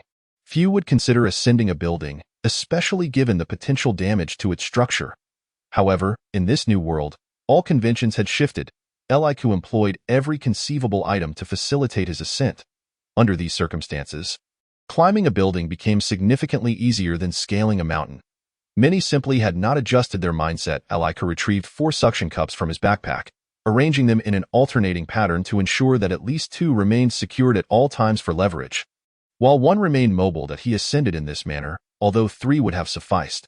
He opted to keep an additional suction cup positioned lower for safety's sake. These cups, originally designed for transporting construction materials, were remarkably sturdy. Given the choice, Liku would not have utilized them, as the posture was awkward and time-consuming.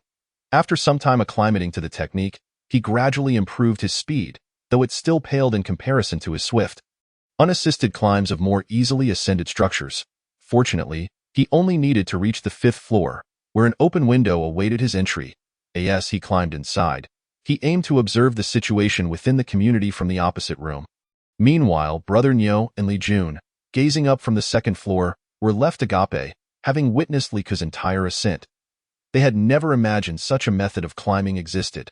Initially, his movements had been somewhat cumbersome, but they soon transformed into a fluid grace, showcasing his remarkable adaptability. Suddenly, Li Jun blurted out, "Good heavens, he's a natural thief, a master of burglary." Brother Nyo shot him a disapproving look. "If you must speak, at least do so wisely. You've unjustly labeled a valiant and exceptional comrade as a criminal." Li Jun chuckled sheepishly. "My apologies. I spoke without thinking. I in an unusual display." He refrained from arguing with Brother Nyo and readily admitted his mistake. At that moment, Lika entered the neighboring unit, where 2 zombies awaited him. He dispatched them effortlessly before hastily opening the window to peer down. The sun had nearly set, casting a warm orange glow across the community. He found himself in Building 10, located on the northern side of the complex. From the 5th floor, he could clearly observe the happenings below. 2 oddly dressed individuals were moving about, seemingly constructing a mechanism to block the zombies at the north gate. Lika's pupils contracted in surprise. Their actions raised numerous questions. Why were they so brazenly traversing this area without being attacked by the zombies? After all, their trap was not yet complete, and the zombies were free to roam. The notion of using zombies as guards was astonishing to Liku. This indicated a profoundly creative organization that had developed a comprehensive methodology for controlling the undead. As the sun dipped below the horizon, darkness enveloped the area. After nearly an hour of observation, Lika gleaned some insights into their operations. Their clothing was stained with zombie blood and flesh, a detail he noted from their frequent changes of attire upon entering and exiting vehicles. They also emitted peculiar sounds, reminiscent of zombie growls, which seemed to exert a measure of control over the undead. Whenever the zombies at the entrance became restless, one of them would emit a series of growls to calm them. Occasionally, they would provoke the zombies to draw them into corners, setting up traps throughout the community. Liku meticulously noted these mechanisms, though his view was limited to the northern section of the complex, obstructed from seeing the southern half. He pondered whether similar operations were occurring there. The more he observed, the more these traps resembled formations, leaving him astounded. This mysterious organization not only possessed unique clothing that allowed them to blend in with the zombies, but also wielded the ability to control them through sound, and even orchestrate them in formations. Liku's curiosity about the true leaders of this organization intensified. Mere days after the zombie outbreak, they had already reached such an advanced level of understanding regarding the undead. This realization made him wary of acting impulsively. He resolved to venture toward the outdoor exploration team's base, located in Building 3 on the 3rd floor, situated in the southern part of the community. To reach it, he would need to traverse a significant portion of the area, which was rife with zombies. To avoid drawing attention, he cleverly donned several garments scavenged from the room and smeared blood and flesh from the 2 zombies he had recently dispatched onto them. He then utilized the suction cups to descend from the 5th floor. As he descended towards the ground, he donned a shirt stained with the blood of the undead. Once he reached the bottom, he immediately concealed his presence, fully outfitting himself in the garb of the zombies. With utmost caution, he made his way to building number 3, ever vigilant for any traps or mechanisms along the route. Fortunately, he arrived at the base of building number 3 without incident, only to discover it surrounded by a throng of zombies. Indeed, this faction was in direct opposition to the outdoor exploration team, intent on trapping them within the building. Li Ke navigated through the sea of zombies with great care, moving slowly and softly, fearful of disturbing the gruesome remnants clinging to his attire. He endeavored to remain silent. This was an experience unlike any he had encountered before. Should an unexpected event arise, the relentless gnawing of countless zombies would leave him with no chance of survival. As he walked, he pondered the meaning of life, questioning whether it was worth such a perilous gamble for a mere vehicle and an unfamiliar outdoor exploration team. Yet the answer was clear. It was indeed worth it. Since he intended to establish himself in this city, this mysterious and formidable organization would undoubtedly pose the greatest challenge, given their predatory behavior and their penchant for surrounding others with the undead. It was evident they were not a group of benevolent souls. Resources within the city were limited. Had they been familiar and friendly allies, Li Ke would have welcomed peaceful exploration. However, if they were nothing more than ruthless marauders, he hoped to take the initiative. With these thoughts in mind, Li Ke moved cautiously, finally reaching the base of the building unscathed, preparing to ascend to the outdoor team's base. Meanwhile, in the main hall of the outdoor team's base, a crowd gathered. At the center sat a dignified man in his 50s, sitting upright with an air of authority. Yishan's father, Yi Zhendong, to his left sat Yishan and his mother, while to his right were Luo Wan and Li Xiao. The rest were family members of various ages, forming a loose circle. Yishan's father bore a resolute expression. Having served in government and later ventured into business, he had weathered many storms. He then spoke decisively. This matter is not open to further discussion. The situation dictates our course of action. We must acquiesce to their demands and temporarily cooperate. I believe there is no business that cannot be negotiated. Let us concede for now, and subsequently devise a plan to gradually regain the upper hand. Yishan shook his head, realizing that his father's lifetime of business experience had ingrained a mindset rooted in the past. He seemed oblivious to the fact that order had disintegrated and moral principles had vanished in this new world. Yet, as the head of the family and the visible leader, it was critical not to undermine his authority. Thus, Yishan tentatively remarked, "They have captured several people from multiple buildings, according to those who escaped to our side. Their methods are ruthless. If they cannot assimilate someone into their ranks, they resort to sadistic torture, treating women as mere playthings. Can such individuals be trusted?" Yi Zhendong snorted in irritation. "What other choice do we have? Your previous plan of mutual destruction is unfeasible. Should we pursue that course, we would all perish, and our foundation for survival in this new world would be irrevocably lost. Let us each take a step back, demonstrate our strength, and then reassess our cooperation. This way, we can negotiate from a position of power." After a prolonged moment of contemplation, Yishan reluctantly conceded. His father's domineering nature left him little room to oppose. Across from them, Luo Wan appeared equally exasperated, while Li Xiao seethed with indignation. A former soldier who had traveled abroad with the group, he had secretly amassed an arsenal and believed he could inflict severe casualties on their adversaries, forcing them to capitulate rather than compromising and relinquishing a significant portion of their resources for an unreliable promise. Just as a decision was about to be reached in the hall, a sudden noise emanated from a nearby room. In the northwest corner of the hall, a small chamber belonged to Yishan's younger sister, Yiling, a sophomore in college. She had been at school during the outbreak and had sheltered with her dorm mates until her brother Yishan rescued them. With her curly hair and bright eyes, she was lively and cheerful, often capturing humorous videos and serving as the family's joy. However, since the apocalypse, the atmosphere at home had become oppressive. The gravity of the meeting disinterested her. So she retreated to her room, staring vacantly out the window. Suddenly, a head appeared before her window, eyes gleaming with an unsettling intensity, fixated on her. Yiling gasped in fright, causing Li Ke to jump as well. He quickly placed a finger to his lips, signaling for silence, fearful of alerting any potential enemies below. The commotion drew the attention of those in the hall, with Luo Wan and Li Xiao rushing over. Upon seeing the figure outside the window, they were momentarily stunned before joyfully opening it, pulling Li Ke inside while peppering him with questions. Yiling, curious, inquired, "Who is this?" To which her brother replied, "Little sister, this is the remarkable young man I told you about, the one who saved us in the hospital. His arrival may bring us a breakthrough in our predicament." Yi Ling scrutinized Li Ku. Noting his slight frame and handsome features, he hardly resembled a formidable individual, more akin to a delicate young man from Korea. Throughout her life, she had admired her brother, who had achieved financial independence early on and traveled the globe. Honing his skills, in contrast, she remained dependent on her family, obediently following her father's plans while diligently pursuing her studies. Thus, she had always envied her brother's life. Since her return, she had often heard her brother lavish praise on this individual, claiming he possessed qualities surpassing his own. Intrigued, Yi Ling was eager to meet him. Now, seeing him for the first time, she found him visually appealing and was impressed by his daring feat of traversing a horde of zombies to reach the third floor. Igniting her curiosity and a hint of admiration for Li Ke-as, Yishan introduced Li Ku to Yi Ling. Luo Wan and Li Xiao also took the opportunity to briefly explain their current situation to him. Subsequently, the group surrounded Li Ku, heading toward the hall. Chapter 36. A fiasco. As Li Ku was ushered into the hall, many curious eyes turned towards him. The previous room had been small, and only a few had entered.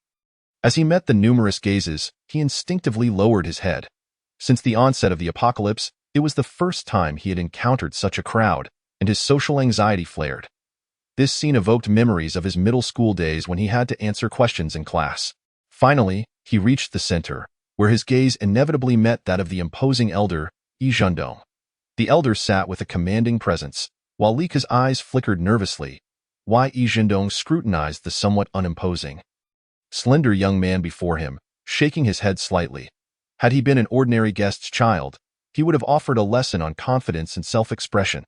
However, in this era of chaos and peril, he had no inclination for such guidance. Turning to his son, he inquired, "Yishan, is this boy your friend? How did you come to know him? He appears rather young." Yishan recounted the events at the hospital succinctly. Yi Zhendong's expression shifted to one of surprise as he observed the young man more closely. Skeptical of the veracity of Yishan's account, suspecting embellishment. "Take your friend downstairs to rest," he instructed. "We shall continue our discussions. Father, we should consider listening to his thoughts. He might offer us an unexpected advantage." Yishan retorted eagerly. Yi Zhendong, imposing and authoritative, dismissed the notion. What could a clearly inexperienced child possibly contribute? Yishan, do not place all your hopes on him simply because he fortuitously saved you. Li Ke refrained from arguing. He too wished to leave this place, as he had no desire to engage further with these seasoned individuals, whom he had found distasteful even before the apocalypse. Moreover, he felt a profound discomfort in crowded settings. However, he was genuinely intrigued by the weapons Li Xiao had mentioned earlier. Turning to Yishan, he suggested, "Brother Shan, let Li Xiao escort me to a room. You all can continue your discussion without concern for me." With a resigned sigh, Yishan apologized to Li Ku and exchanged farewells with Li Xiao, who then led Li Ku away. Yi Zhendong, meanwhile, remained impassive, not sparing Li Ku another glance. Li Ku flashed a smile at Li Xiao, forming a gun gesture with his hand, to which Li Xiao chuckled in understanding as he guided Li Ku into the supply storage room. As Li Xiao produced an array of weaponry, Li Ke's eyes sparkled with excitement. "Brother, we are indeed kindred spirits. Engaging in tedious discussions with those old fogies is utterly pointless," Li Xiao exclaimed. "What are they discussing in the meeting?" Previously, Li Xiao had briefly mentioned the scale of their adversarial faction and some of their resources, but had not delved into the specifics of the meeting. It's merely a question of whether to fight or negotiate. As you can see, we are surrounded by zombies, and the atmosphere is tense. The majority favors negotiation, primarily due to the elder's insistence. "What is Brother Shan's stance?" Li Ku inquired. "Shan Gu, Luo Wengu, and I are all rather in favor of resolving matters through force. For we have witnessed the brutal and bloody reality outside. We hold no naive illusions about those out there, while the old man's mindset remains entrenched in the notions of civilized society." Li Xiao gestured toward his head with his finger. Li Ku, genuinely perplexed, exclaimed, "With so much weaponry at your disposal, why not just charge in? What is there to deliberate about?" Li Xiao, somewhat stirred by Li Ku's words, soon sighed and shook his head. "It's not that simple. Just look at our situation. Surrounded by so many zombies, we can't even make a move, let alone engage in a fight. Isn't their climbing gear? Let us take a look." Lika queried, brother. I understand your intent. You mean to use the climbing gear to descend and then eliminate them, right? Li Xiao replied as he retrieved the climbing equipment. Li Ku's eyes sparkled with excitement as he observed the various climbing tools Li Xiao presented, some of which he had never seen before. He examined each piece, gesturing and inquiring about them. Li Xiao shared his knowledge without reservation. After reviewing everything, Li Ku's eyes gleamed as he fixed his gaze on Li Xiao. Just the two of us. Shall we undertake a grand venture tonight? Li Xiao, feeling quite frustrated, was ultimately persuaded by Li Ku's relentless encouragement. The two began to don various pieces of equipment in the supply room, discussing their battle plans. Meanwhile, Yiling, eavesdropping outside, widened her eyes with excitement. When she heard the footsteps of the two approaching, an idea struck her, and her eyes sparkled with mischief. As they opened the door, she leapt forward, hands claw-like by her face, exclaiming, "Ha!" Li Ku and Li Xiao were genuinely startled. Primarily because their hearts raced with anxiety. They had intended to sneak into a room with windows. Li Ku raised his hand, which held a crossbow, nearly shooting an arrow in surprise. He had opted for the crossbow. As he had never used a gun before, finding the crossbow to be a safer choice. Moreover, it was quieter and more stealthy, with lethal potential not inferior to that of a firearm at close range. Li Xiao frowned and scolded. Yiling, why aren't you staying in your room? What are you doing out here scaring people? I almost mistook you for a zombie. Wai Yiling grinned mischievously. Mind your manners. I know all about your plans. Both Li Ku and Li Xiao were taken aback, realizing that they had not properly closed the door when they entered the storage room. They had never expected to be followed within the base. Yiling chuckled. I heard your whole plan, and it's exhilarating. You must take me along, or I'll tell Dad. Li Xiao was about to firmly decline when Li Ku tugged at his arm, pulling him back into the room and whispering a few words in his ear. Wai Yiling leaned in to listen but could hear nothing. Li Xiao, wearing a hesitant expression, eventually nodded. Albeit reluctantly, Li Ku pulled Yiling inside. Quickly choose your gear. It's dangerous outside. We promise to take you, but you must listen carefully to our commands. Wai Yiling was slightly taken aback. She hadn't expected Li Ku to genuinely agree. Elated, she began selecting her equipment. Chapter 37. The clever one. Yiling followed closely behind the two as they stealthily approached the window along the corridor. Everything felt refreshingly thrilling and incredibly fun to her. Li Ku, observing her eagerness, smiled knowingly. Truly, the fearless innocence of youth. For Li Ku, equipped with comprehensive climbing gear, scaling any wall was no challenge. He set up a safety point at the window before connecting Li Xiao, instructing him to descend first. Although Li Xiao had undergone extensive special training in wall climbing during his time in the military, it had been quite some time, and he felt a bit out of practice. Li Ku stood by to assist him, sharing various tips and techniques.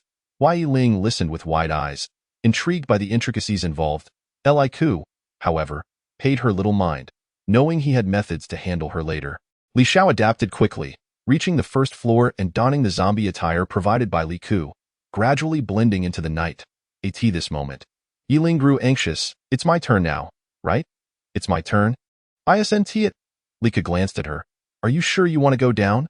Many of the bad guys are on the second floor. If anything goes wrong, do not scream. If you alert them, your death is trivial compared to the danger it poses to both me and your brother Li Xiao. You could ruin everything for us and put your entire family in jeopardy. Li Ku's words carried a heavy weight, laced with a chilling tone. He could see that Yiling had been well protected, possessing an innocent and naive disposition, untouched by the horrors of the apocalypse. Having never faced any challenges before the world fell apart, she shivered at Li Ku's warning. Yet, an inexplicable stubbornness prevented her from backing down, and she defiantly nodded. Don't underestimate me. I can do it. Li Ku narrowed his eyes but said nothing, beginning to set up a safety point for Yiling. The moment she stepped out of the window, a chilly breeze swept past her, and the reality of the situation hit her. It was far more complex than it appeared. Her legs felt weak, and her body trembled. Though she had thought she was not afraid of heights, that certainty was now in question. As she slowly descended to the second floor, the chilling roars of a horde of zombies echoed from below, and the fear of falling and being torn apart surged within her. At that moment, she truly regretted engaging in such a reckless endeavor. Her entire body stiffened, and she fought the urge to scream and cry. However, recalling Li Ku's earlier words, She stifled her emotions.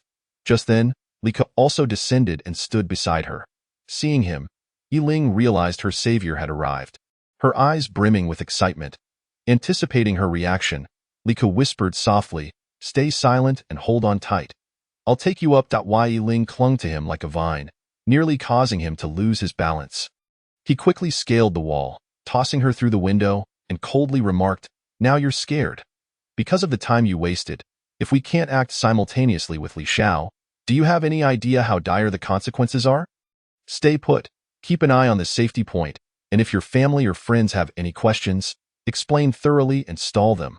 With that, he descended without looking back. Yiling slumped to the ground. The fear from moments ago lingering.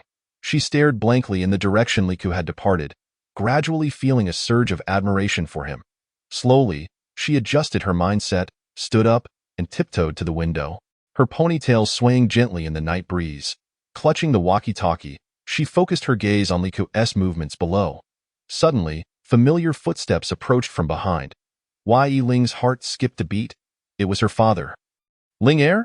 Yi Zhendong's voice called from the end of the corridor. "What are you doing here so late?" Yiling quickly scanned her surroundings, her eyes landing on the cleaning tools in the corner. An idea sparked and she grabbed a mop, energetically pretending to clean the floor. "Dad," she replied without looking back, "I'm on night duty. Look how dirty the floor is. I need to tidy up." Yi Zhendong approached, eyeing his daughter suspiciously. "Night duty?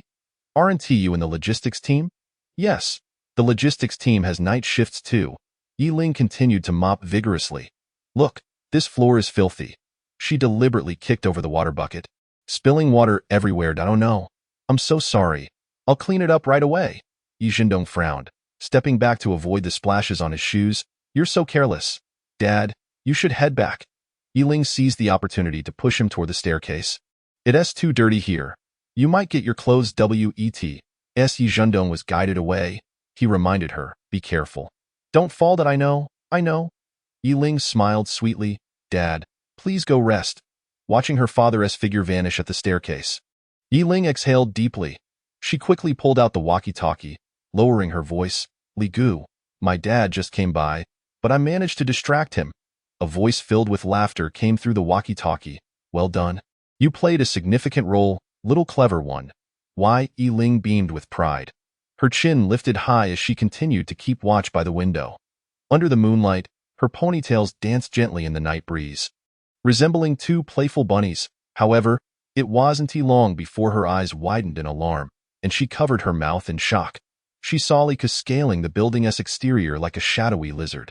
The moonlight glinted off the cold steel of his compound crossbow, with 12 arrows neatly arranged in the quiver. "How impressive! I must do my part," she thought, urging herself to contribute. Point 2 patrolling soldiers at the southeast corner. She whispered urgently into her earpiece, "They're heading toward the fire escape."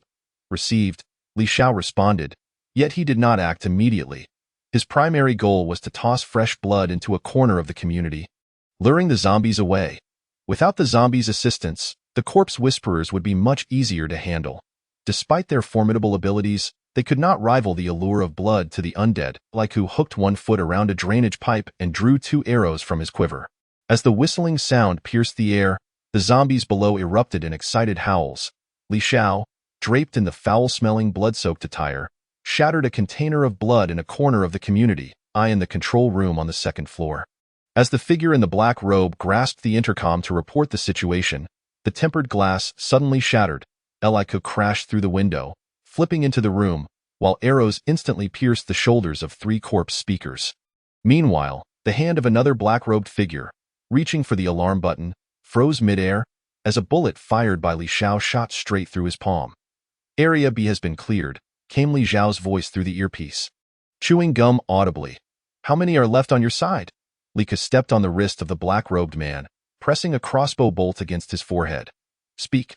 Where is your lair?" Chapter 38. Dashing and daring. The sudden gunfire sent shivers down everyone's spines.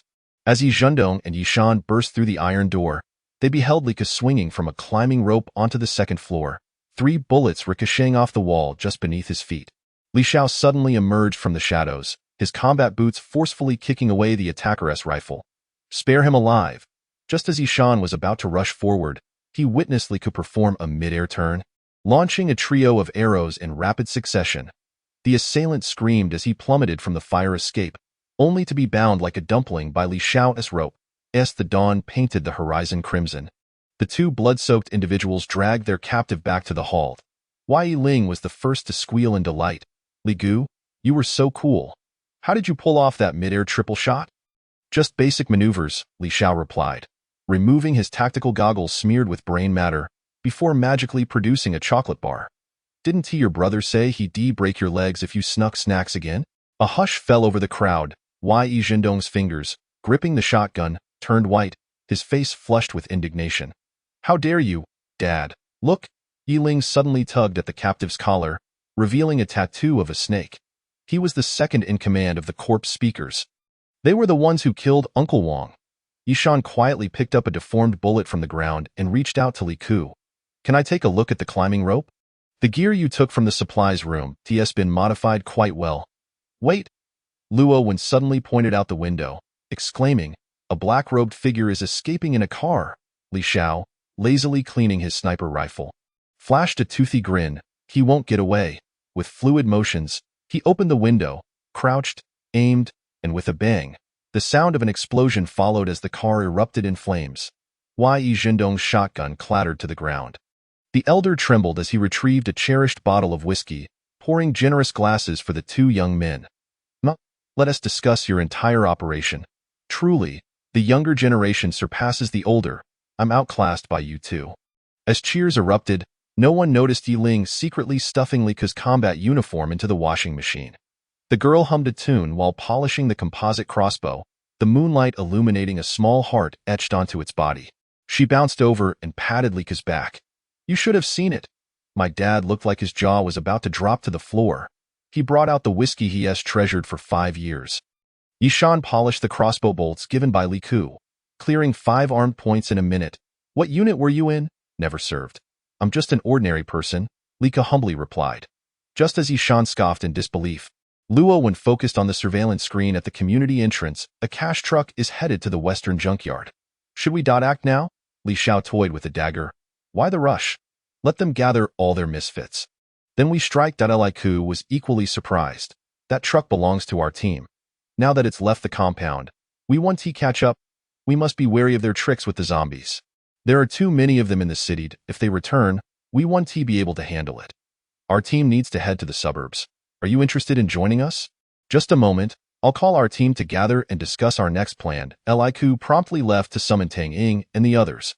The zombies in the community had been contained, and the journey was smooth. When Tang Ying and the others heard Li Ku recount the events, they all gave him a thumbs up. Upon hearing the end, Nyogu widened his eyes. 5 years worth of treasured whiskey? Let us hurry. We can talk later. Upon arrival, the hot pot was already bubbling. Yi Zhendong, Yishan, and others warmly welcomed them to eat. The broth bubbled heartily, and Nyogu pulled out frozen mutton rolls from his backpack, slamming them onto the table. This is the Shilin Jewel lamb I snagged from the cold storage. It was going for 888 before the zombie outbreak. Nyo uncle, you're boasting. Enin tiptoed toward the induction cooker, her strawberry hairpin bobbing. Li Jun quickly lifted his daughter onto a high stool, wiping the drool from her mouth with a handkerchief. Slow down. Wait for Yi Ling to arrange the vegetable platter. Tang Ying entered wearing a pair of high heels, slamming the map onto the seasoning station. The success rate for breaking through Zhongshan Road is 87.6, but someone needs to take charge. Before she could finish, Li Ku stuffed a shrimp ball into her mouth. Tang Zong, we don't discuss work while eating. Yishan nearly spilled the spicy broth onto the tactical map as he steadied the copper pot.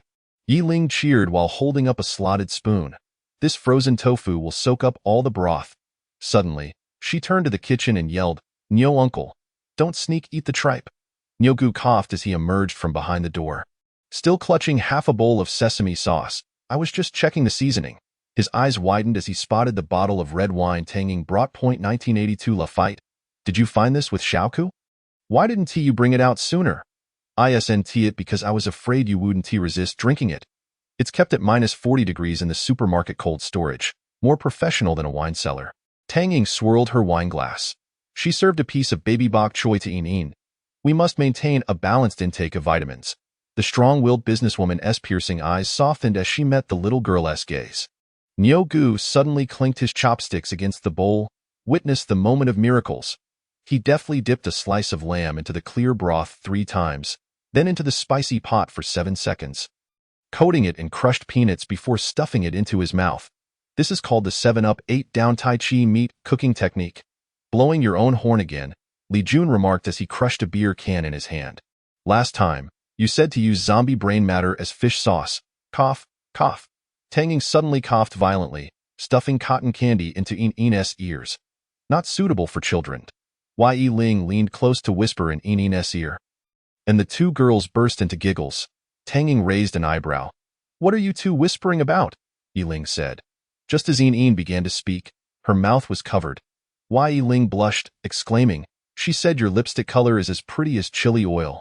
Laughter erupted, while Li Xiao quietly distributed the freshly cooked snowflake beef to everyone's bowls. Nyogu suddenly stretched out his chopsticks and snatched the shrimp balls from Li Xiao's bowl. Sharing is a virtue, special forces comrade.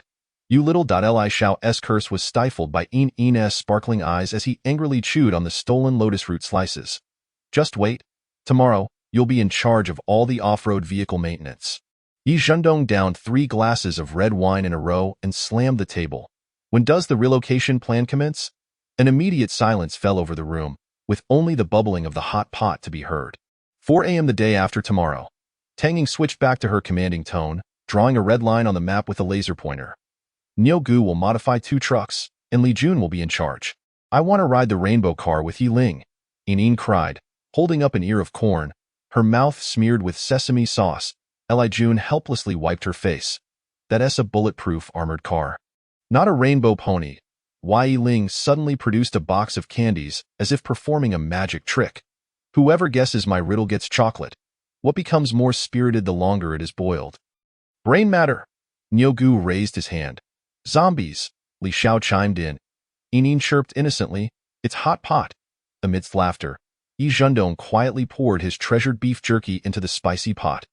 The elder gazed at Yin, whose cheeks were puffed with food, and suddenly murmured, I should bring a few more boxes of milk powder for the child. Moonlight streamed through the window, illuminating Tanging's high heels, which had unknowingly kicked against the table's underside. She leaned against Li Ku's shoulder and whispered, actually, there are 3 more boxes of Lafite in the supermarket cold storage. Li Ku toyed with her loose hair. The 1992 vintage? Sure, don't let Nyogu hear. The strong-willed woman smiled like a cat caught in a dalliance, casually pouring Sprite into the inebriated Nyogu's glass. Chapter 39. Alone, everyone indulged in a hearty feast, reveling in this long-awaited moment of joy, which felt particularly precious amidst the tense and bleak days of the apocalypse. The girls gathered together, chatting until dawn before reluctantly dispersing to their rooms for rest. Meanwhile, the boys mostly drank themselves into a stupor. Except for a few stationed at various checkpoints, diligently on guard, however, they too received their share of snacks and fruits as a consolation. Just as the revelry reached its peak, Yi Ling keenly noticed Li Ku whispering something to Li Xiao. Once everyone had settled down for the night, Yi Ling stealthily followed Li Ku, discovering he had indeed slipped away alone to the supplies storage room. To her astonishment, Li Ku casually produced a key from his pocket, surely given to him by Li Xiao. Yi Ling speculated that Li Ku intended to stealthily gather equipment for some nefarious purpose. Indeed, Li Ku finished packing and prepared to leave. As he stepped out the door, he was met with Yi Ling standing nonchalantly by the entrance. Li Ku felt a wave of exasperation. Why was it that whenever he wished to remain undetected, he always encountered her? Yi Ling looked at him with a grin and asked, Li Ku-gu, where are you going? With a wry smile, Li Ku replied, I'm setting off alone. Upon hearing this, Yi Ling was taken aback. She had thought he was off to undertake some important task, not that he was planning to leave. Why? Yi Ling inquired, astonished. Li Ku responded, I have always been a person who prefers solitude. As for myself, I suffer from social anxiety, yet at times, I also crave the vibrancy of crowds. I am indeed a paradoxical individual. I do not relish the idea of constantly mingling with the masses. Rather, I find solace on the fringes of society, which is what one might call a social outsider. So where are you headed? Yi Ling inquired further. Our paths are aligned, Li Ku replied calmly. You heard me correctly. My route coincides with yours, but I prefer to journey alone. Rest assured, I carry a walkie-talkie, so we can communicate at any time. I have also informed Brother Li Xiao about this matter. The reason for my stealthy departure is to avoid the melancholic atmosphere that often accompanies farewells. Before long, Yiling stood vacantly by the window, gazing at Li Ke's retreating figure. As a person of inherently innocent and lively disposition, she found it difficult to comprehend Li Ke's character. Increasingly, she perceived him as an enigma. Beneath his handsome exterior lay a resilient yet reclusive heart. What manner of person is he? She wondered, her curiosity about him intensifying. The glass curtain wall on the fourth floor of the entertainment plaza reflected the warm hues of the setting sun as Li Ke ascended the remnants of the escalator. His tactical backpack laden with provisions for 3 days it was the second day of his solitary journey, and he had already communicated with the others via walkie-talkie. Recalling Tang Ying's lamentations over the device, he could not help but shake his head and smile wryly. Upon reaching the fourth floor, he was met with the hurried clatter of high heels and a shrill voice cursing. Bastard. We traded 3 bottles of mineral water for this pack of biscuits. Xiao Zhao, don't be impulsive. A few girls' cries, tinged with desperation, caused Li Ke to halt in his tracks. Peering through the gap of the fire escape door, he witnessed 7 or 8 women clad in professional skirts cornered at the jewelry counter by 3 tattooed men. The red-haired girl brandished a fire axe, her ponytail resembling a frayed hedgehog. Li Ke refrained from recklessly revealing himself and instead turned to the fire escape. He had noticed guards stationed at the entrance of the mall, so he had directly ascended to the 4th floor. During his climb, he had overheard someone mention that a young man in a robe frequently roamed this vicinity. Inside the fire escape, Wuliang Tianzuan, the sudden appearance of Li Ke startled the Taoist, almost causing her weapon to slip from her grasp. Who are you? She queried. How long have they been trapped? Li Ke cut straight to the point. The Taoist wiped the sweat from her forehead. I am Qing Yun. I sought refuge here after the zombies emerged. Those women, she hesitated, arrived 3 days ago. Li Ke noticed the half-pack of compressed biscuits clipped to her waist. Do you often help them find food? He inquired. Regrettably, Qing Yun chuckled bitterly. I can only scrounge some snacks from the offices. The people on the 3rd floor have monopolized the dining area, claiming they need to exchange their bodies for food. Her face flushed as she uttered those words. Li Ke nodded, retrieving a pack of beef jerky from his backpack. Take me to see them. Before long, they arrived at the jewelry section on the 4th floor. Halt! The red-haired girl pointed her fire axe at Li Ke. Are you with them? Xiao Zhao, right? Li Ke raised his hands in surrender. Tang Ying sent me. The girl's hand trembled noticeably. Tang Zong? She's alive. Immediately, she retreated warily. How can you prove it? In your desk drawer, there's a box of Ferrero Rocher that Tang Ying gifted you during last year's annual meeting. As Li Ke spoke, he produced a letter from Tang Ying, which he had written before he left Li Jun's residential building, primarily for Xiao Zhao to recognize Tang Zong's handwriting. You adore sweets? Yet you always resist for the sake of your diet. Tears welled in Xiao Zhao's eyes. Tang Zong. Okay, she's doing well. But first, tell me about your situation. Leaning against the counter, Li Ke inquired, how did you end up trapped here? That day, Tang Zong took a day off, and I organized the sisters for a quarterly summary meeting. Xiao Zhao wiped her tears. Suddenly, the alarm rang, indicating a biting incident downstairs. We hurriedly evacuated through the emergency exit, only to encounter numerous dangers along the way. The girl beside her, wearing glasses, chimed in. We had no choice but to take refuge in this building and ran into that group on the 3rd floor. They pretended to help but forced us to the 4th floor. Then they demanded protection fees. Xiao Zhao gritted her teeth. First it was supplies, then, she faltered, like who noted a girl in the corner with a flickering gaze, discreetly recording these details. Subsequently, Li Ke departed, intending to gauge the villains, for he could not rely solely on one side of the story. After all, even the most virtuous individuals before the apocalypse could undergo transformation afterward.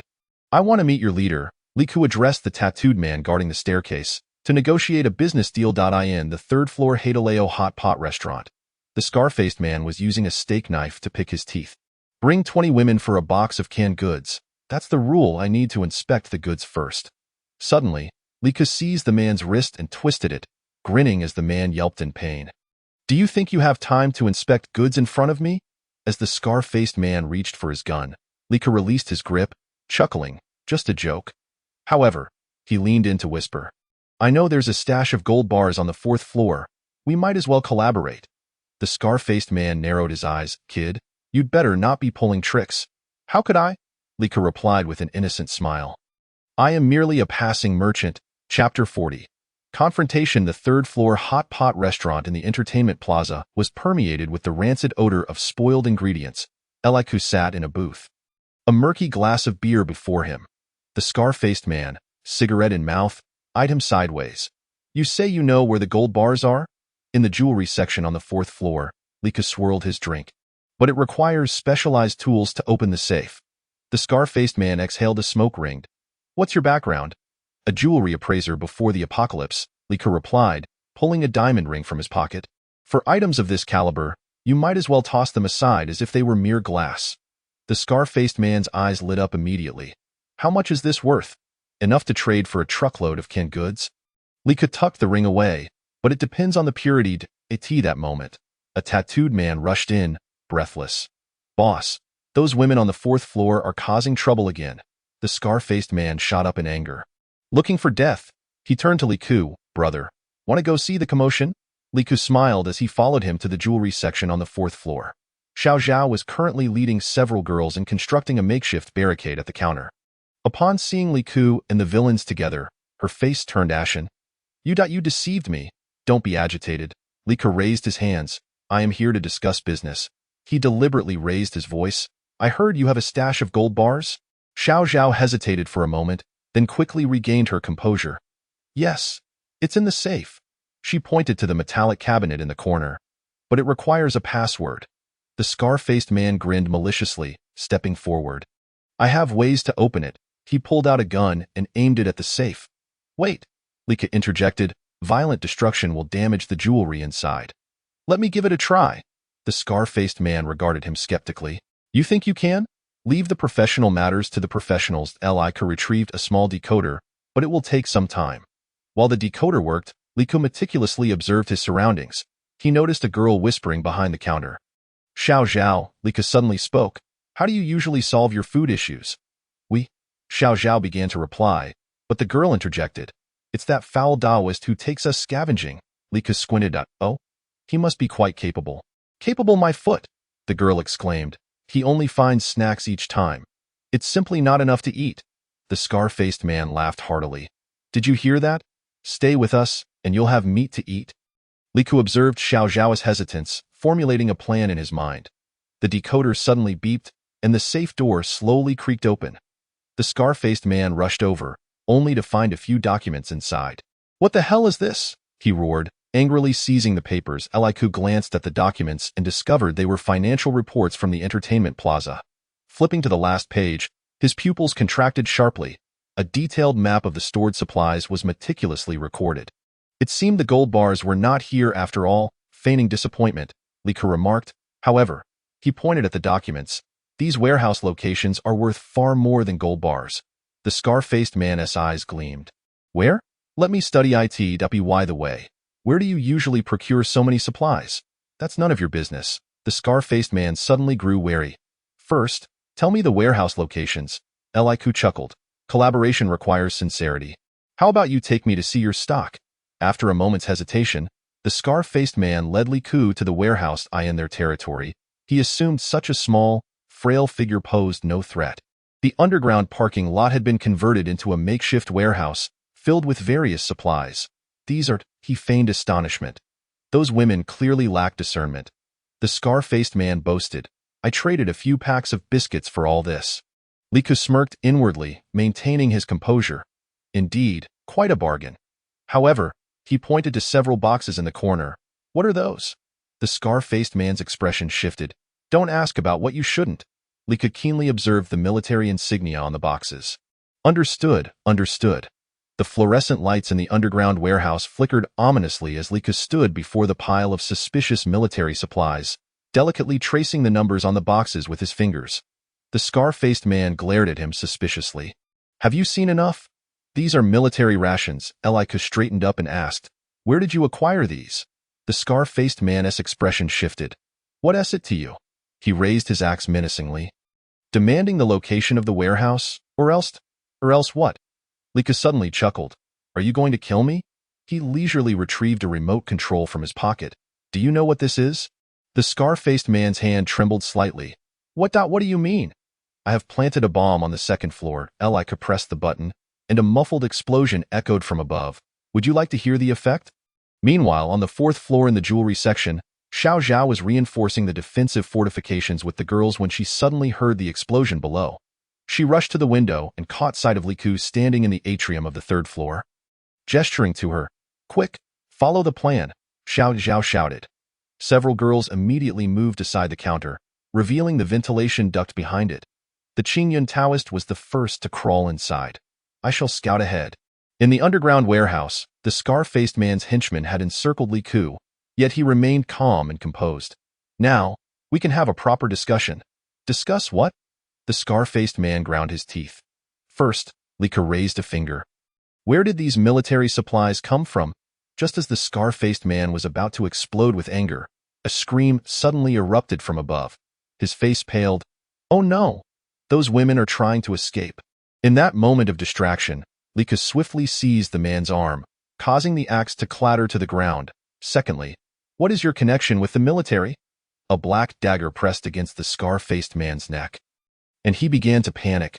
I'll tell you. These were taken from a deserter. Li Ku narrowed his eyes. Deserter? Yes. The scar-faced man was sweating profusely. He said the military has already retreated and told us to flee. Before he could finish, the warehouse door was suddenly smashed open. Xiao Zhao burst in with the girls, armed with an array of weapons. Everything from fire extinguishers to mops. Drop your weapons. Xiao Zhao brandished a fire axe. Otherwise, we'll blow this place to smithereens. The scar-faced man's men exchanged glances before reluctantly throwing down their weapons. Eliku approached Xiao Zhao. Well done. Thanks to your plan. Xiao Zhao smiled, but then glanced at a girl in the corner. Some people might not be very happy. That girl suddenly screamed. You're crazy. Offending the military will get you killed. The military? Li Ku sneered. Is this what you mean? He opened a box to reveal an array of counterfeit military supplies. This is impossible. The girl collapsed to the ground. They clearly said. They said they would protect you? Xiao Zhao stepped forward. Lin Jia believed your nonsense, which is why. She couldn't finish her sentence. Elika patted her shoulder. The most important thing now is to get out of here. There were 2 modified trucks in the underground garage. Eliku unfolded a map. It's enough to accommodate everyone. But the Qingyun Taoist hesitated. There are zombies outside. Don't worry. Li Ku revealed a mysterious smile. I have an old friend waiting outside. Chapter 41. Reunion. The roll-up door of the underground garage slowly rose, allowing blinding sunlight to flood in. Li Ku squinted, and the crackling sound of a walkie-talkie broke the tension. Old Nyo, are you in position? Just waiting for your signal. Came the rugged voice of Brother Nyo through the walkie-talkie. 2 armored vehicles are ready for extraction. Xiao Zhao and the female employees hid behind the truck, gripping their fire axes nervously. Brotherly, how is the situation outside? Li Ku raised binoculars. There are over 20 zombies at the front door, and at the side door. He suddenly paused. We can't delay. The horde is gathering towards us. Without another word, he charged forward. Let us go. The Qingyun Taoist gritted his teeth and followed suit. 2 armored vehicles suddenly burst in through the side door, and Brother Nyo leaned out, shouting, Get in the vehicle.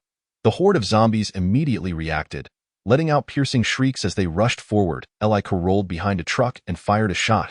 Xiao Zhao, get them in the vehicle. He shouted while shooting. The Qingyun Taoist swung a metal rod. I'll provide cover. Li Ku rummaged through his backpack for several Molotov cocktails and accurately hurled them into the mass of zombies. Flames instantly engulfed the front line, filling the air with a charred odor. Quick, now is our chance, Li Ku yelled. The female employees screamed as they rushed towards the armored vehicles, with Xiao Zhao clearing a path with her fire axe. Suddenly, a zombie lunged from the side, and Li Ku dashed forward, his military knife plunging precisely into the zombie's eye socket. Brotherly, be careful, Xiao Zhao exclaimed in alarm. Eliku spun around and delivered a spinning kick, sending another zombie flying. Seizing the opportunity, he leaped onto the armored vehicle and shouted to Brother Nyo, Drive! The armored vehicle burst from the garage, crashing into several zombies. Suddenly, the roar of an engine echoed ahead as a modified off-road vehicle sped towards them. It's General Tang, Xiao Zhao shouted excitedly. The off-road vehicle drifted to a stop beside the armored vehicle, and Tanging jumped out, stepping casually on the bodies of zombies. Xiao Zhao opened her arms to embrace her. But Tang Ying charged straight for Li Ke, who spread his arms, displaying a smug grin. To his surprise, Tang Ying delivered a punch. You bastard! Do you have any idea how worried I was? Li Ke clutched his stomach, chuckling wryly. General Tang, there are so many people watching. So what?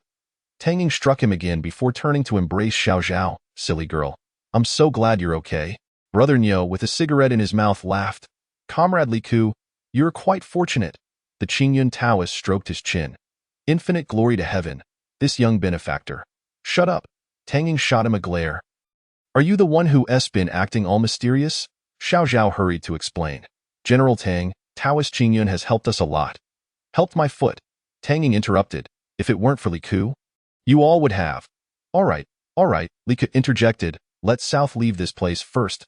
On the armored vehicle, the Qingyun Taoist finally had a chance to recount his story. I was originally a Taoist priest at the Baiyun Temple, performing rituals in the square that day. Get to the point. Tang Ying impatiently cut him off. I saw zombies coming, so I took my talismans and hid in the mall. The Qingyun Taoist scratched his head awkwardly. Later I encountered these young benefactors and so you pretended to be a deity to swindle food and drink? Tang Ying sneered. General Tang. Xiao Zhao protested. The Taoist really helped us a lot. Yes, the other girls chimed in. If it weren't for the Taoist. Tang Ying rolled her eyes. All right, I'll spare him this time since you're all safe. Back in the safe zone, the female employees surrounded Li Ke, chattering excitedly. Brother Li is so cool. That spinning kick was absolutely amazing. The Molotov cocktails were thrown with such precision. Xiao Zhao blushed and said, Brother Li, thank you.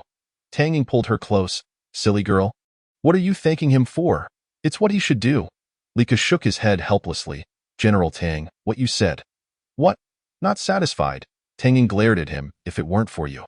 All right, my fault. Li Ke raised his hands in surrender. Brother Niu laughed heartily. Xiao Ku, your family status is precarious. Amidst the laughter, the setting sun cast a warm glow on everyone's faces. As if painting a comforting end to this thrilling adventure, I in the cafeteria of the safe zone. The aroma of flour mingled with laughter. Tang Ying rolled up her sleeves, revealing an expensive wristwatch. As she taught Xiao Zhao how to roll dumpling wrappers. You need to apply force with your wrist. Yes, just like that. General Tang, Xiao Zhao stuck out her tongue. Your technique is more professional than running a board meeting. Of course, Tang Ying proudly lifted her chin. My grandmother runs a dumpling restaurant. Suddenly, she turned and glared at Brother Niu, who was sneaking a bite. Old Niu. That's raw. Brother Niu sheepishly set down the dumpling. I was just hungry. Come, let us have a dumpling-making contest. Li Ke approached with a bowl of flour. The loser does the dishes. I'm in. Xiao Zhao immediately raised her hand. The Qingyun Taoist, blushing, said, I'll give it a try too. You? Tang Ying raised an eyebrow. Just don't put any talismans in there. Amidst the laughter, the contest began. Xiao Zhao skillfully wrapped dumplings quickly and efficiently. The Qingyun Taoist fumbled awkwardly, flour covering his face. Brother Niu simply made his dumplings into buns, while Li Xiao showcased his special skill of wrapping dumplings with one hand. This isn't fair. Tang Ying protested. You must have learned this in the army. Reporting to General Tang, Li Xiao stood at attention. I spent 3 months in the cooking class, with everyone pitching in. It wasn't long before the meal was ready. Cheers. They all raised various drinks. Xiao Zhao held a can of cola. General Tang, are you drinking red wine? 1982 Lafite. Tang Ying swirled her goblet. If I don't drink it now, it'll expire. The Qingyun Taoist carefully sipped juice. I can't drink alcohol, that I know. Xiao Zhao cheerfully offered him a dumpling. Try the one I made. Tang Ying observed the two with a thoughtful expression. Xiao Zhao. General Tang. Xiao Zhao blushed. It's fine. Tang Ying smiled. You're young after all. This can is expiring in 3 days. Brother Niu excitedly held up a can. This cookie has a week left. Another girl shouted. Li Ke looked helplessly at the group of enthusiasts for near-expiry food. What are you all doing? The first rule of survival in the apocalypse, Tang Ying elegantly sliced through expired ham. Expired food is still food. The second rule, Xiao Zhao chimed in. What Tang said is absolutely right. Laughter erupted among the crowd. Qing Yun whispered. Actually, there are some rations left in the Taoist temple. Really? Xiao Zhao's eyes brightened. Take me to see. Qing Yun's face flushed, and he lowered his head in silence. likely imagining the astonishment of his master and senior brother at the prospect of bringing a girl back. The next day, Li Ku and Qingyun prepared to set off. "Are you really going?" Tanging crossed her arms. "Yes," Li Ku nodded. "Qingyun believes his senior brother might still be alive. Be careful." Tanging suddenly lowered her voice. "Come back early." Li Ku chuckled. "Is Tang the boss?" "Sure." Tanging glared at him. "Hurry up and go." Xiao Zhao reluctantly tugged at Qingyun's sleeve. "You must be careful. Rest assured," Qingyun said, blushing. Chapter 42. Entering the Taoist temple, Li Ku and the young monk made their way along the dilapidated street, cautiously avoiding the wandering zombies. The air was thick with the stench of decay, punctuated by distant, low growls.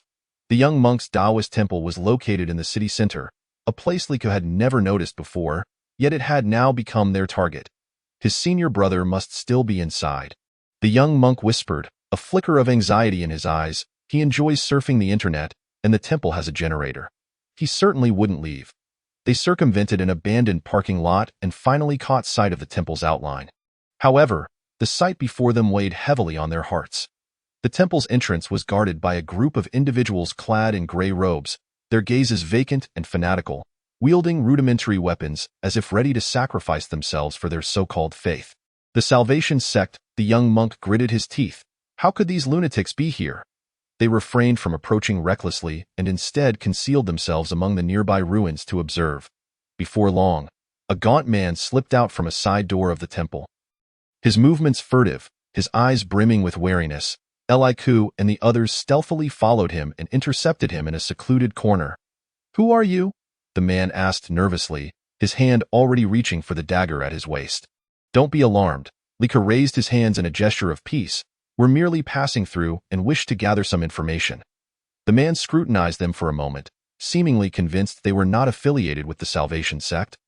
And he relaxed somewhat. "My name is He Jun," he whispered. "You'd best stay away from here. Those lunatics are not to be trifled with. We heard there's a Taoist priest inside." The young monk asked eagerly. "Is he still alive?" He Jun's eyes flickered, and he lowered his voice. "You must be referring to that internet enthusiast, right? He is still alive, but he is locked in the basement with several women. That old charlatan, the one who calls himself son of the heavenly emperor, specializes in tormenting those who disobey him." "Torment?" I frowned. "Electric shocks?" He Jun's tone carried a hint of fear. "They punish the unfaithful with electric currents until you confess to believing in their doctrine." I've been shocked several times myself." The young monk's fists clenched tightly, his eyes nearly ablaze with fury. Li Ku patted his shoulder, signaling him to remain calm, then continued to inquire. "What about those women? What has become of them?" He Jun's expression grew complex. "One woman has already broken down, crying incessantly, claiming to be a sinner, begging the old charlatan for forgiveness. Another woman, she seems to have seen through everything, saying that the body is merely a vessel and the soul is eternal. She even willingly helped the old charlatan rewrite scriptures, thus managing to leave the basement and became his capable assistant. And you?" Li Ku fixed his gaze on the man. "Why are you still here?" He Jun forced a smile. "Where else can I go? The outside is crawling with zombies. At least here I can still eat. As long as you pretend to be pious and act the part, you'll be fine. However, I've been secretly plotting an escape route. Once I gather enough supplies, I will leave. As for that Taoist priest, I had a few words with him in the basement. He said he would find a way to escape." He Jun's voice grew quieter. "Are you here to rescue him?" Li Ku and the young monk exchanged a glance and nodded. "But we need to understand the situation first," Li Ku stated. "Can you help us blend in?" He Jun hesitated for a moment, then eventually nodded. "I can take you to meet the outer circle members. But they are very wary. You must act like devout believers. Remember, do not reveal any flaws, or we will all perish." Following He Jun, they circled around to the back door of the temple, where several outer circle cultists were busy transporting supplies. Their expressions were numb and vacant, as if they had lost the ability to think. He Jun stepped forward, whispered a few words to them, and then gestured towards Li Ku and the young monk. "These two are newcomers," He Jun said. "They wish to join the Salvation sect and serve the son of the heavenly emperor." One of the cultists lifted his head, eyeing Li Ku and the young monk with suspicion. "Do you believe that death is a return to the embrace of the Lord?" he asked, his voice hoarse and cold. "Of course, we believe." Li Ku feigned piety. "We are willing to sacrifice everything for our faith." The young monk nodded along, though a flicker of barely perceptible anger crossed his eyes. The cultists appeared convinced by their act and motioned for Li Ku and the young monk to follow. Upon entering the temple, they were led into a dimly lit room piled high with various supplies and weapons. Several cultists were busy organizing the items, their movements mechanical and numb, as if they had grown accustomed to this life. "You stay here and help out for now," Jun whispered to them. "When the opportunity arises, I will take you to meet the core members." Li Ku and the young monk nodded, beginning to feign diligence in sorting the supplies. The room was permeated with a musty odor, and a faint metallic tang of blood lingered in the art. Li Ku noticed a pile of blood-stained clothing in the corner. His heart sank. "What are those clothes about?" Li Ku asked casually. One cultist looked up, expressionless, and replied, "Those are from the unfaithful. They have already been purified." "Purified?" The young monk's voice trembled slightly. "Yes." The cultist's tone carried a hint of fanaticism. "Only through purification can one return to the embrace of the Lord." Li Ku suppressed his discomfort and continued to sort the supplies. At that moment, a commotion erupted outside the door, and several cultists entered, escorting a woman. Her face was streaked with tears, her eyes filled with despair. "Please, spare me," the woman cried. "I have seen my wrongs. I am willing to repent." The cultists ignored her pleas and roughly shoved her into the adjacent room. Moments later, piercing screams echoed from within, accompanied by the ominous hum of electricity. The young monk's face turned pale, his fists clenched tightly. Li Ku gently patted his shoulder, urging him to remain calm. "The situation is perilous. Any misstep could expose us. You must grow accustomed to this," Jun said softly. "Here, the unfaithful are punished."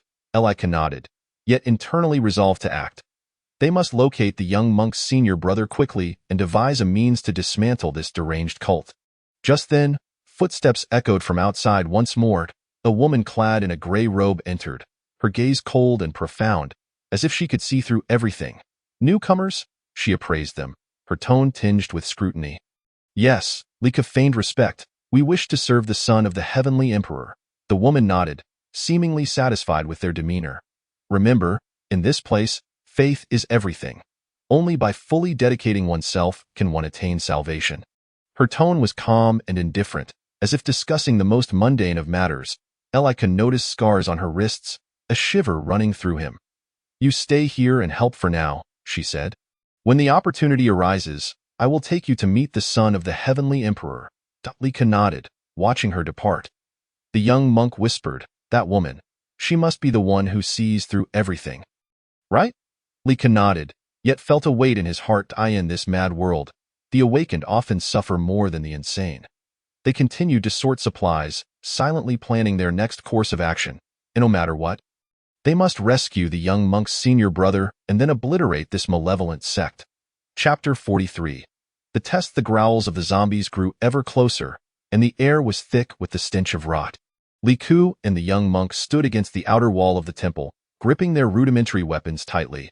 Due to the overwhelming number of zombies surrounding the temple, they had been tasked with the mission of clearing them out. Accompanying them was a group of fervent cultists from the Salvation sect. The glint of madness sparkled in their eyes, as if the horde of zombies before them was merely a staircase to the embrace of the Lord.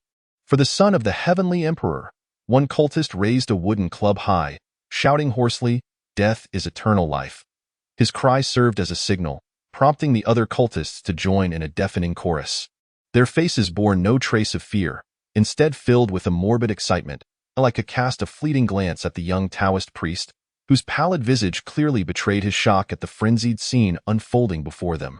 "Stay focused," Li Ku murmured. "The zombies are approaching." The horde surged forth like an unstoppable tide, their numbers staggering as they relentlessly stacked upon one another. The devotees, undaunted, charged into the fray, wielding wooden sticks, stones, and even their bare fists in defiance of the undead. Their fervor sent a chill down Li Ku's spine, yet it was this very madness that temporarily staved off the onslaught of the zombies. Li Ku and the young priest mingled among the rabble, feigning the same zeal, though in truth, they were merely seeking to protect themselves. One devotee was overwhelmed by a zombie, blood sprang forth, yet he laughed maniacally as he proclaimed, "At last, I can return to the embrace of the Lord." This insanity filled Li Ku with dread, but what shocked him more was the indifference displayed by the other devotees towards this man's demise. Some even shouted, "He is our example." After nearly an hour of conflict, the horde was finally repelled. The devotees, drenched in blood, bore triumphant smiles upon their faces. A woman clad in a gray robe approached them. She was the insightful female devotee from before. "You have performed commendably," she said coolly. "The son of the heavenly emperor wishes to see you." Eliku and the young priest exchanged a glance, their hearts a mixture of anxiety and anticipation. At last, they had the opportunity to draw closer to the old charlatan. Yet this also meant facing even greater peril. They were led to the main hall of the Taoist temple, which was adorned like a cult's altar. The walls were festooned with eerie symbols and images, while a venerable elder clad in a golden robe sat upon a raised platform at the center. His gaze was sharp and frigid, as if he could see through all facades. "Is this the new arrival?" The old charlatan's voice was hoarse and low, imbued with an undeniable authority. "Indeed," the female devotee replied respectfully. "They displayed remarkable bravery in the recent battle." The old charlatan's penetrating gaze swept over them, as though he were scrutinizing their very souls. Eliku bowed his head, feigning piety, while inwardly remaining vigilant. "Do you believe that death is a return to the Lord's embrace?" the old charlatan suddenly inquired. "Absolutely," Eliku replied without hesitation. "We are willing to sacrifice everything for our faith." The young priest nodded along, though his voice trembled slightly. The old charlatan seemed to sense something amiss, a flicker of doubt crossing his eyes. "Prove it to me," he said coldly. "Go into the horde outside and bring back 10 zombie heads." Eliku's heart sank. This task was nearly impossible. Yet, to refuse would expose them immediately. Just as he hesitated, the female devotee interjected, "Son of the heavenly emperor, they have just endured a battle and are physically exhausted. Let them rest first, and they can prove their faith another day." The old charlatan narrowed his eyes, weighing her suggestion. Finally, he nodded. "Very well. We shall proceed as you suggest." Eliku breathed a sigh of relief, yet his wariness intensified. The old charlatan's suspicion had not dissipated. They would need to tread even more cautiously. After leaving the main hall, the female devotee escorted them to a secluded room. Once the door was shut, her expression turned grave. "I know you are not true believers," she whispered, "but I can assist you." Eliku and the young priest were taken aback by her forthrightness. The female devotee continued, "I see through it all. The old charlatan is merely a fraud. He exploits the fears and despair of others to build his own kingdom. But I need your help to overthrow him." "What do you propose?" Eliku asked cautiously. "I will incite dissent from within, while you continue to masquerade as devout followers, waiting for the opportune moment." A glint of resolve flashed in her eyes. "But you must trust me," Eliku nodded, though he remained inwardly vigilant. In this maddened world, trust was a rare commodity. Over the next few days, Eliku and his companion continued to blend in with the devotees, witnessing even more deranged spectacles. A young female devotee was publicly whipped for questioning the old charlatan's doctrines. Her screams echoed throughout the temple, yet the other devotees remained unmoved, with some even shouting, "Purify her soul." Another devotee, punished for accidentally spilling a bowl of water, was made to kneel in the scorching sun for an entire day. His lips cracked and nearly fainting, yet he incessantly murmured, "I am guilty. I am willing to repent." These frenzied scenes left Eliku breathless, yet they only strengthened his resolve to dismantle this cult. Finally, the moment arrived. One night, the female devotee quietly approached them, whispering, "Tomorrow, the old charlatan will hold a grand ceremony, and all the devotees will attend. This is our prime opportunity for action." "What do you intend to do?" Eliku inquired. "I will expose his true nature during the ceremony," she replied, a cold glint in her eyes. "But you must create chaos outside to draw the devotees' attention." Eliku nodded, his heart racing with anticipation and trepidation. This mad farce was finally approaching its conclusion. The night was as dark as ink, yet the temple blazed with light. The devotees gathered in the square before the main hall, their faces alight with fervor and expectation. The old charlatan stood upon the platform, his golden robe shimmering in the firelight, his voice deep and powerful, as if it could penetrate the very souls of all present. "Tonight, we shall witness the glory of the Lord," he proclaimed, raising his hands high, his voice thundering. "Only the most devout followers shall receive the Lord's favor." The devotees shouted in unison, their voices deafening. Eliku and the young priest blended into the crowd, feigning the same fervor. Though their nerves were taut, the female devotee's plan was about to unfold, and they had to incite chaos outside. "Are you ready?" Liku whispered to the young priest. He nodded, determination flashing in his eyes. "No matter what, I must rescue my senior brother and put an end to this." Chapter 44. The female devotee erupts. The young priest declared resolutely, "Regardless of the cost, we must bring this to an end." Observing his unwavering demeanor, Lika felt a pang of helplessness within. Oh, bring this to an end. To become a savior? No. In this brutal apocalypse, merely managing to look after oneself was a considerable achievement. Lika now only sought to leverage the female devotee's power to rescue the young priest's brother and ascertain whether he was indeed the one who had posted about inner energy cultivation online. This would lead them to better methods of combating the zombie virus. Just then, the female devotee appeared stealthily at the side of the platform, a dagger clasped in her hand, her gaze as cold as ice. The old charlatan seemed to sense something amiss and turned to her, a flicker of confusion in his eyes. "What are you doing here?" he asked, his tone frigid. The female devotee offered no reply but suddenly raised the dagger and cried out, "This man is a fraud. He is not the son of the heavenly emperor. He is merely a demon exploiting us." The square erupted into chaos, with devotees exchanging bewildered glances, unsure of how to react. The old charlatan's countenance darkened instantly. "Seize her," he bellowed. "She is a traitor." Several zealous devotees charged forward, but the female devotee, agile and quick, evaded their attacks. She continued to shout, "You have all been deceived. He cannot lead us back to the Lord's embrace. He merely seeks to control us." The emotions of the devotees began to waver. Some wore expressions of doubt, yet many continued to fervently cry out, "She is a heretic. Purify her." The scene descended into utter chaos. Liku and the young priest exchanged glances, recognizing that the moment had come. They quietly ignited the torches they had prepared in advance and hurled them towards the temple's flammable materials. Flames erupted swiftly, thick smoke billowing into the air. "It's on fire!" someone shouted. The devotees' attention was diverted as they rushed to extinguish the flames. The old charlatan stood upon the platform, his face ashen, his authority challenged for the first time. Seizing the opportunity, the female devotee ascended the platform, her dagger poised at the old charlatan's throat. "Your lies end here," she said coldly. Fear flickered in the old charlatan's eyes, but he quickly regained his composure. "Do you think this will overthrow me?" he sneered. "They will never believe you. Then let them see your true nature." The female devotee shouted. At that moment, a group of women burst forth from an unknown direction. Swiftly positioning themselves behind the female devotee, it turned out that amid the earlier chaos of the fire, the female devotee's accomplices had liberated the women the old charlatan had imprisoned in the basement. The old charlatan gazed at these women, his expression finally betraying a hint of panic. Trembling, he pointed a quivering finger at the female devotee, his voice shaking as he exclaimed, These are all heretics. How dare you release them?" Upon hearing the old charlatan's continued slander of their innocence, the women glowered with fury. They stood tall, undeterred, advancing towards him. One woman, beside herself with rage, shouted, "The apocalypse has arrived. And life has already become unbearable. We came here with genuine faith, and what did you do? You imprisoned us and violated our bodies. Now, you dare to tarnish our souls?"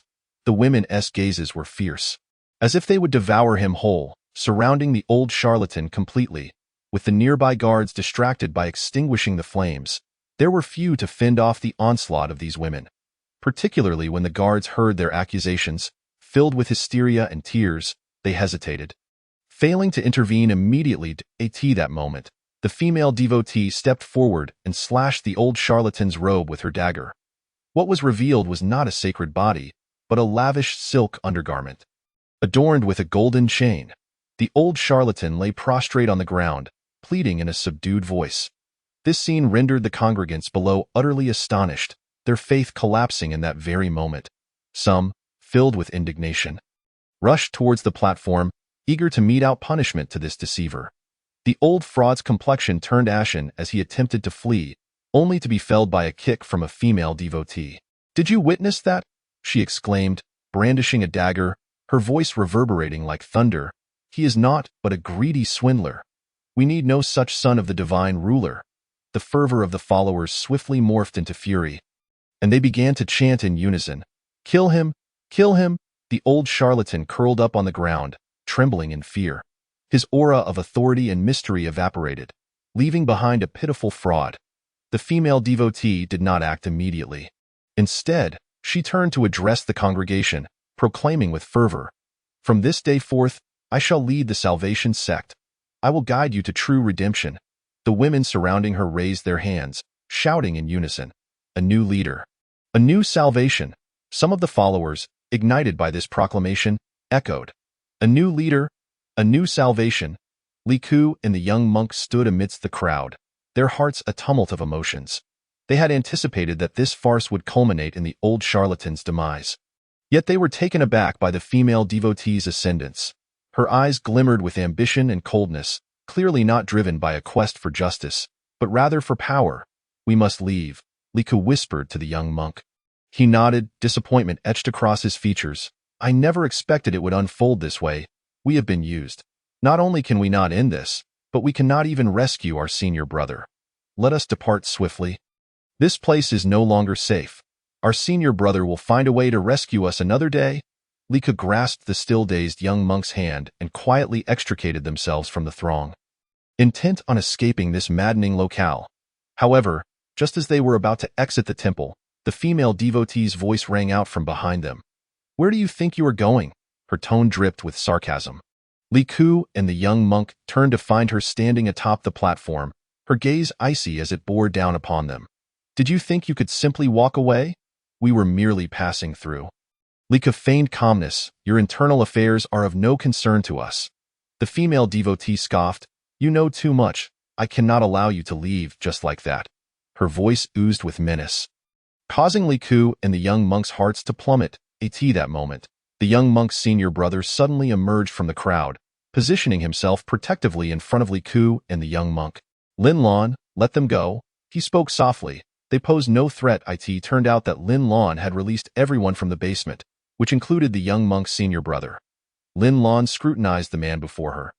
Though raggedly dressed, he stood tall and distinguished. The flicker of joy crossed her face, but it was swiftly replaced by indifference. "Who are they to you?" Lin Lan inquired coldly, her voice devoid of warmth. "This is the little junior brother I mentioned to you, Qing Yun," the senior brother replied, urgency lacing his tone. "And who is this person?" Lin Lan's frigid gaze shifted to Li Ku, as if she cared not for their fleeting camaraderie.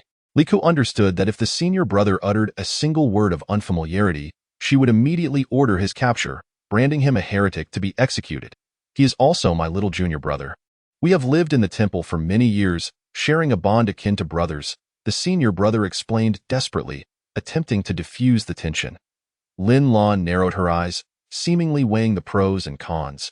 Ultimately, she waved her hand dismissively, "Scram, and do not let me see you again." As they neared the exit, Lin Lan's voice suddenly called out, "Stop!" Li Ku's heart skipped a beat, and the group halted in their tracks, frozen in place. They then heard her voice soften, "Yunji, do you not wish to stay? After all, this is your temple. I will offer you the position of vice master. Provided you assist me diligently, I shall not shortchange you."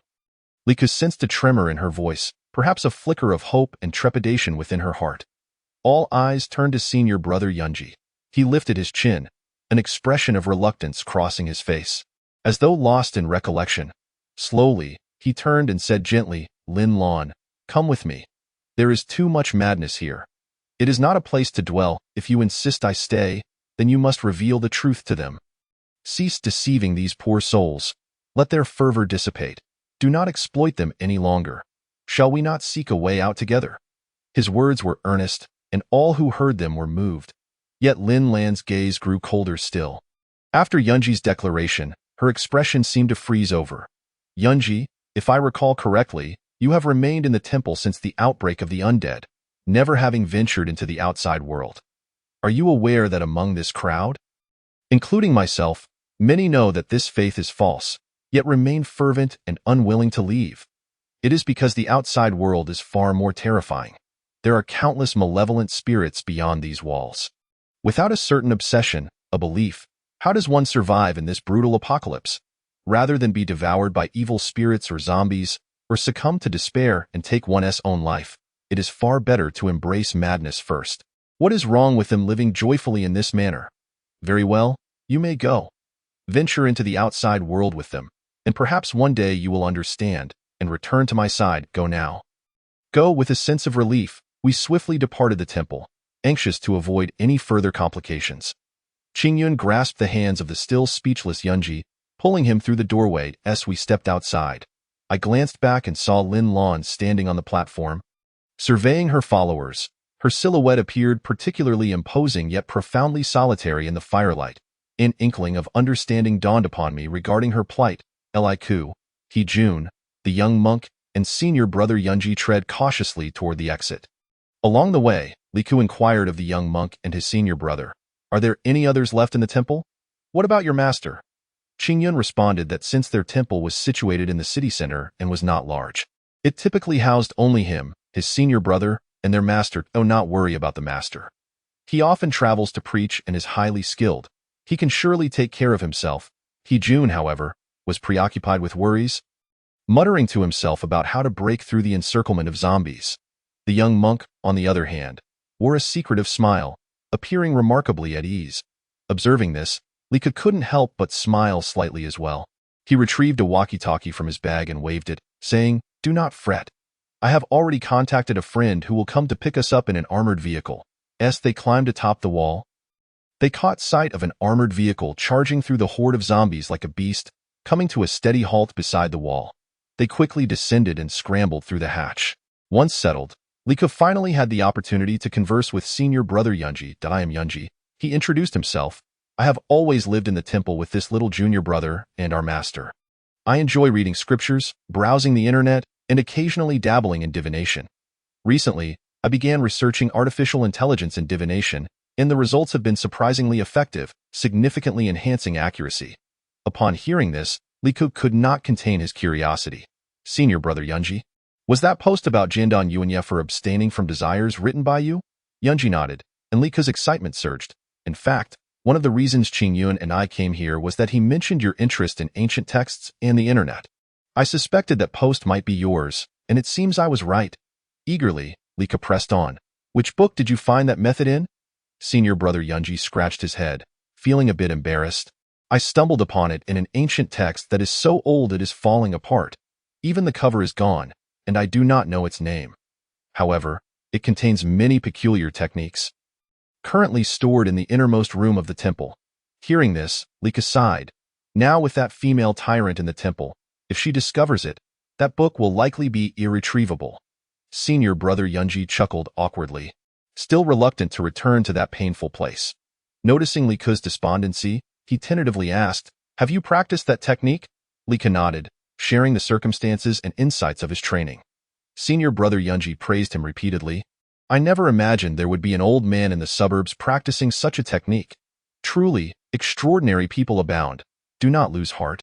Although I do not remember the other techniques in that ancient text, I do recall the sections related to this one quite clearly and have made some progress. Especially before this outbreak of zombies, our master warned us of a great calamity and the invasion of blood demons. I also divined some hints and believed this technique might be useful, so I studied it diligently. Come, let us exchange ideas." The two began to practice in the vehicle, leaving the others puzzled about their actions. Brother Nyo laughed heartily. "No worries. Let Liku and his brother practice. Our larger group has successfully exited the city and is en route to the Feiyu Archery Club. Comrades Qingyun and He-jun,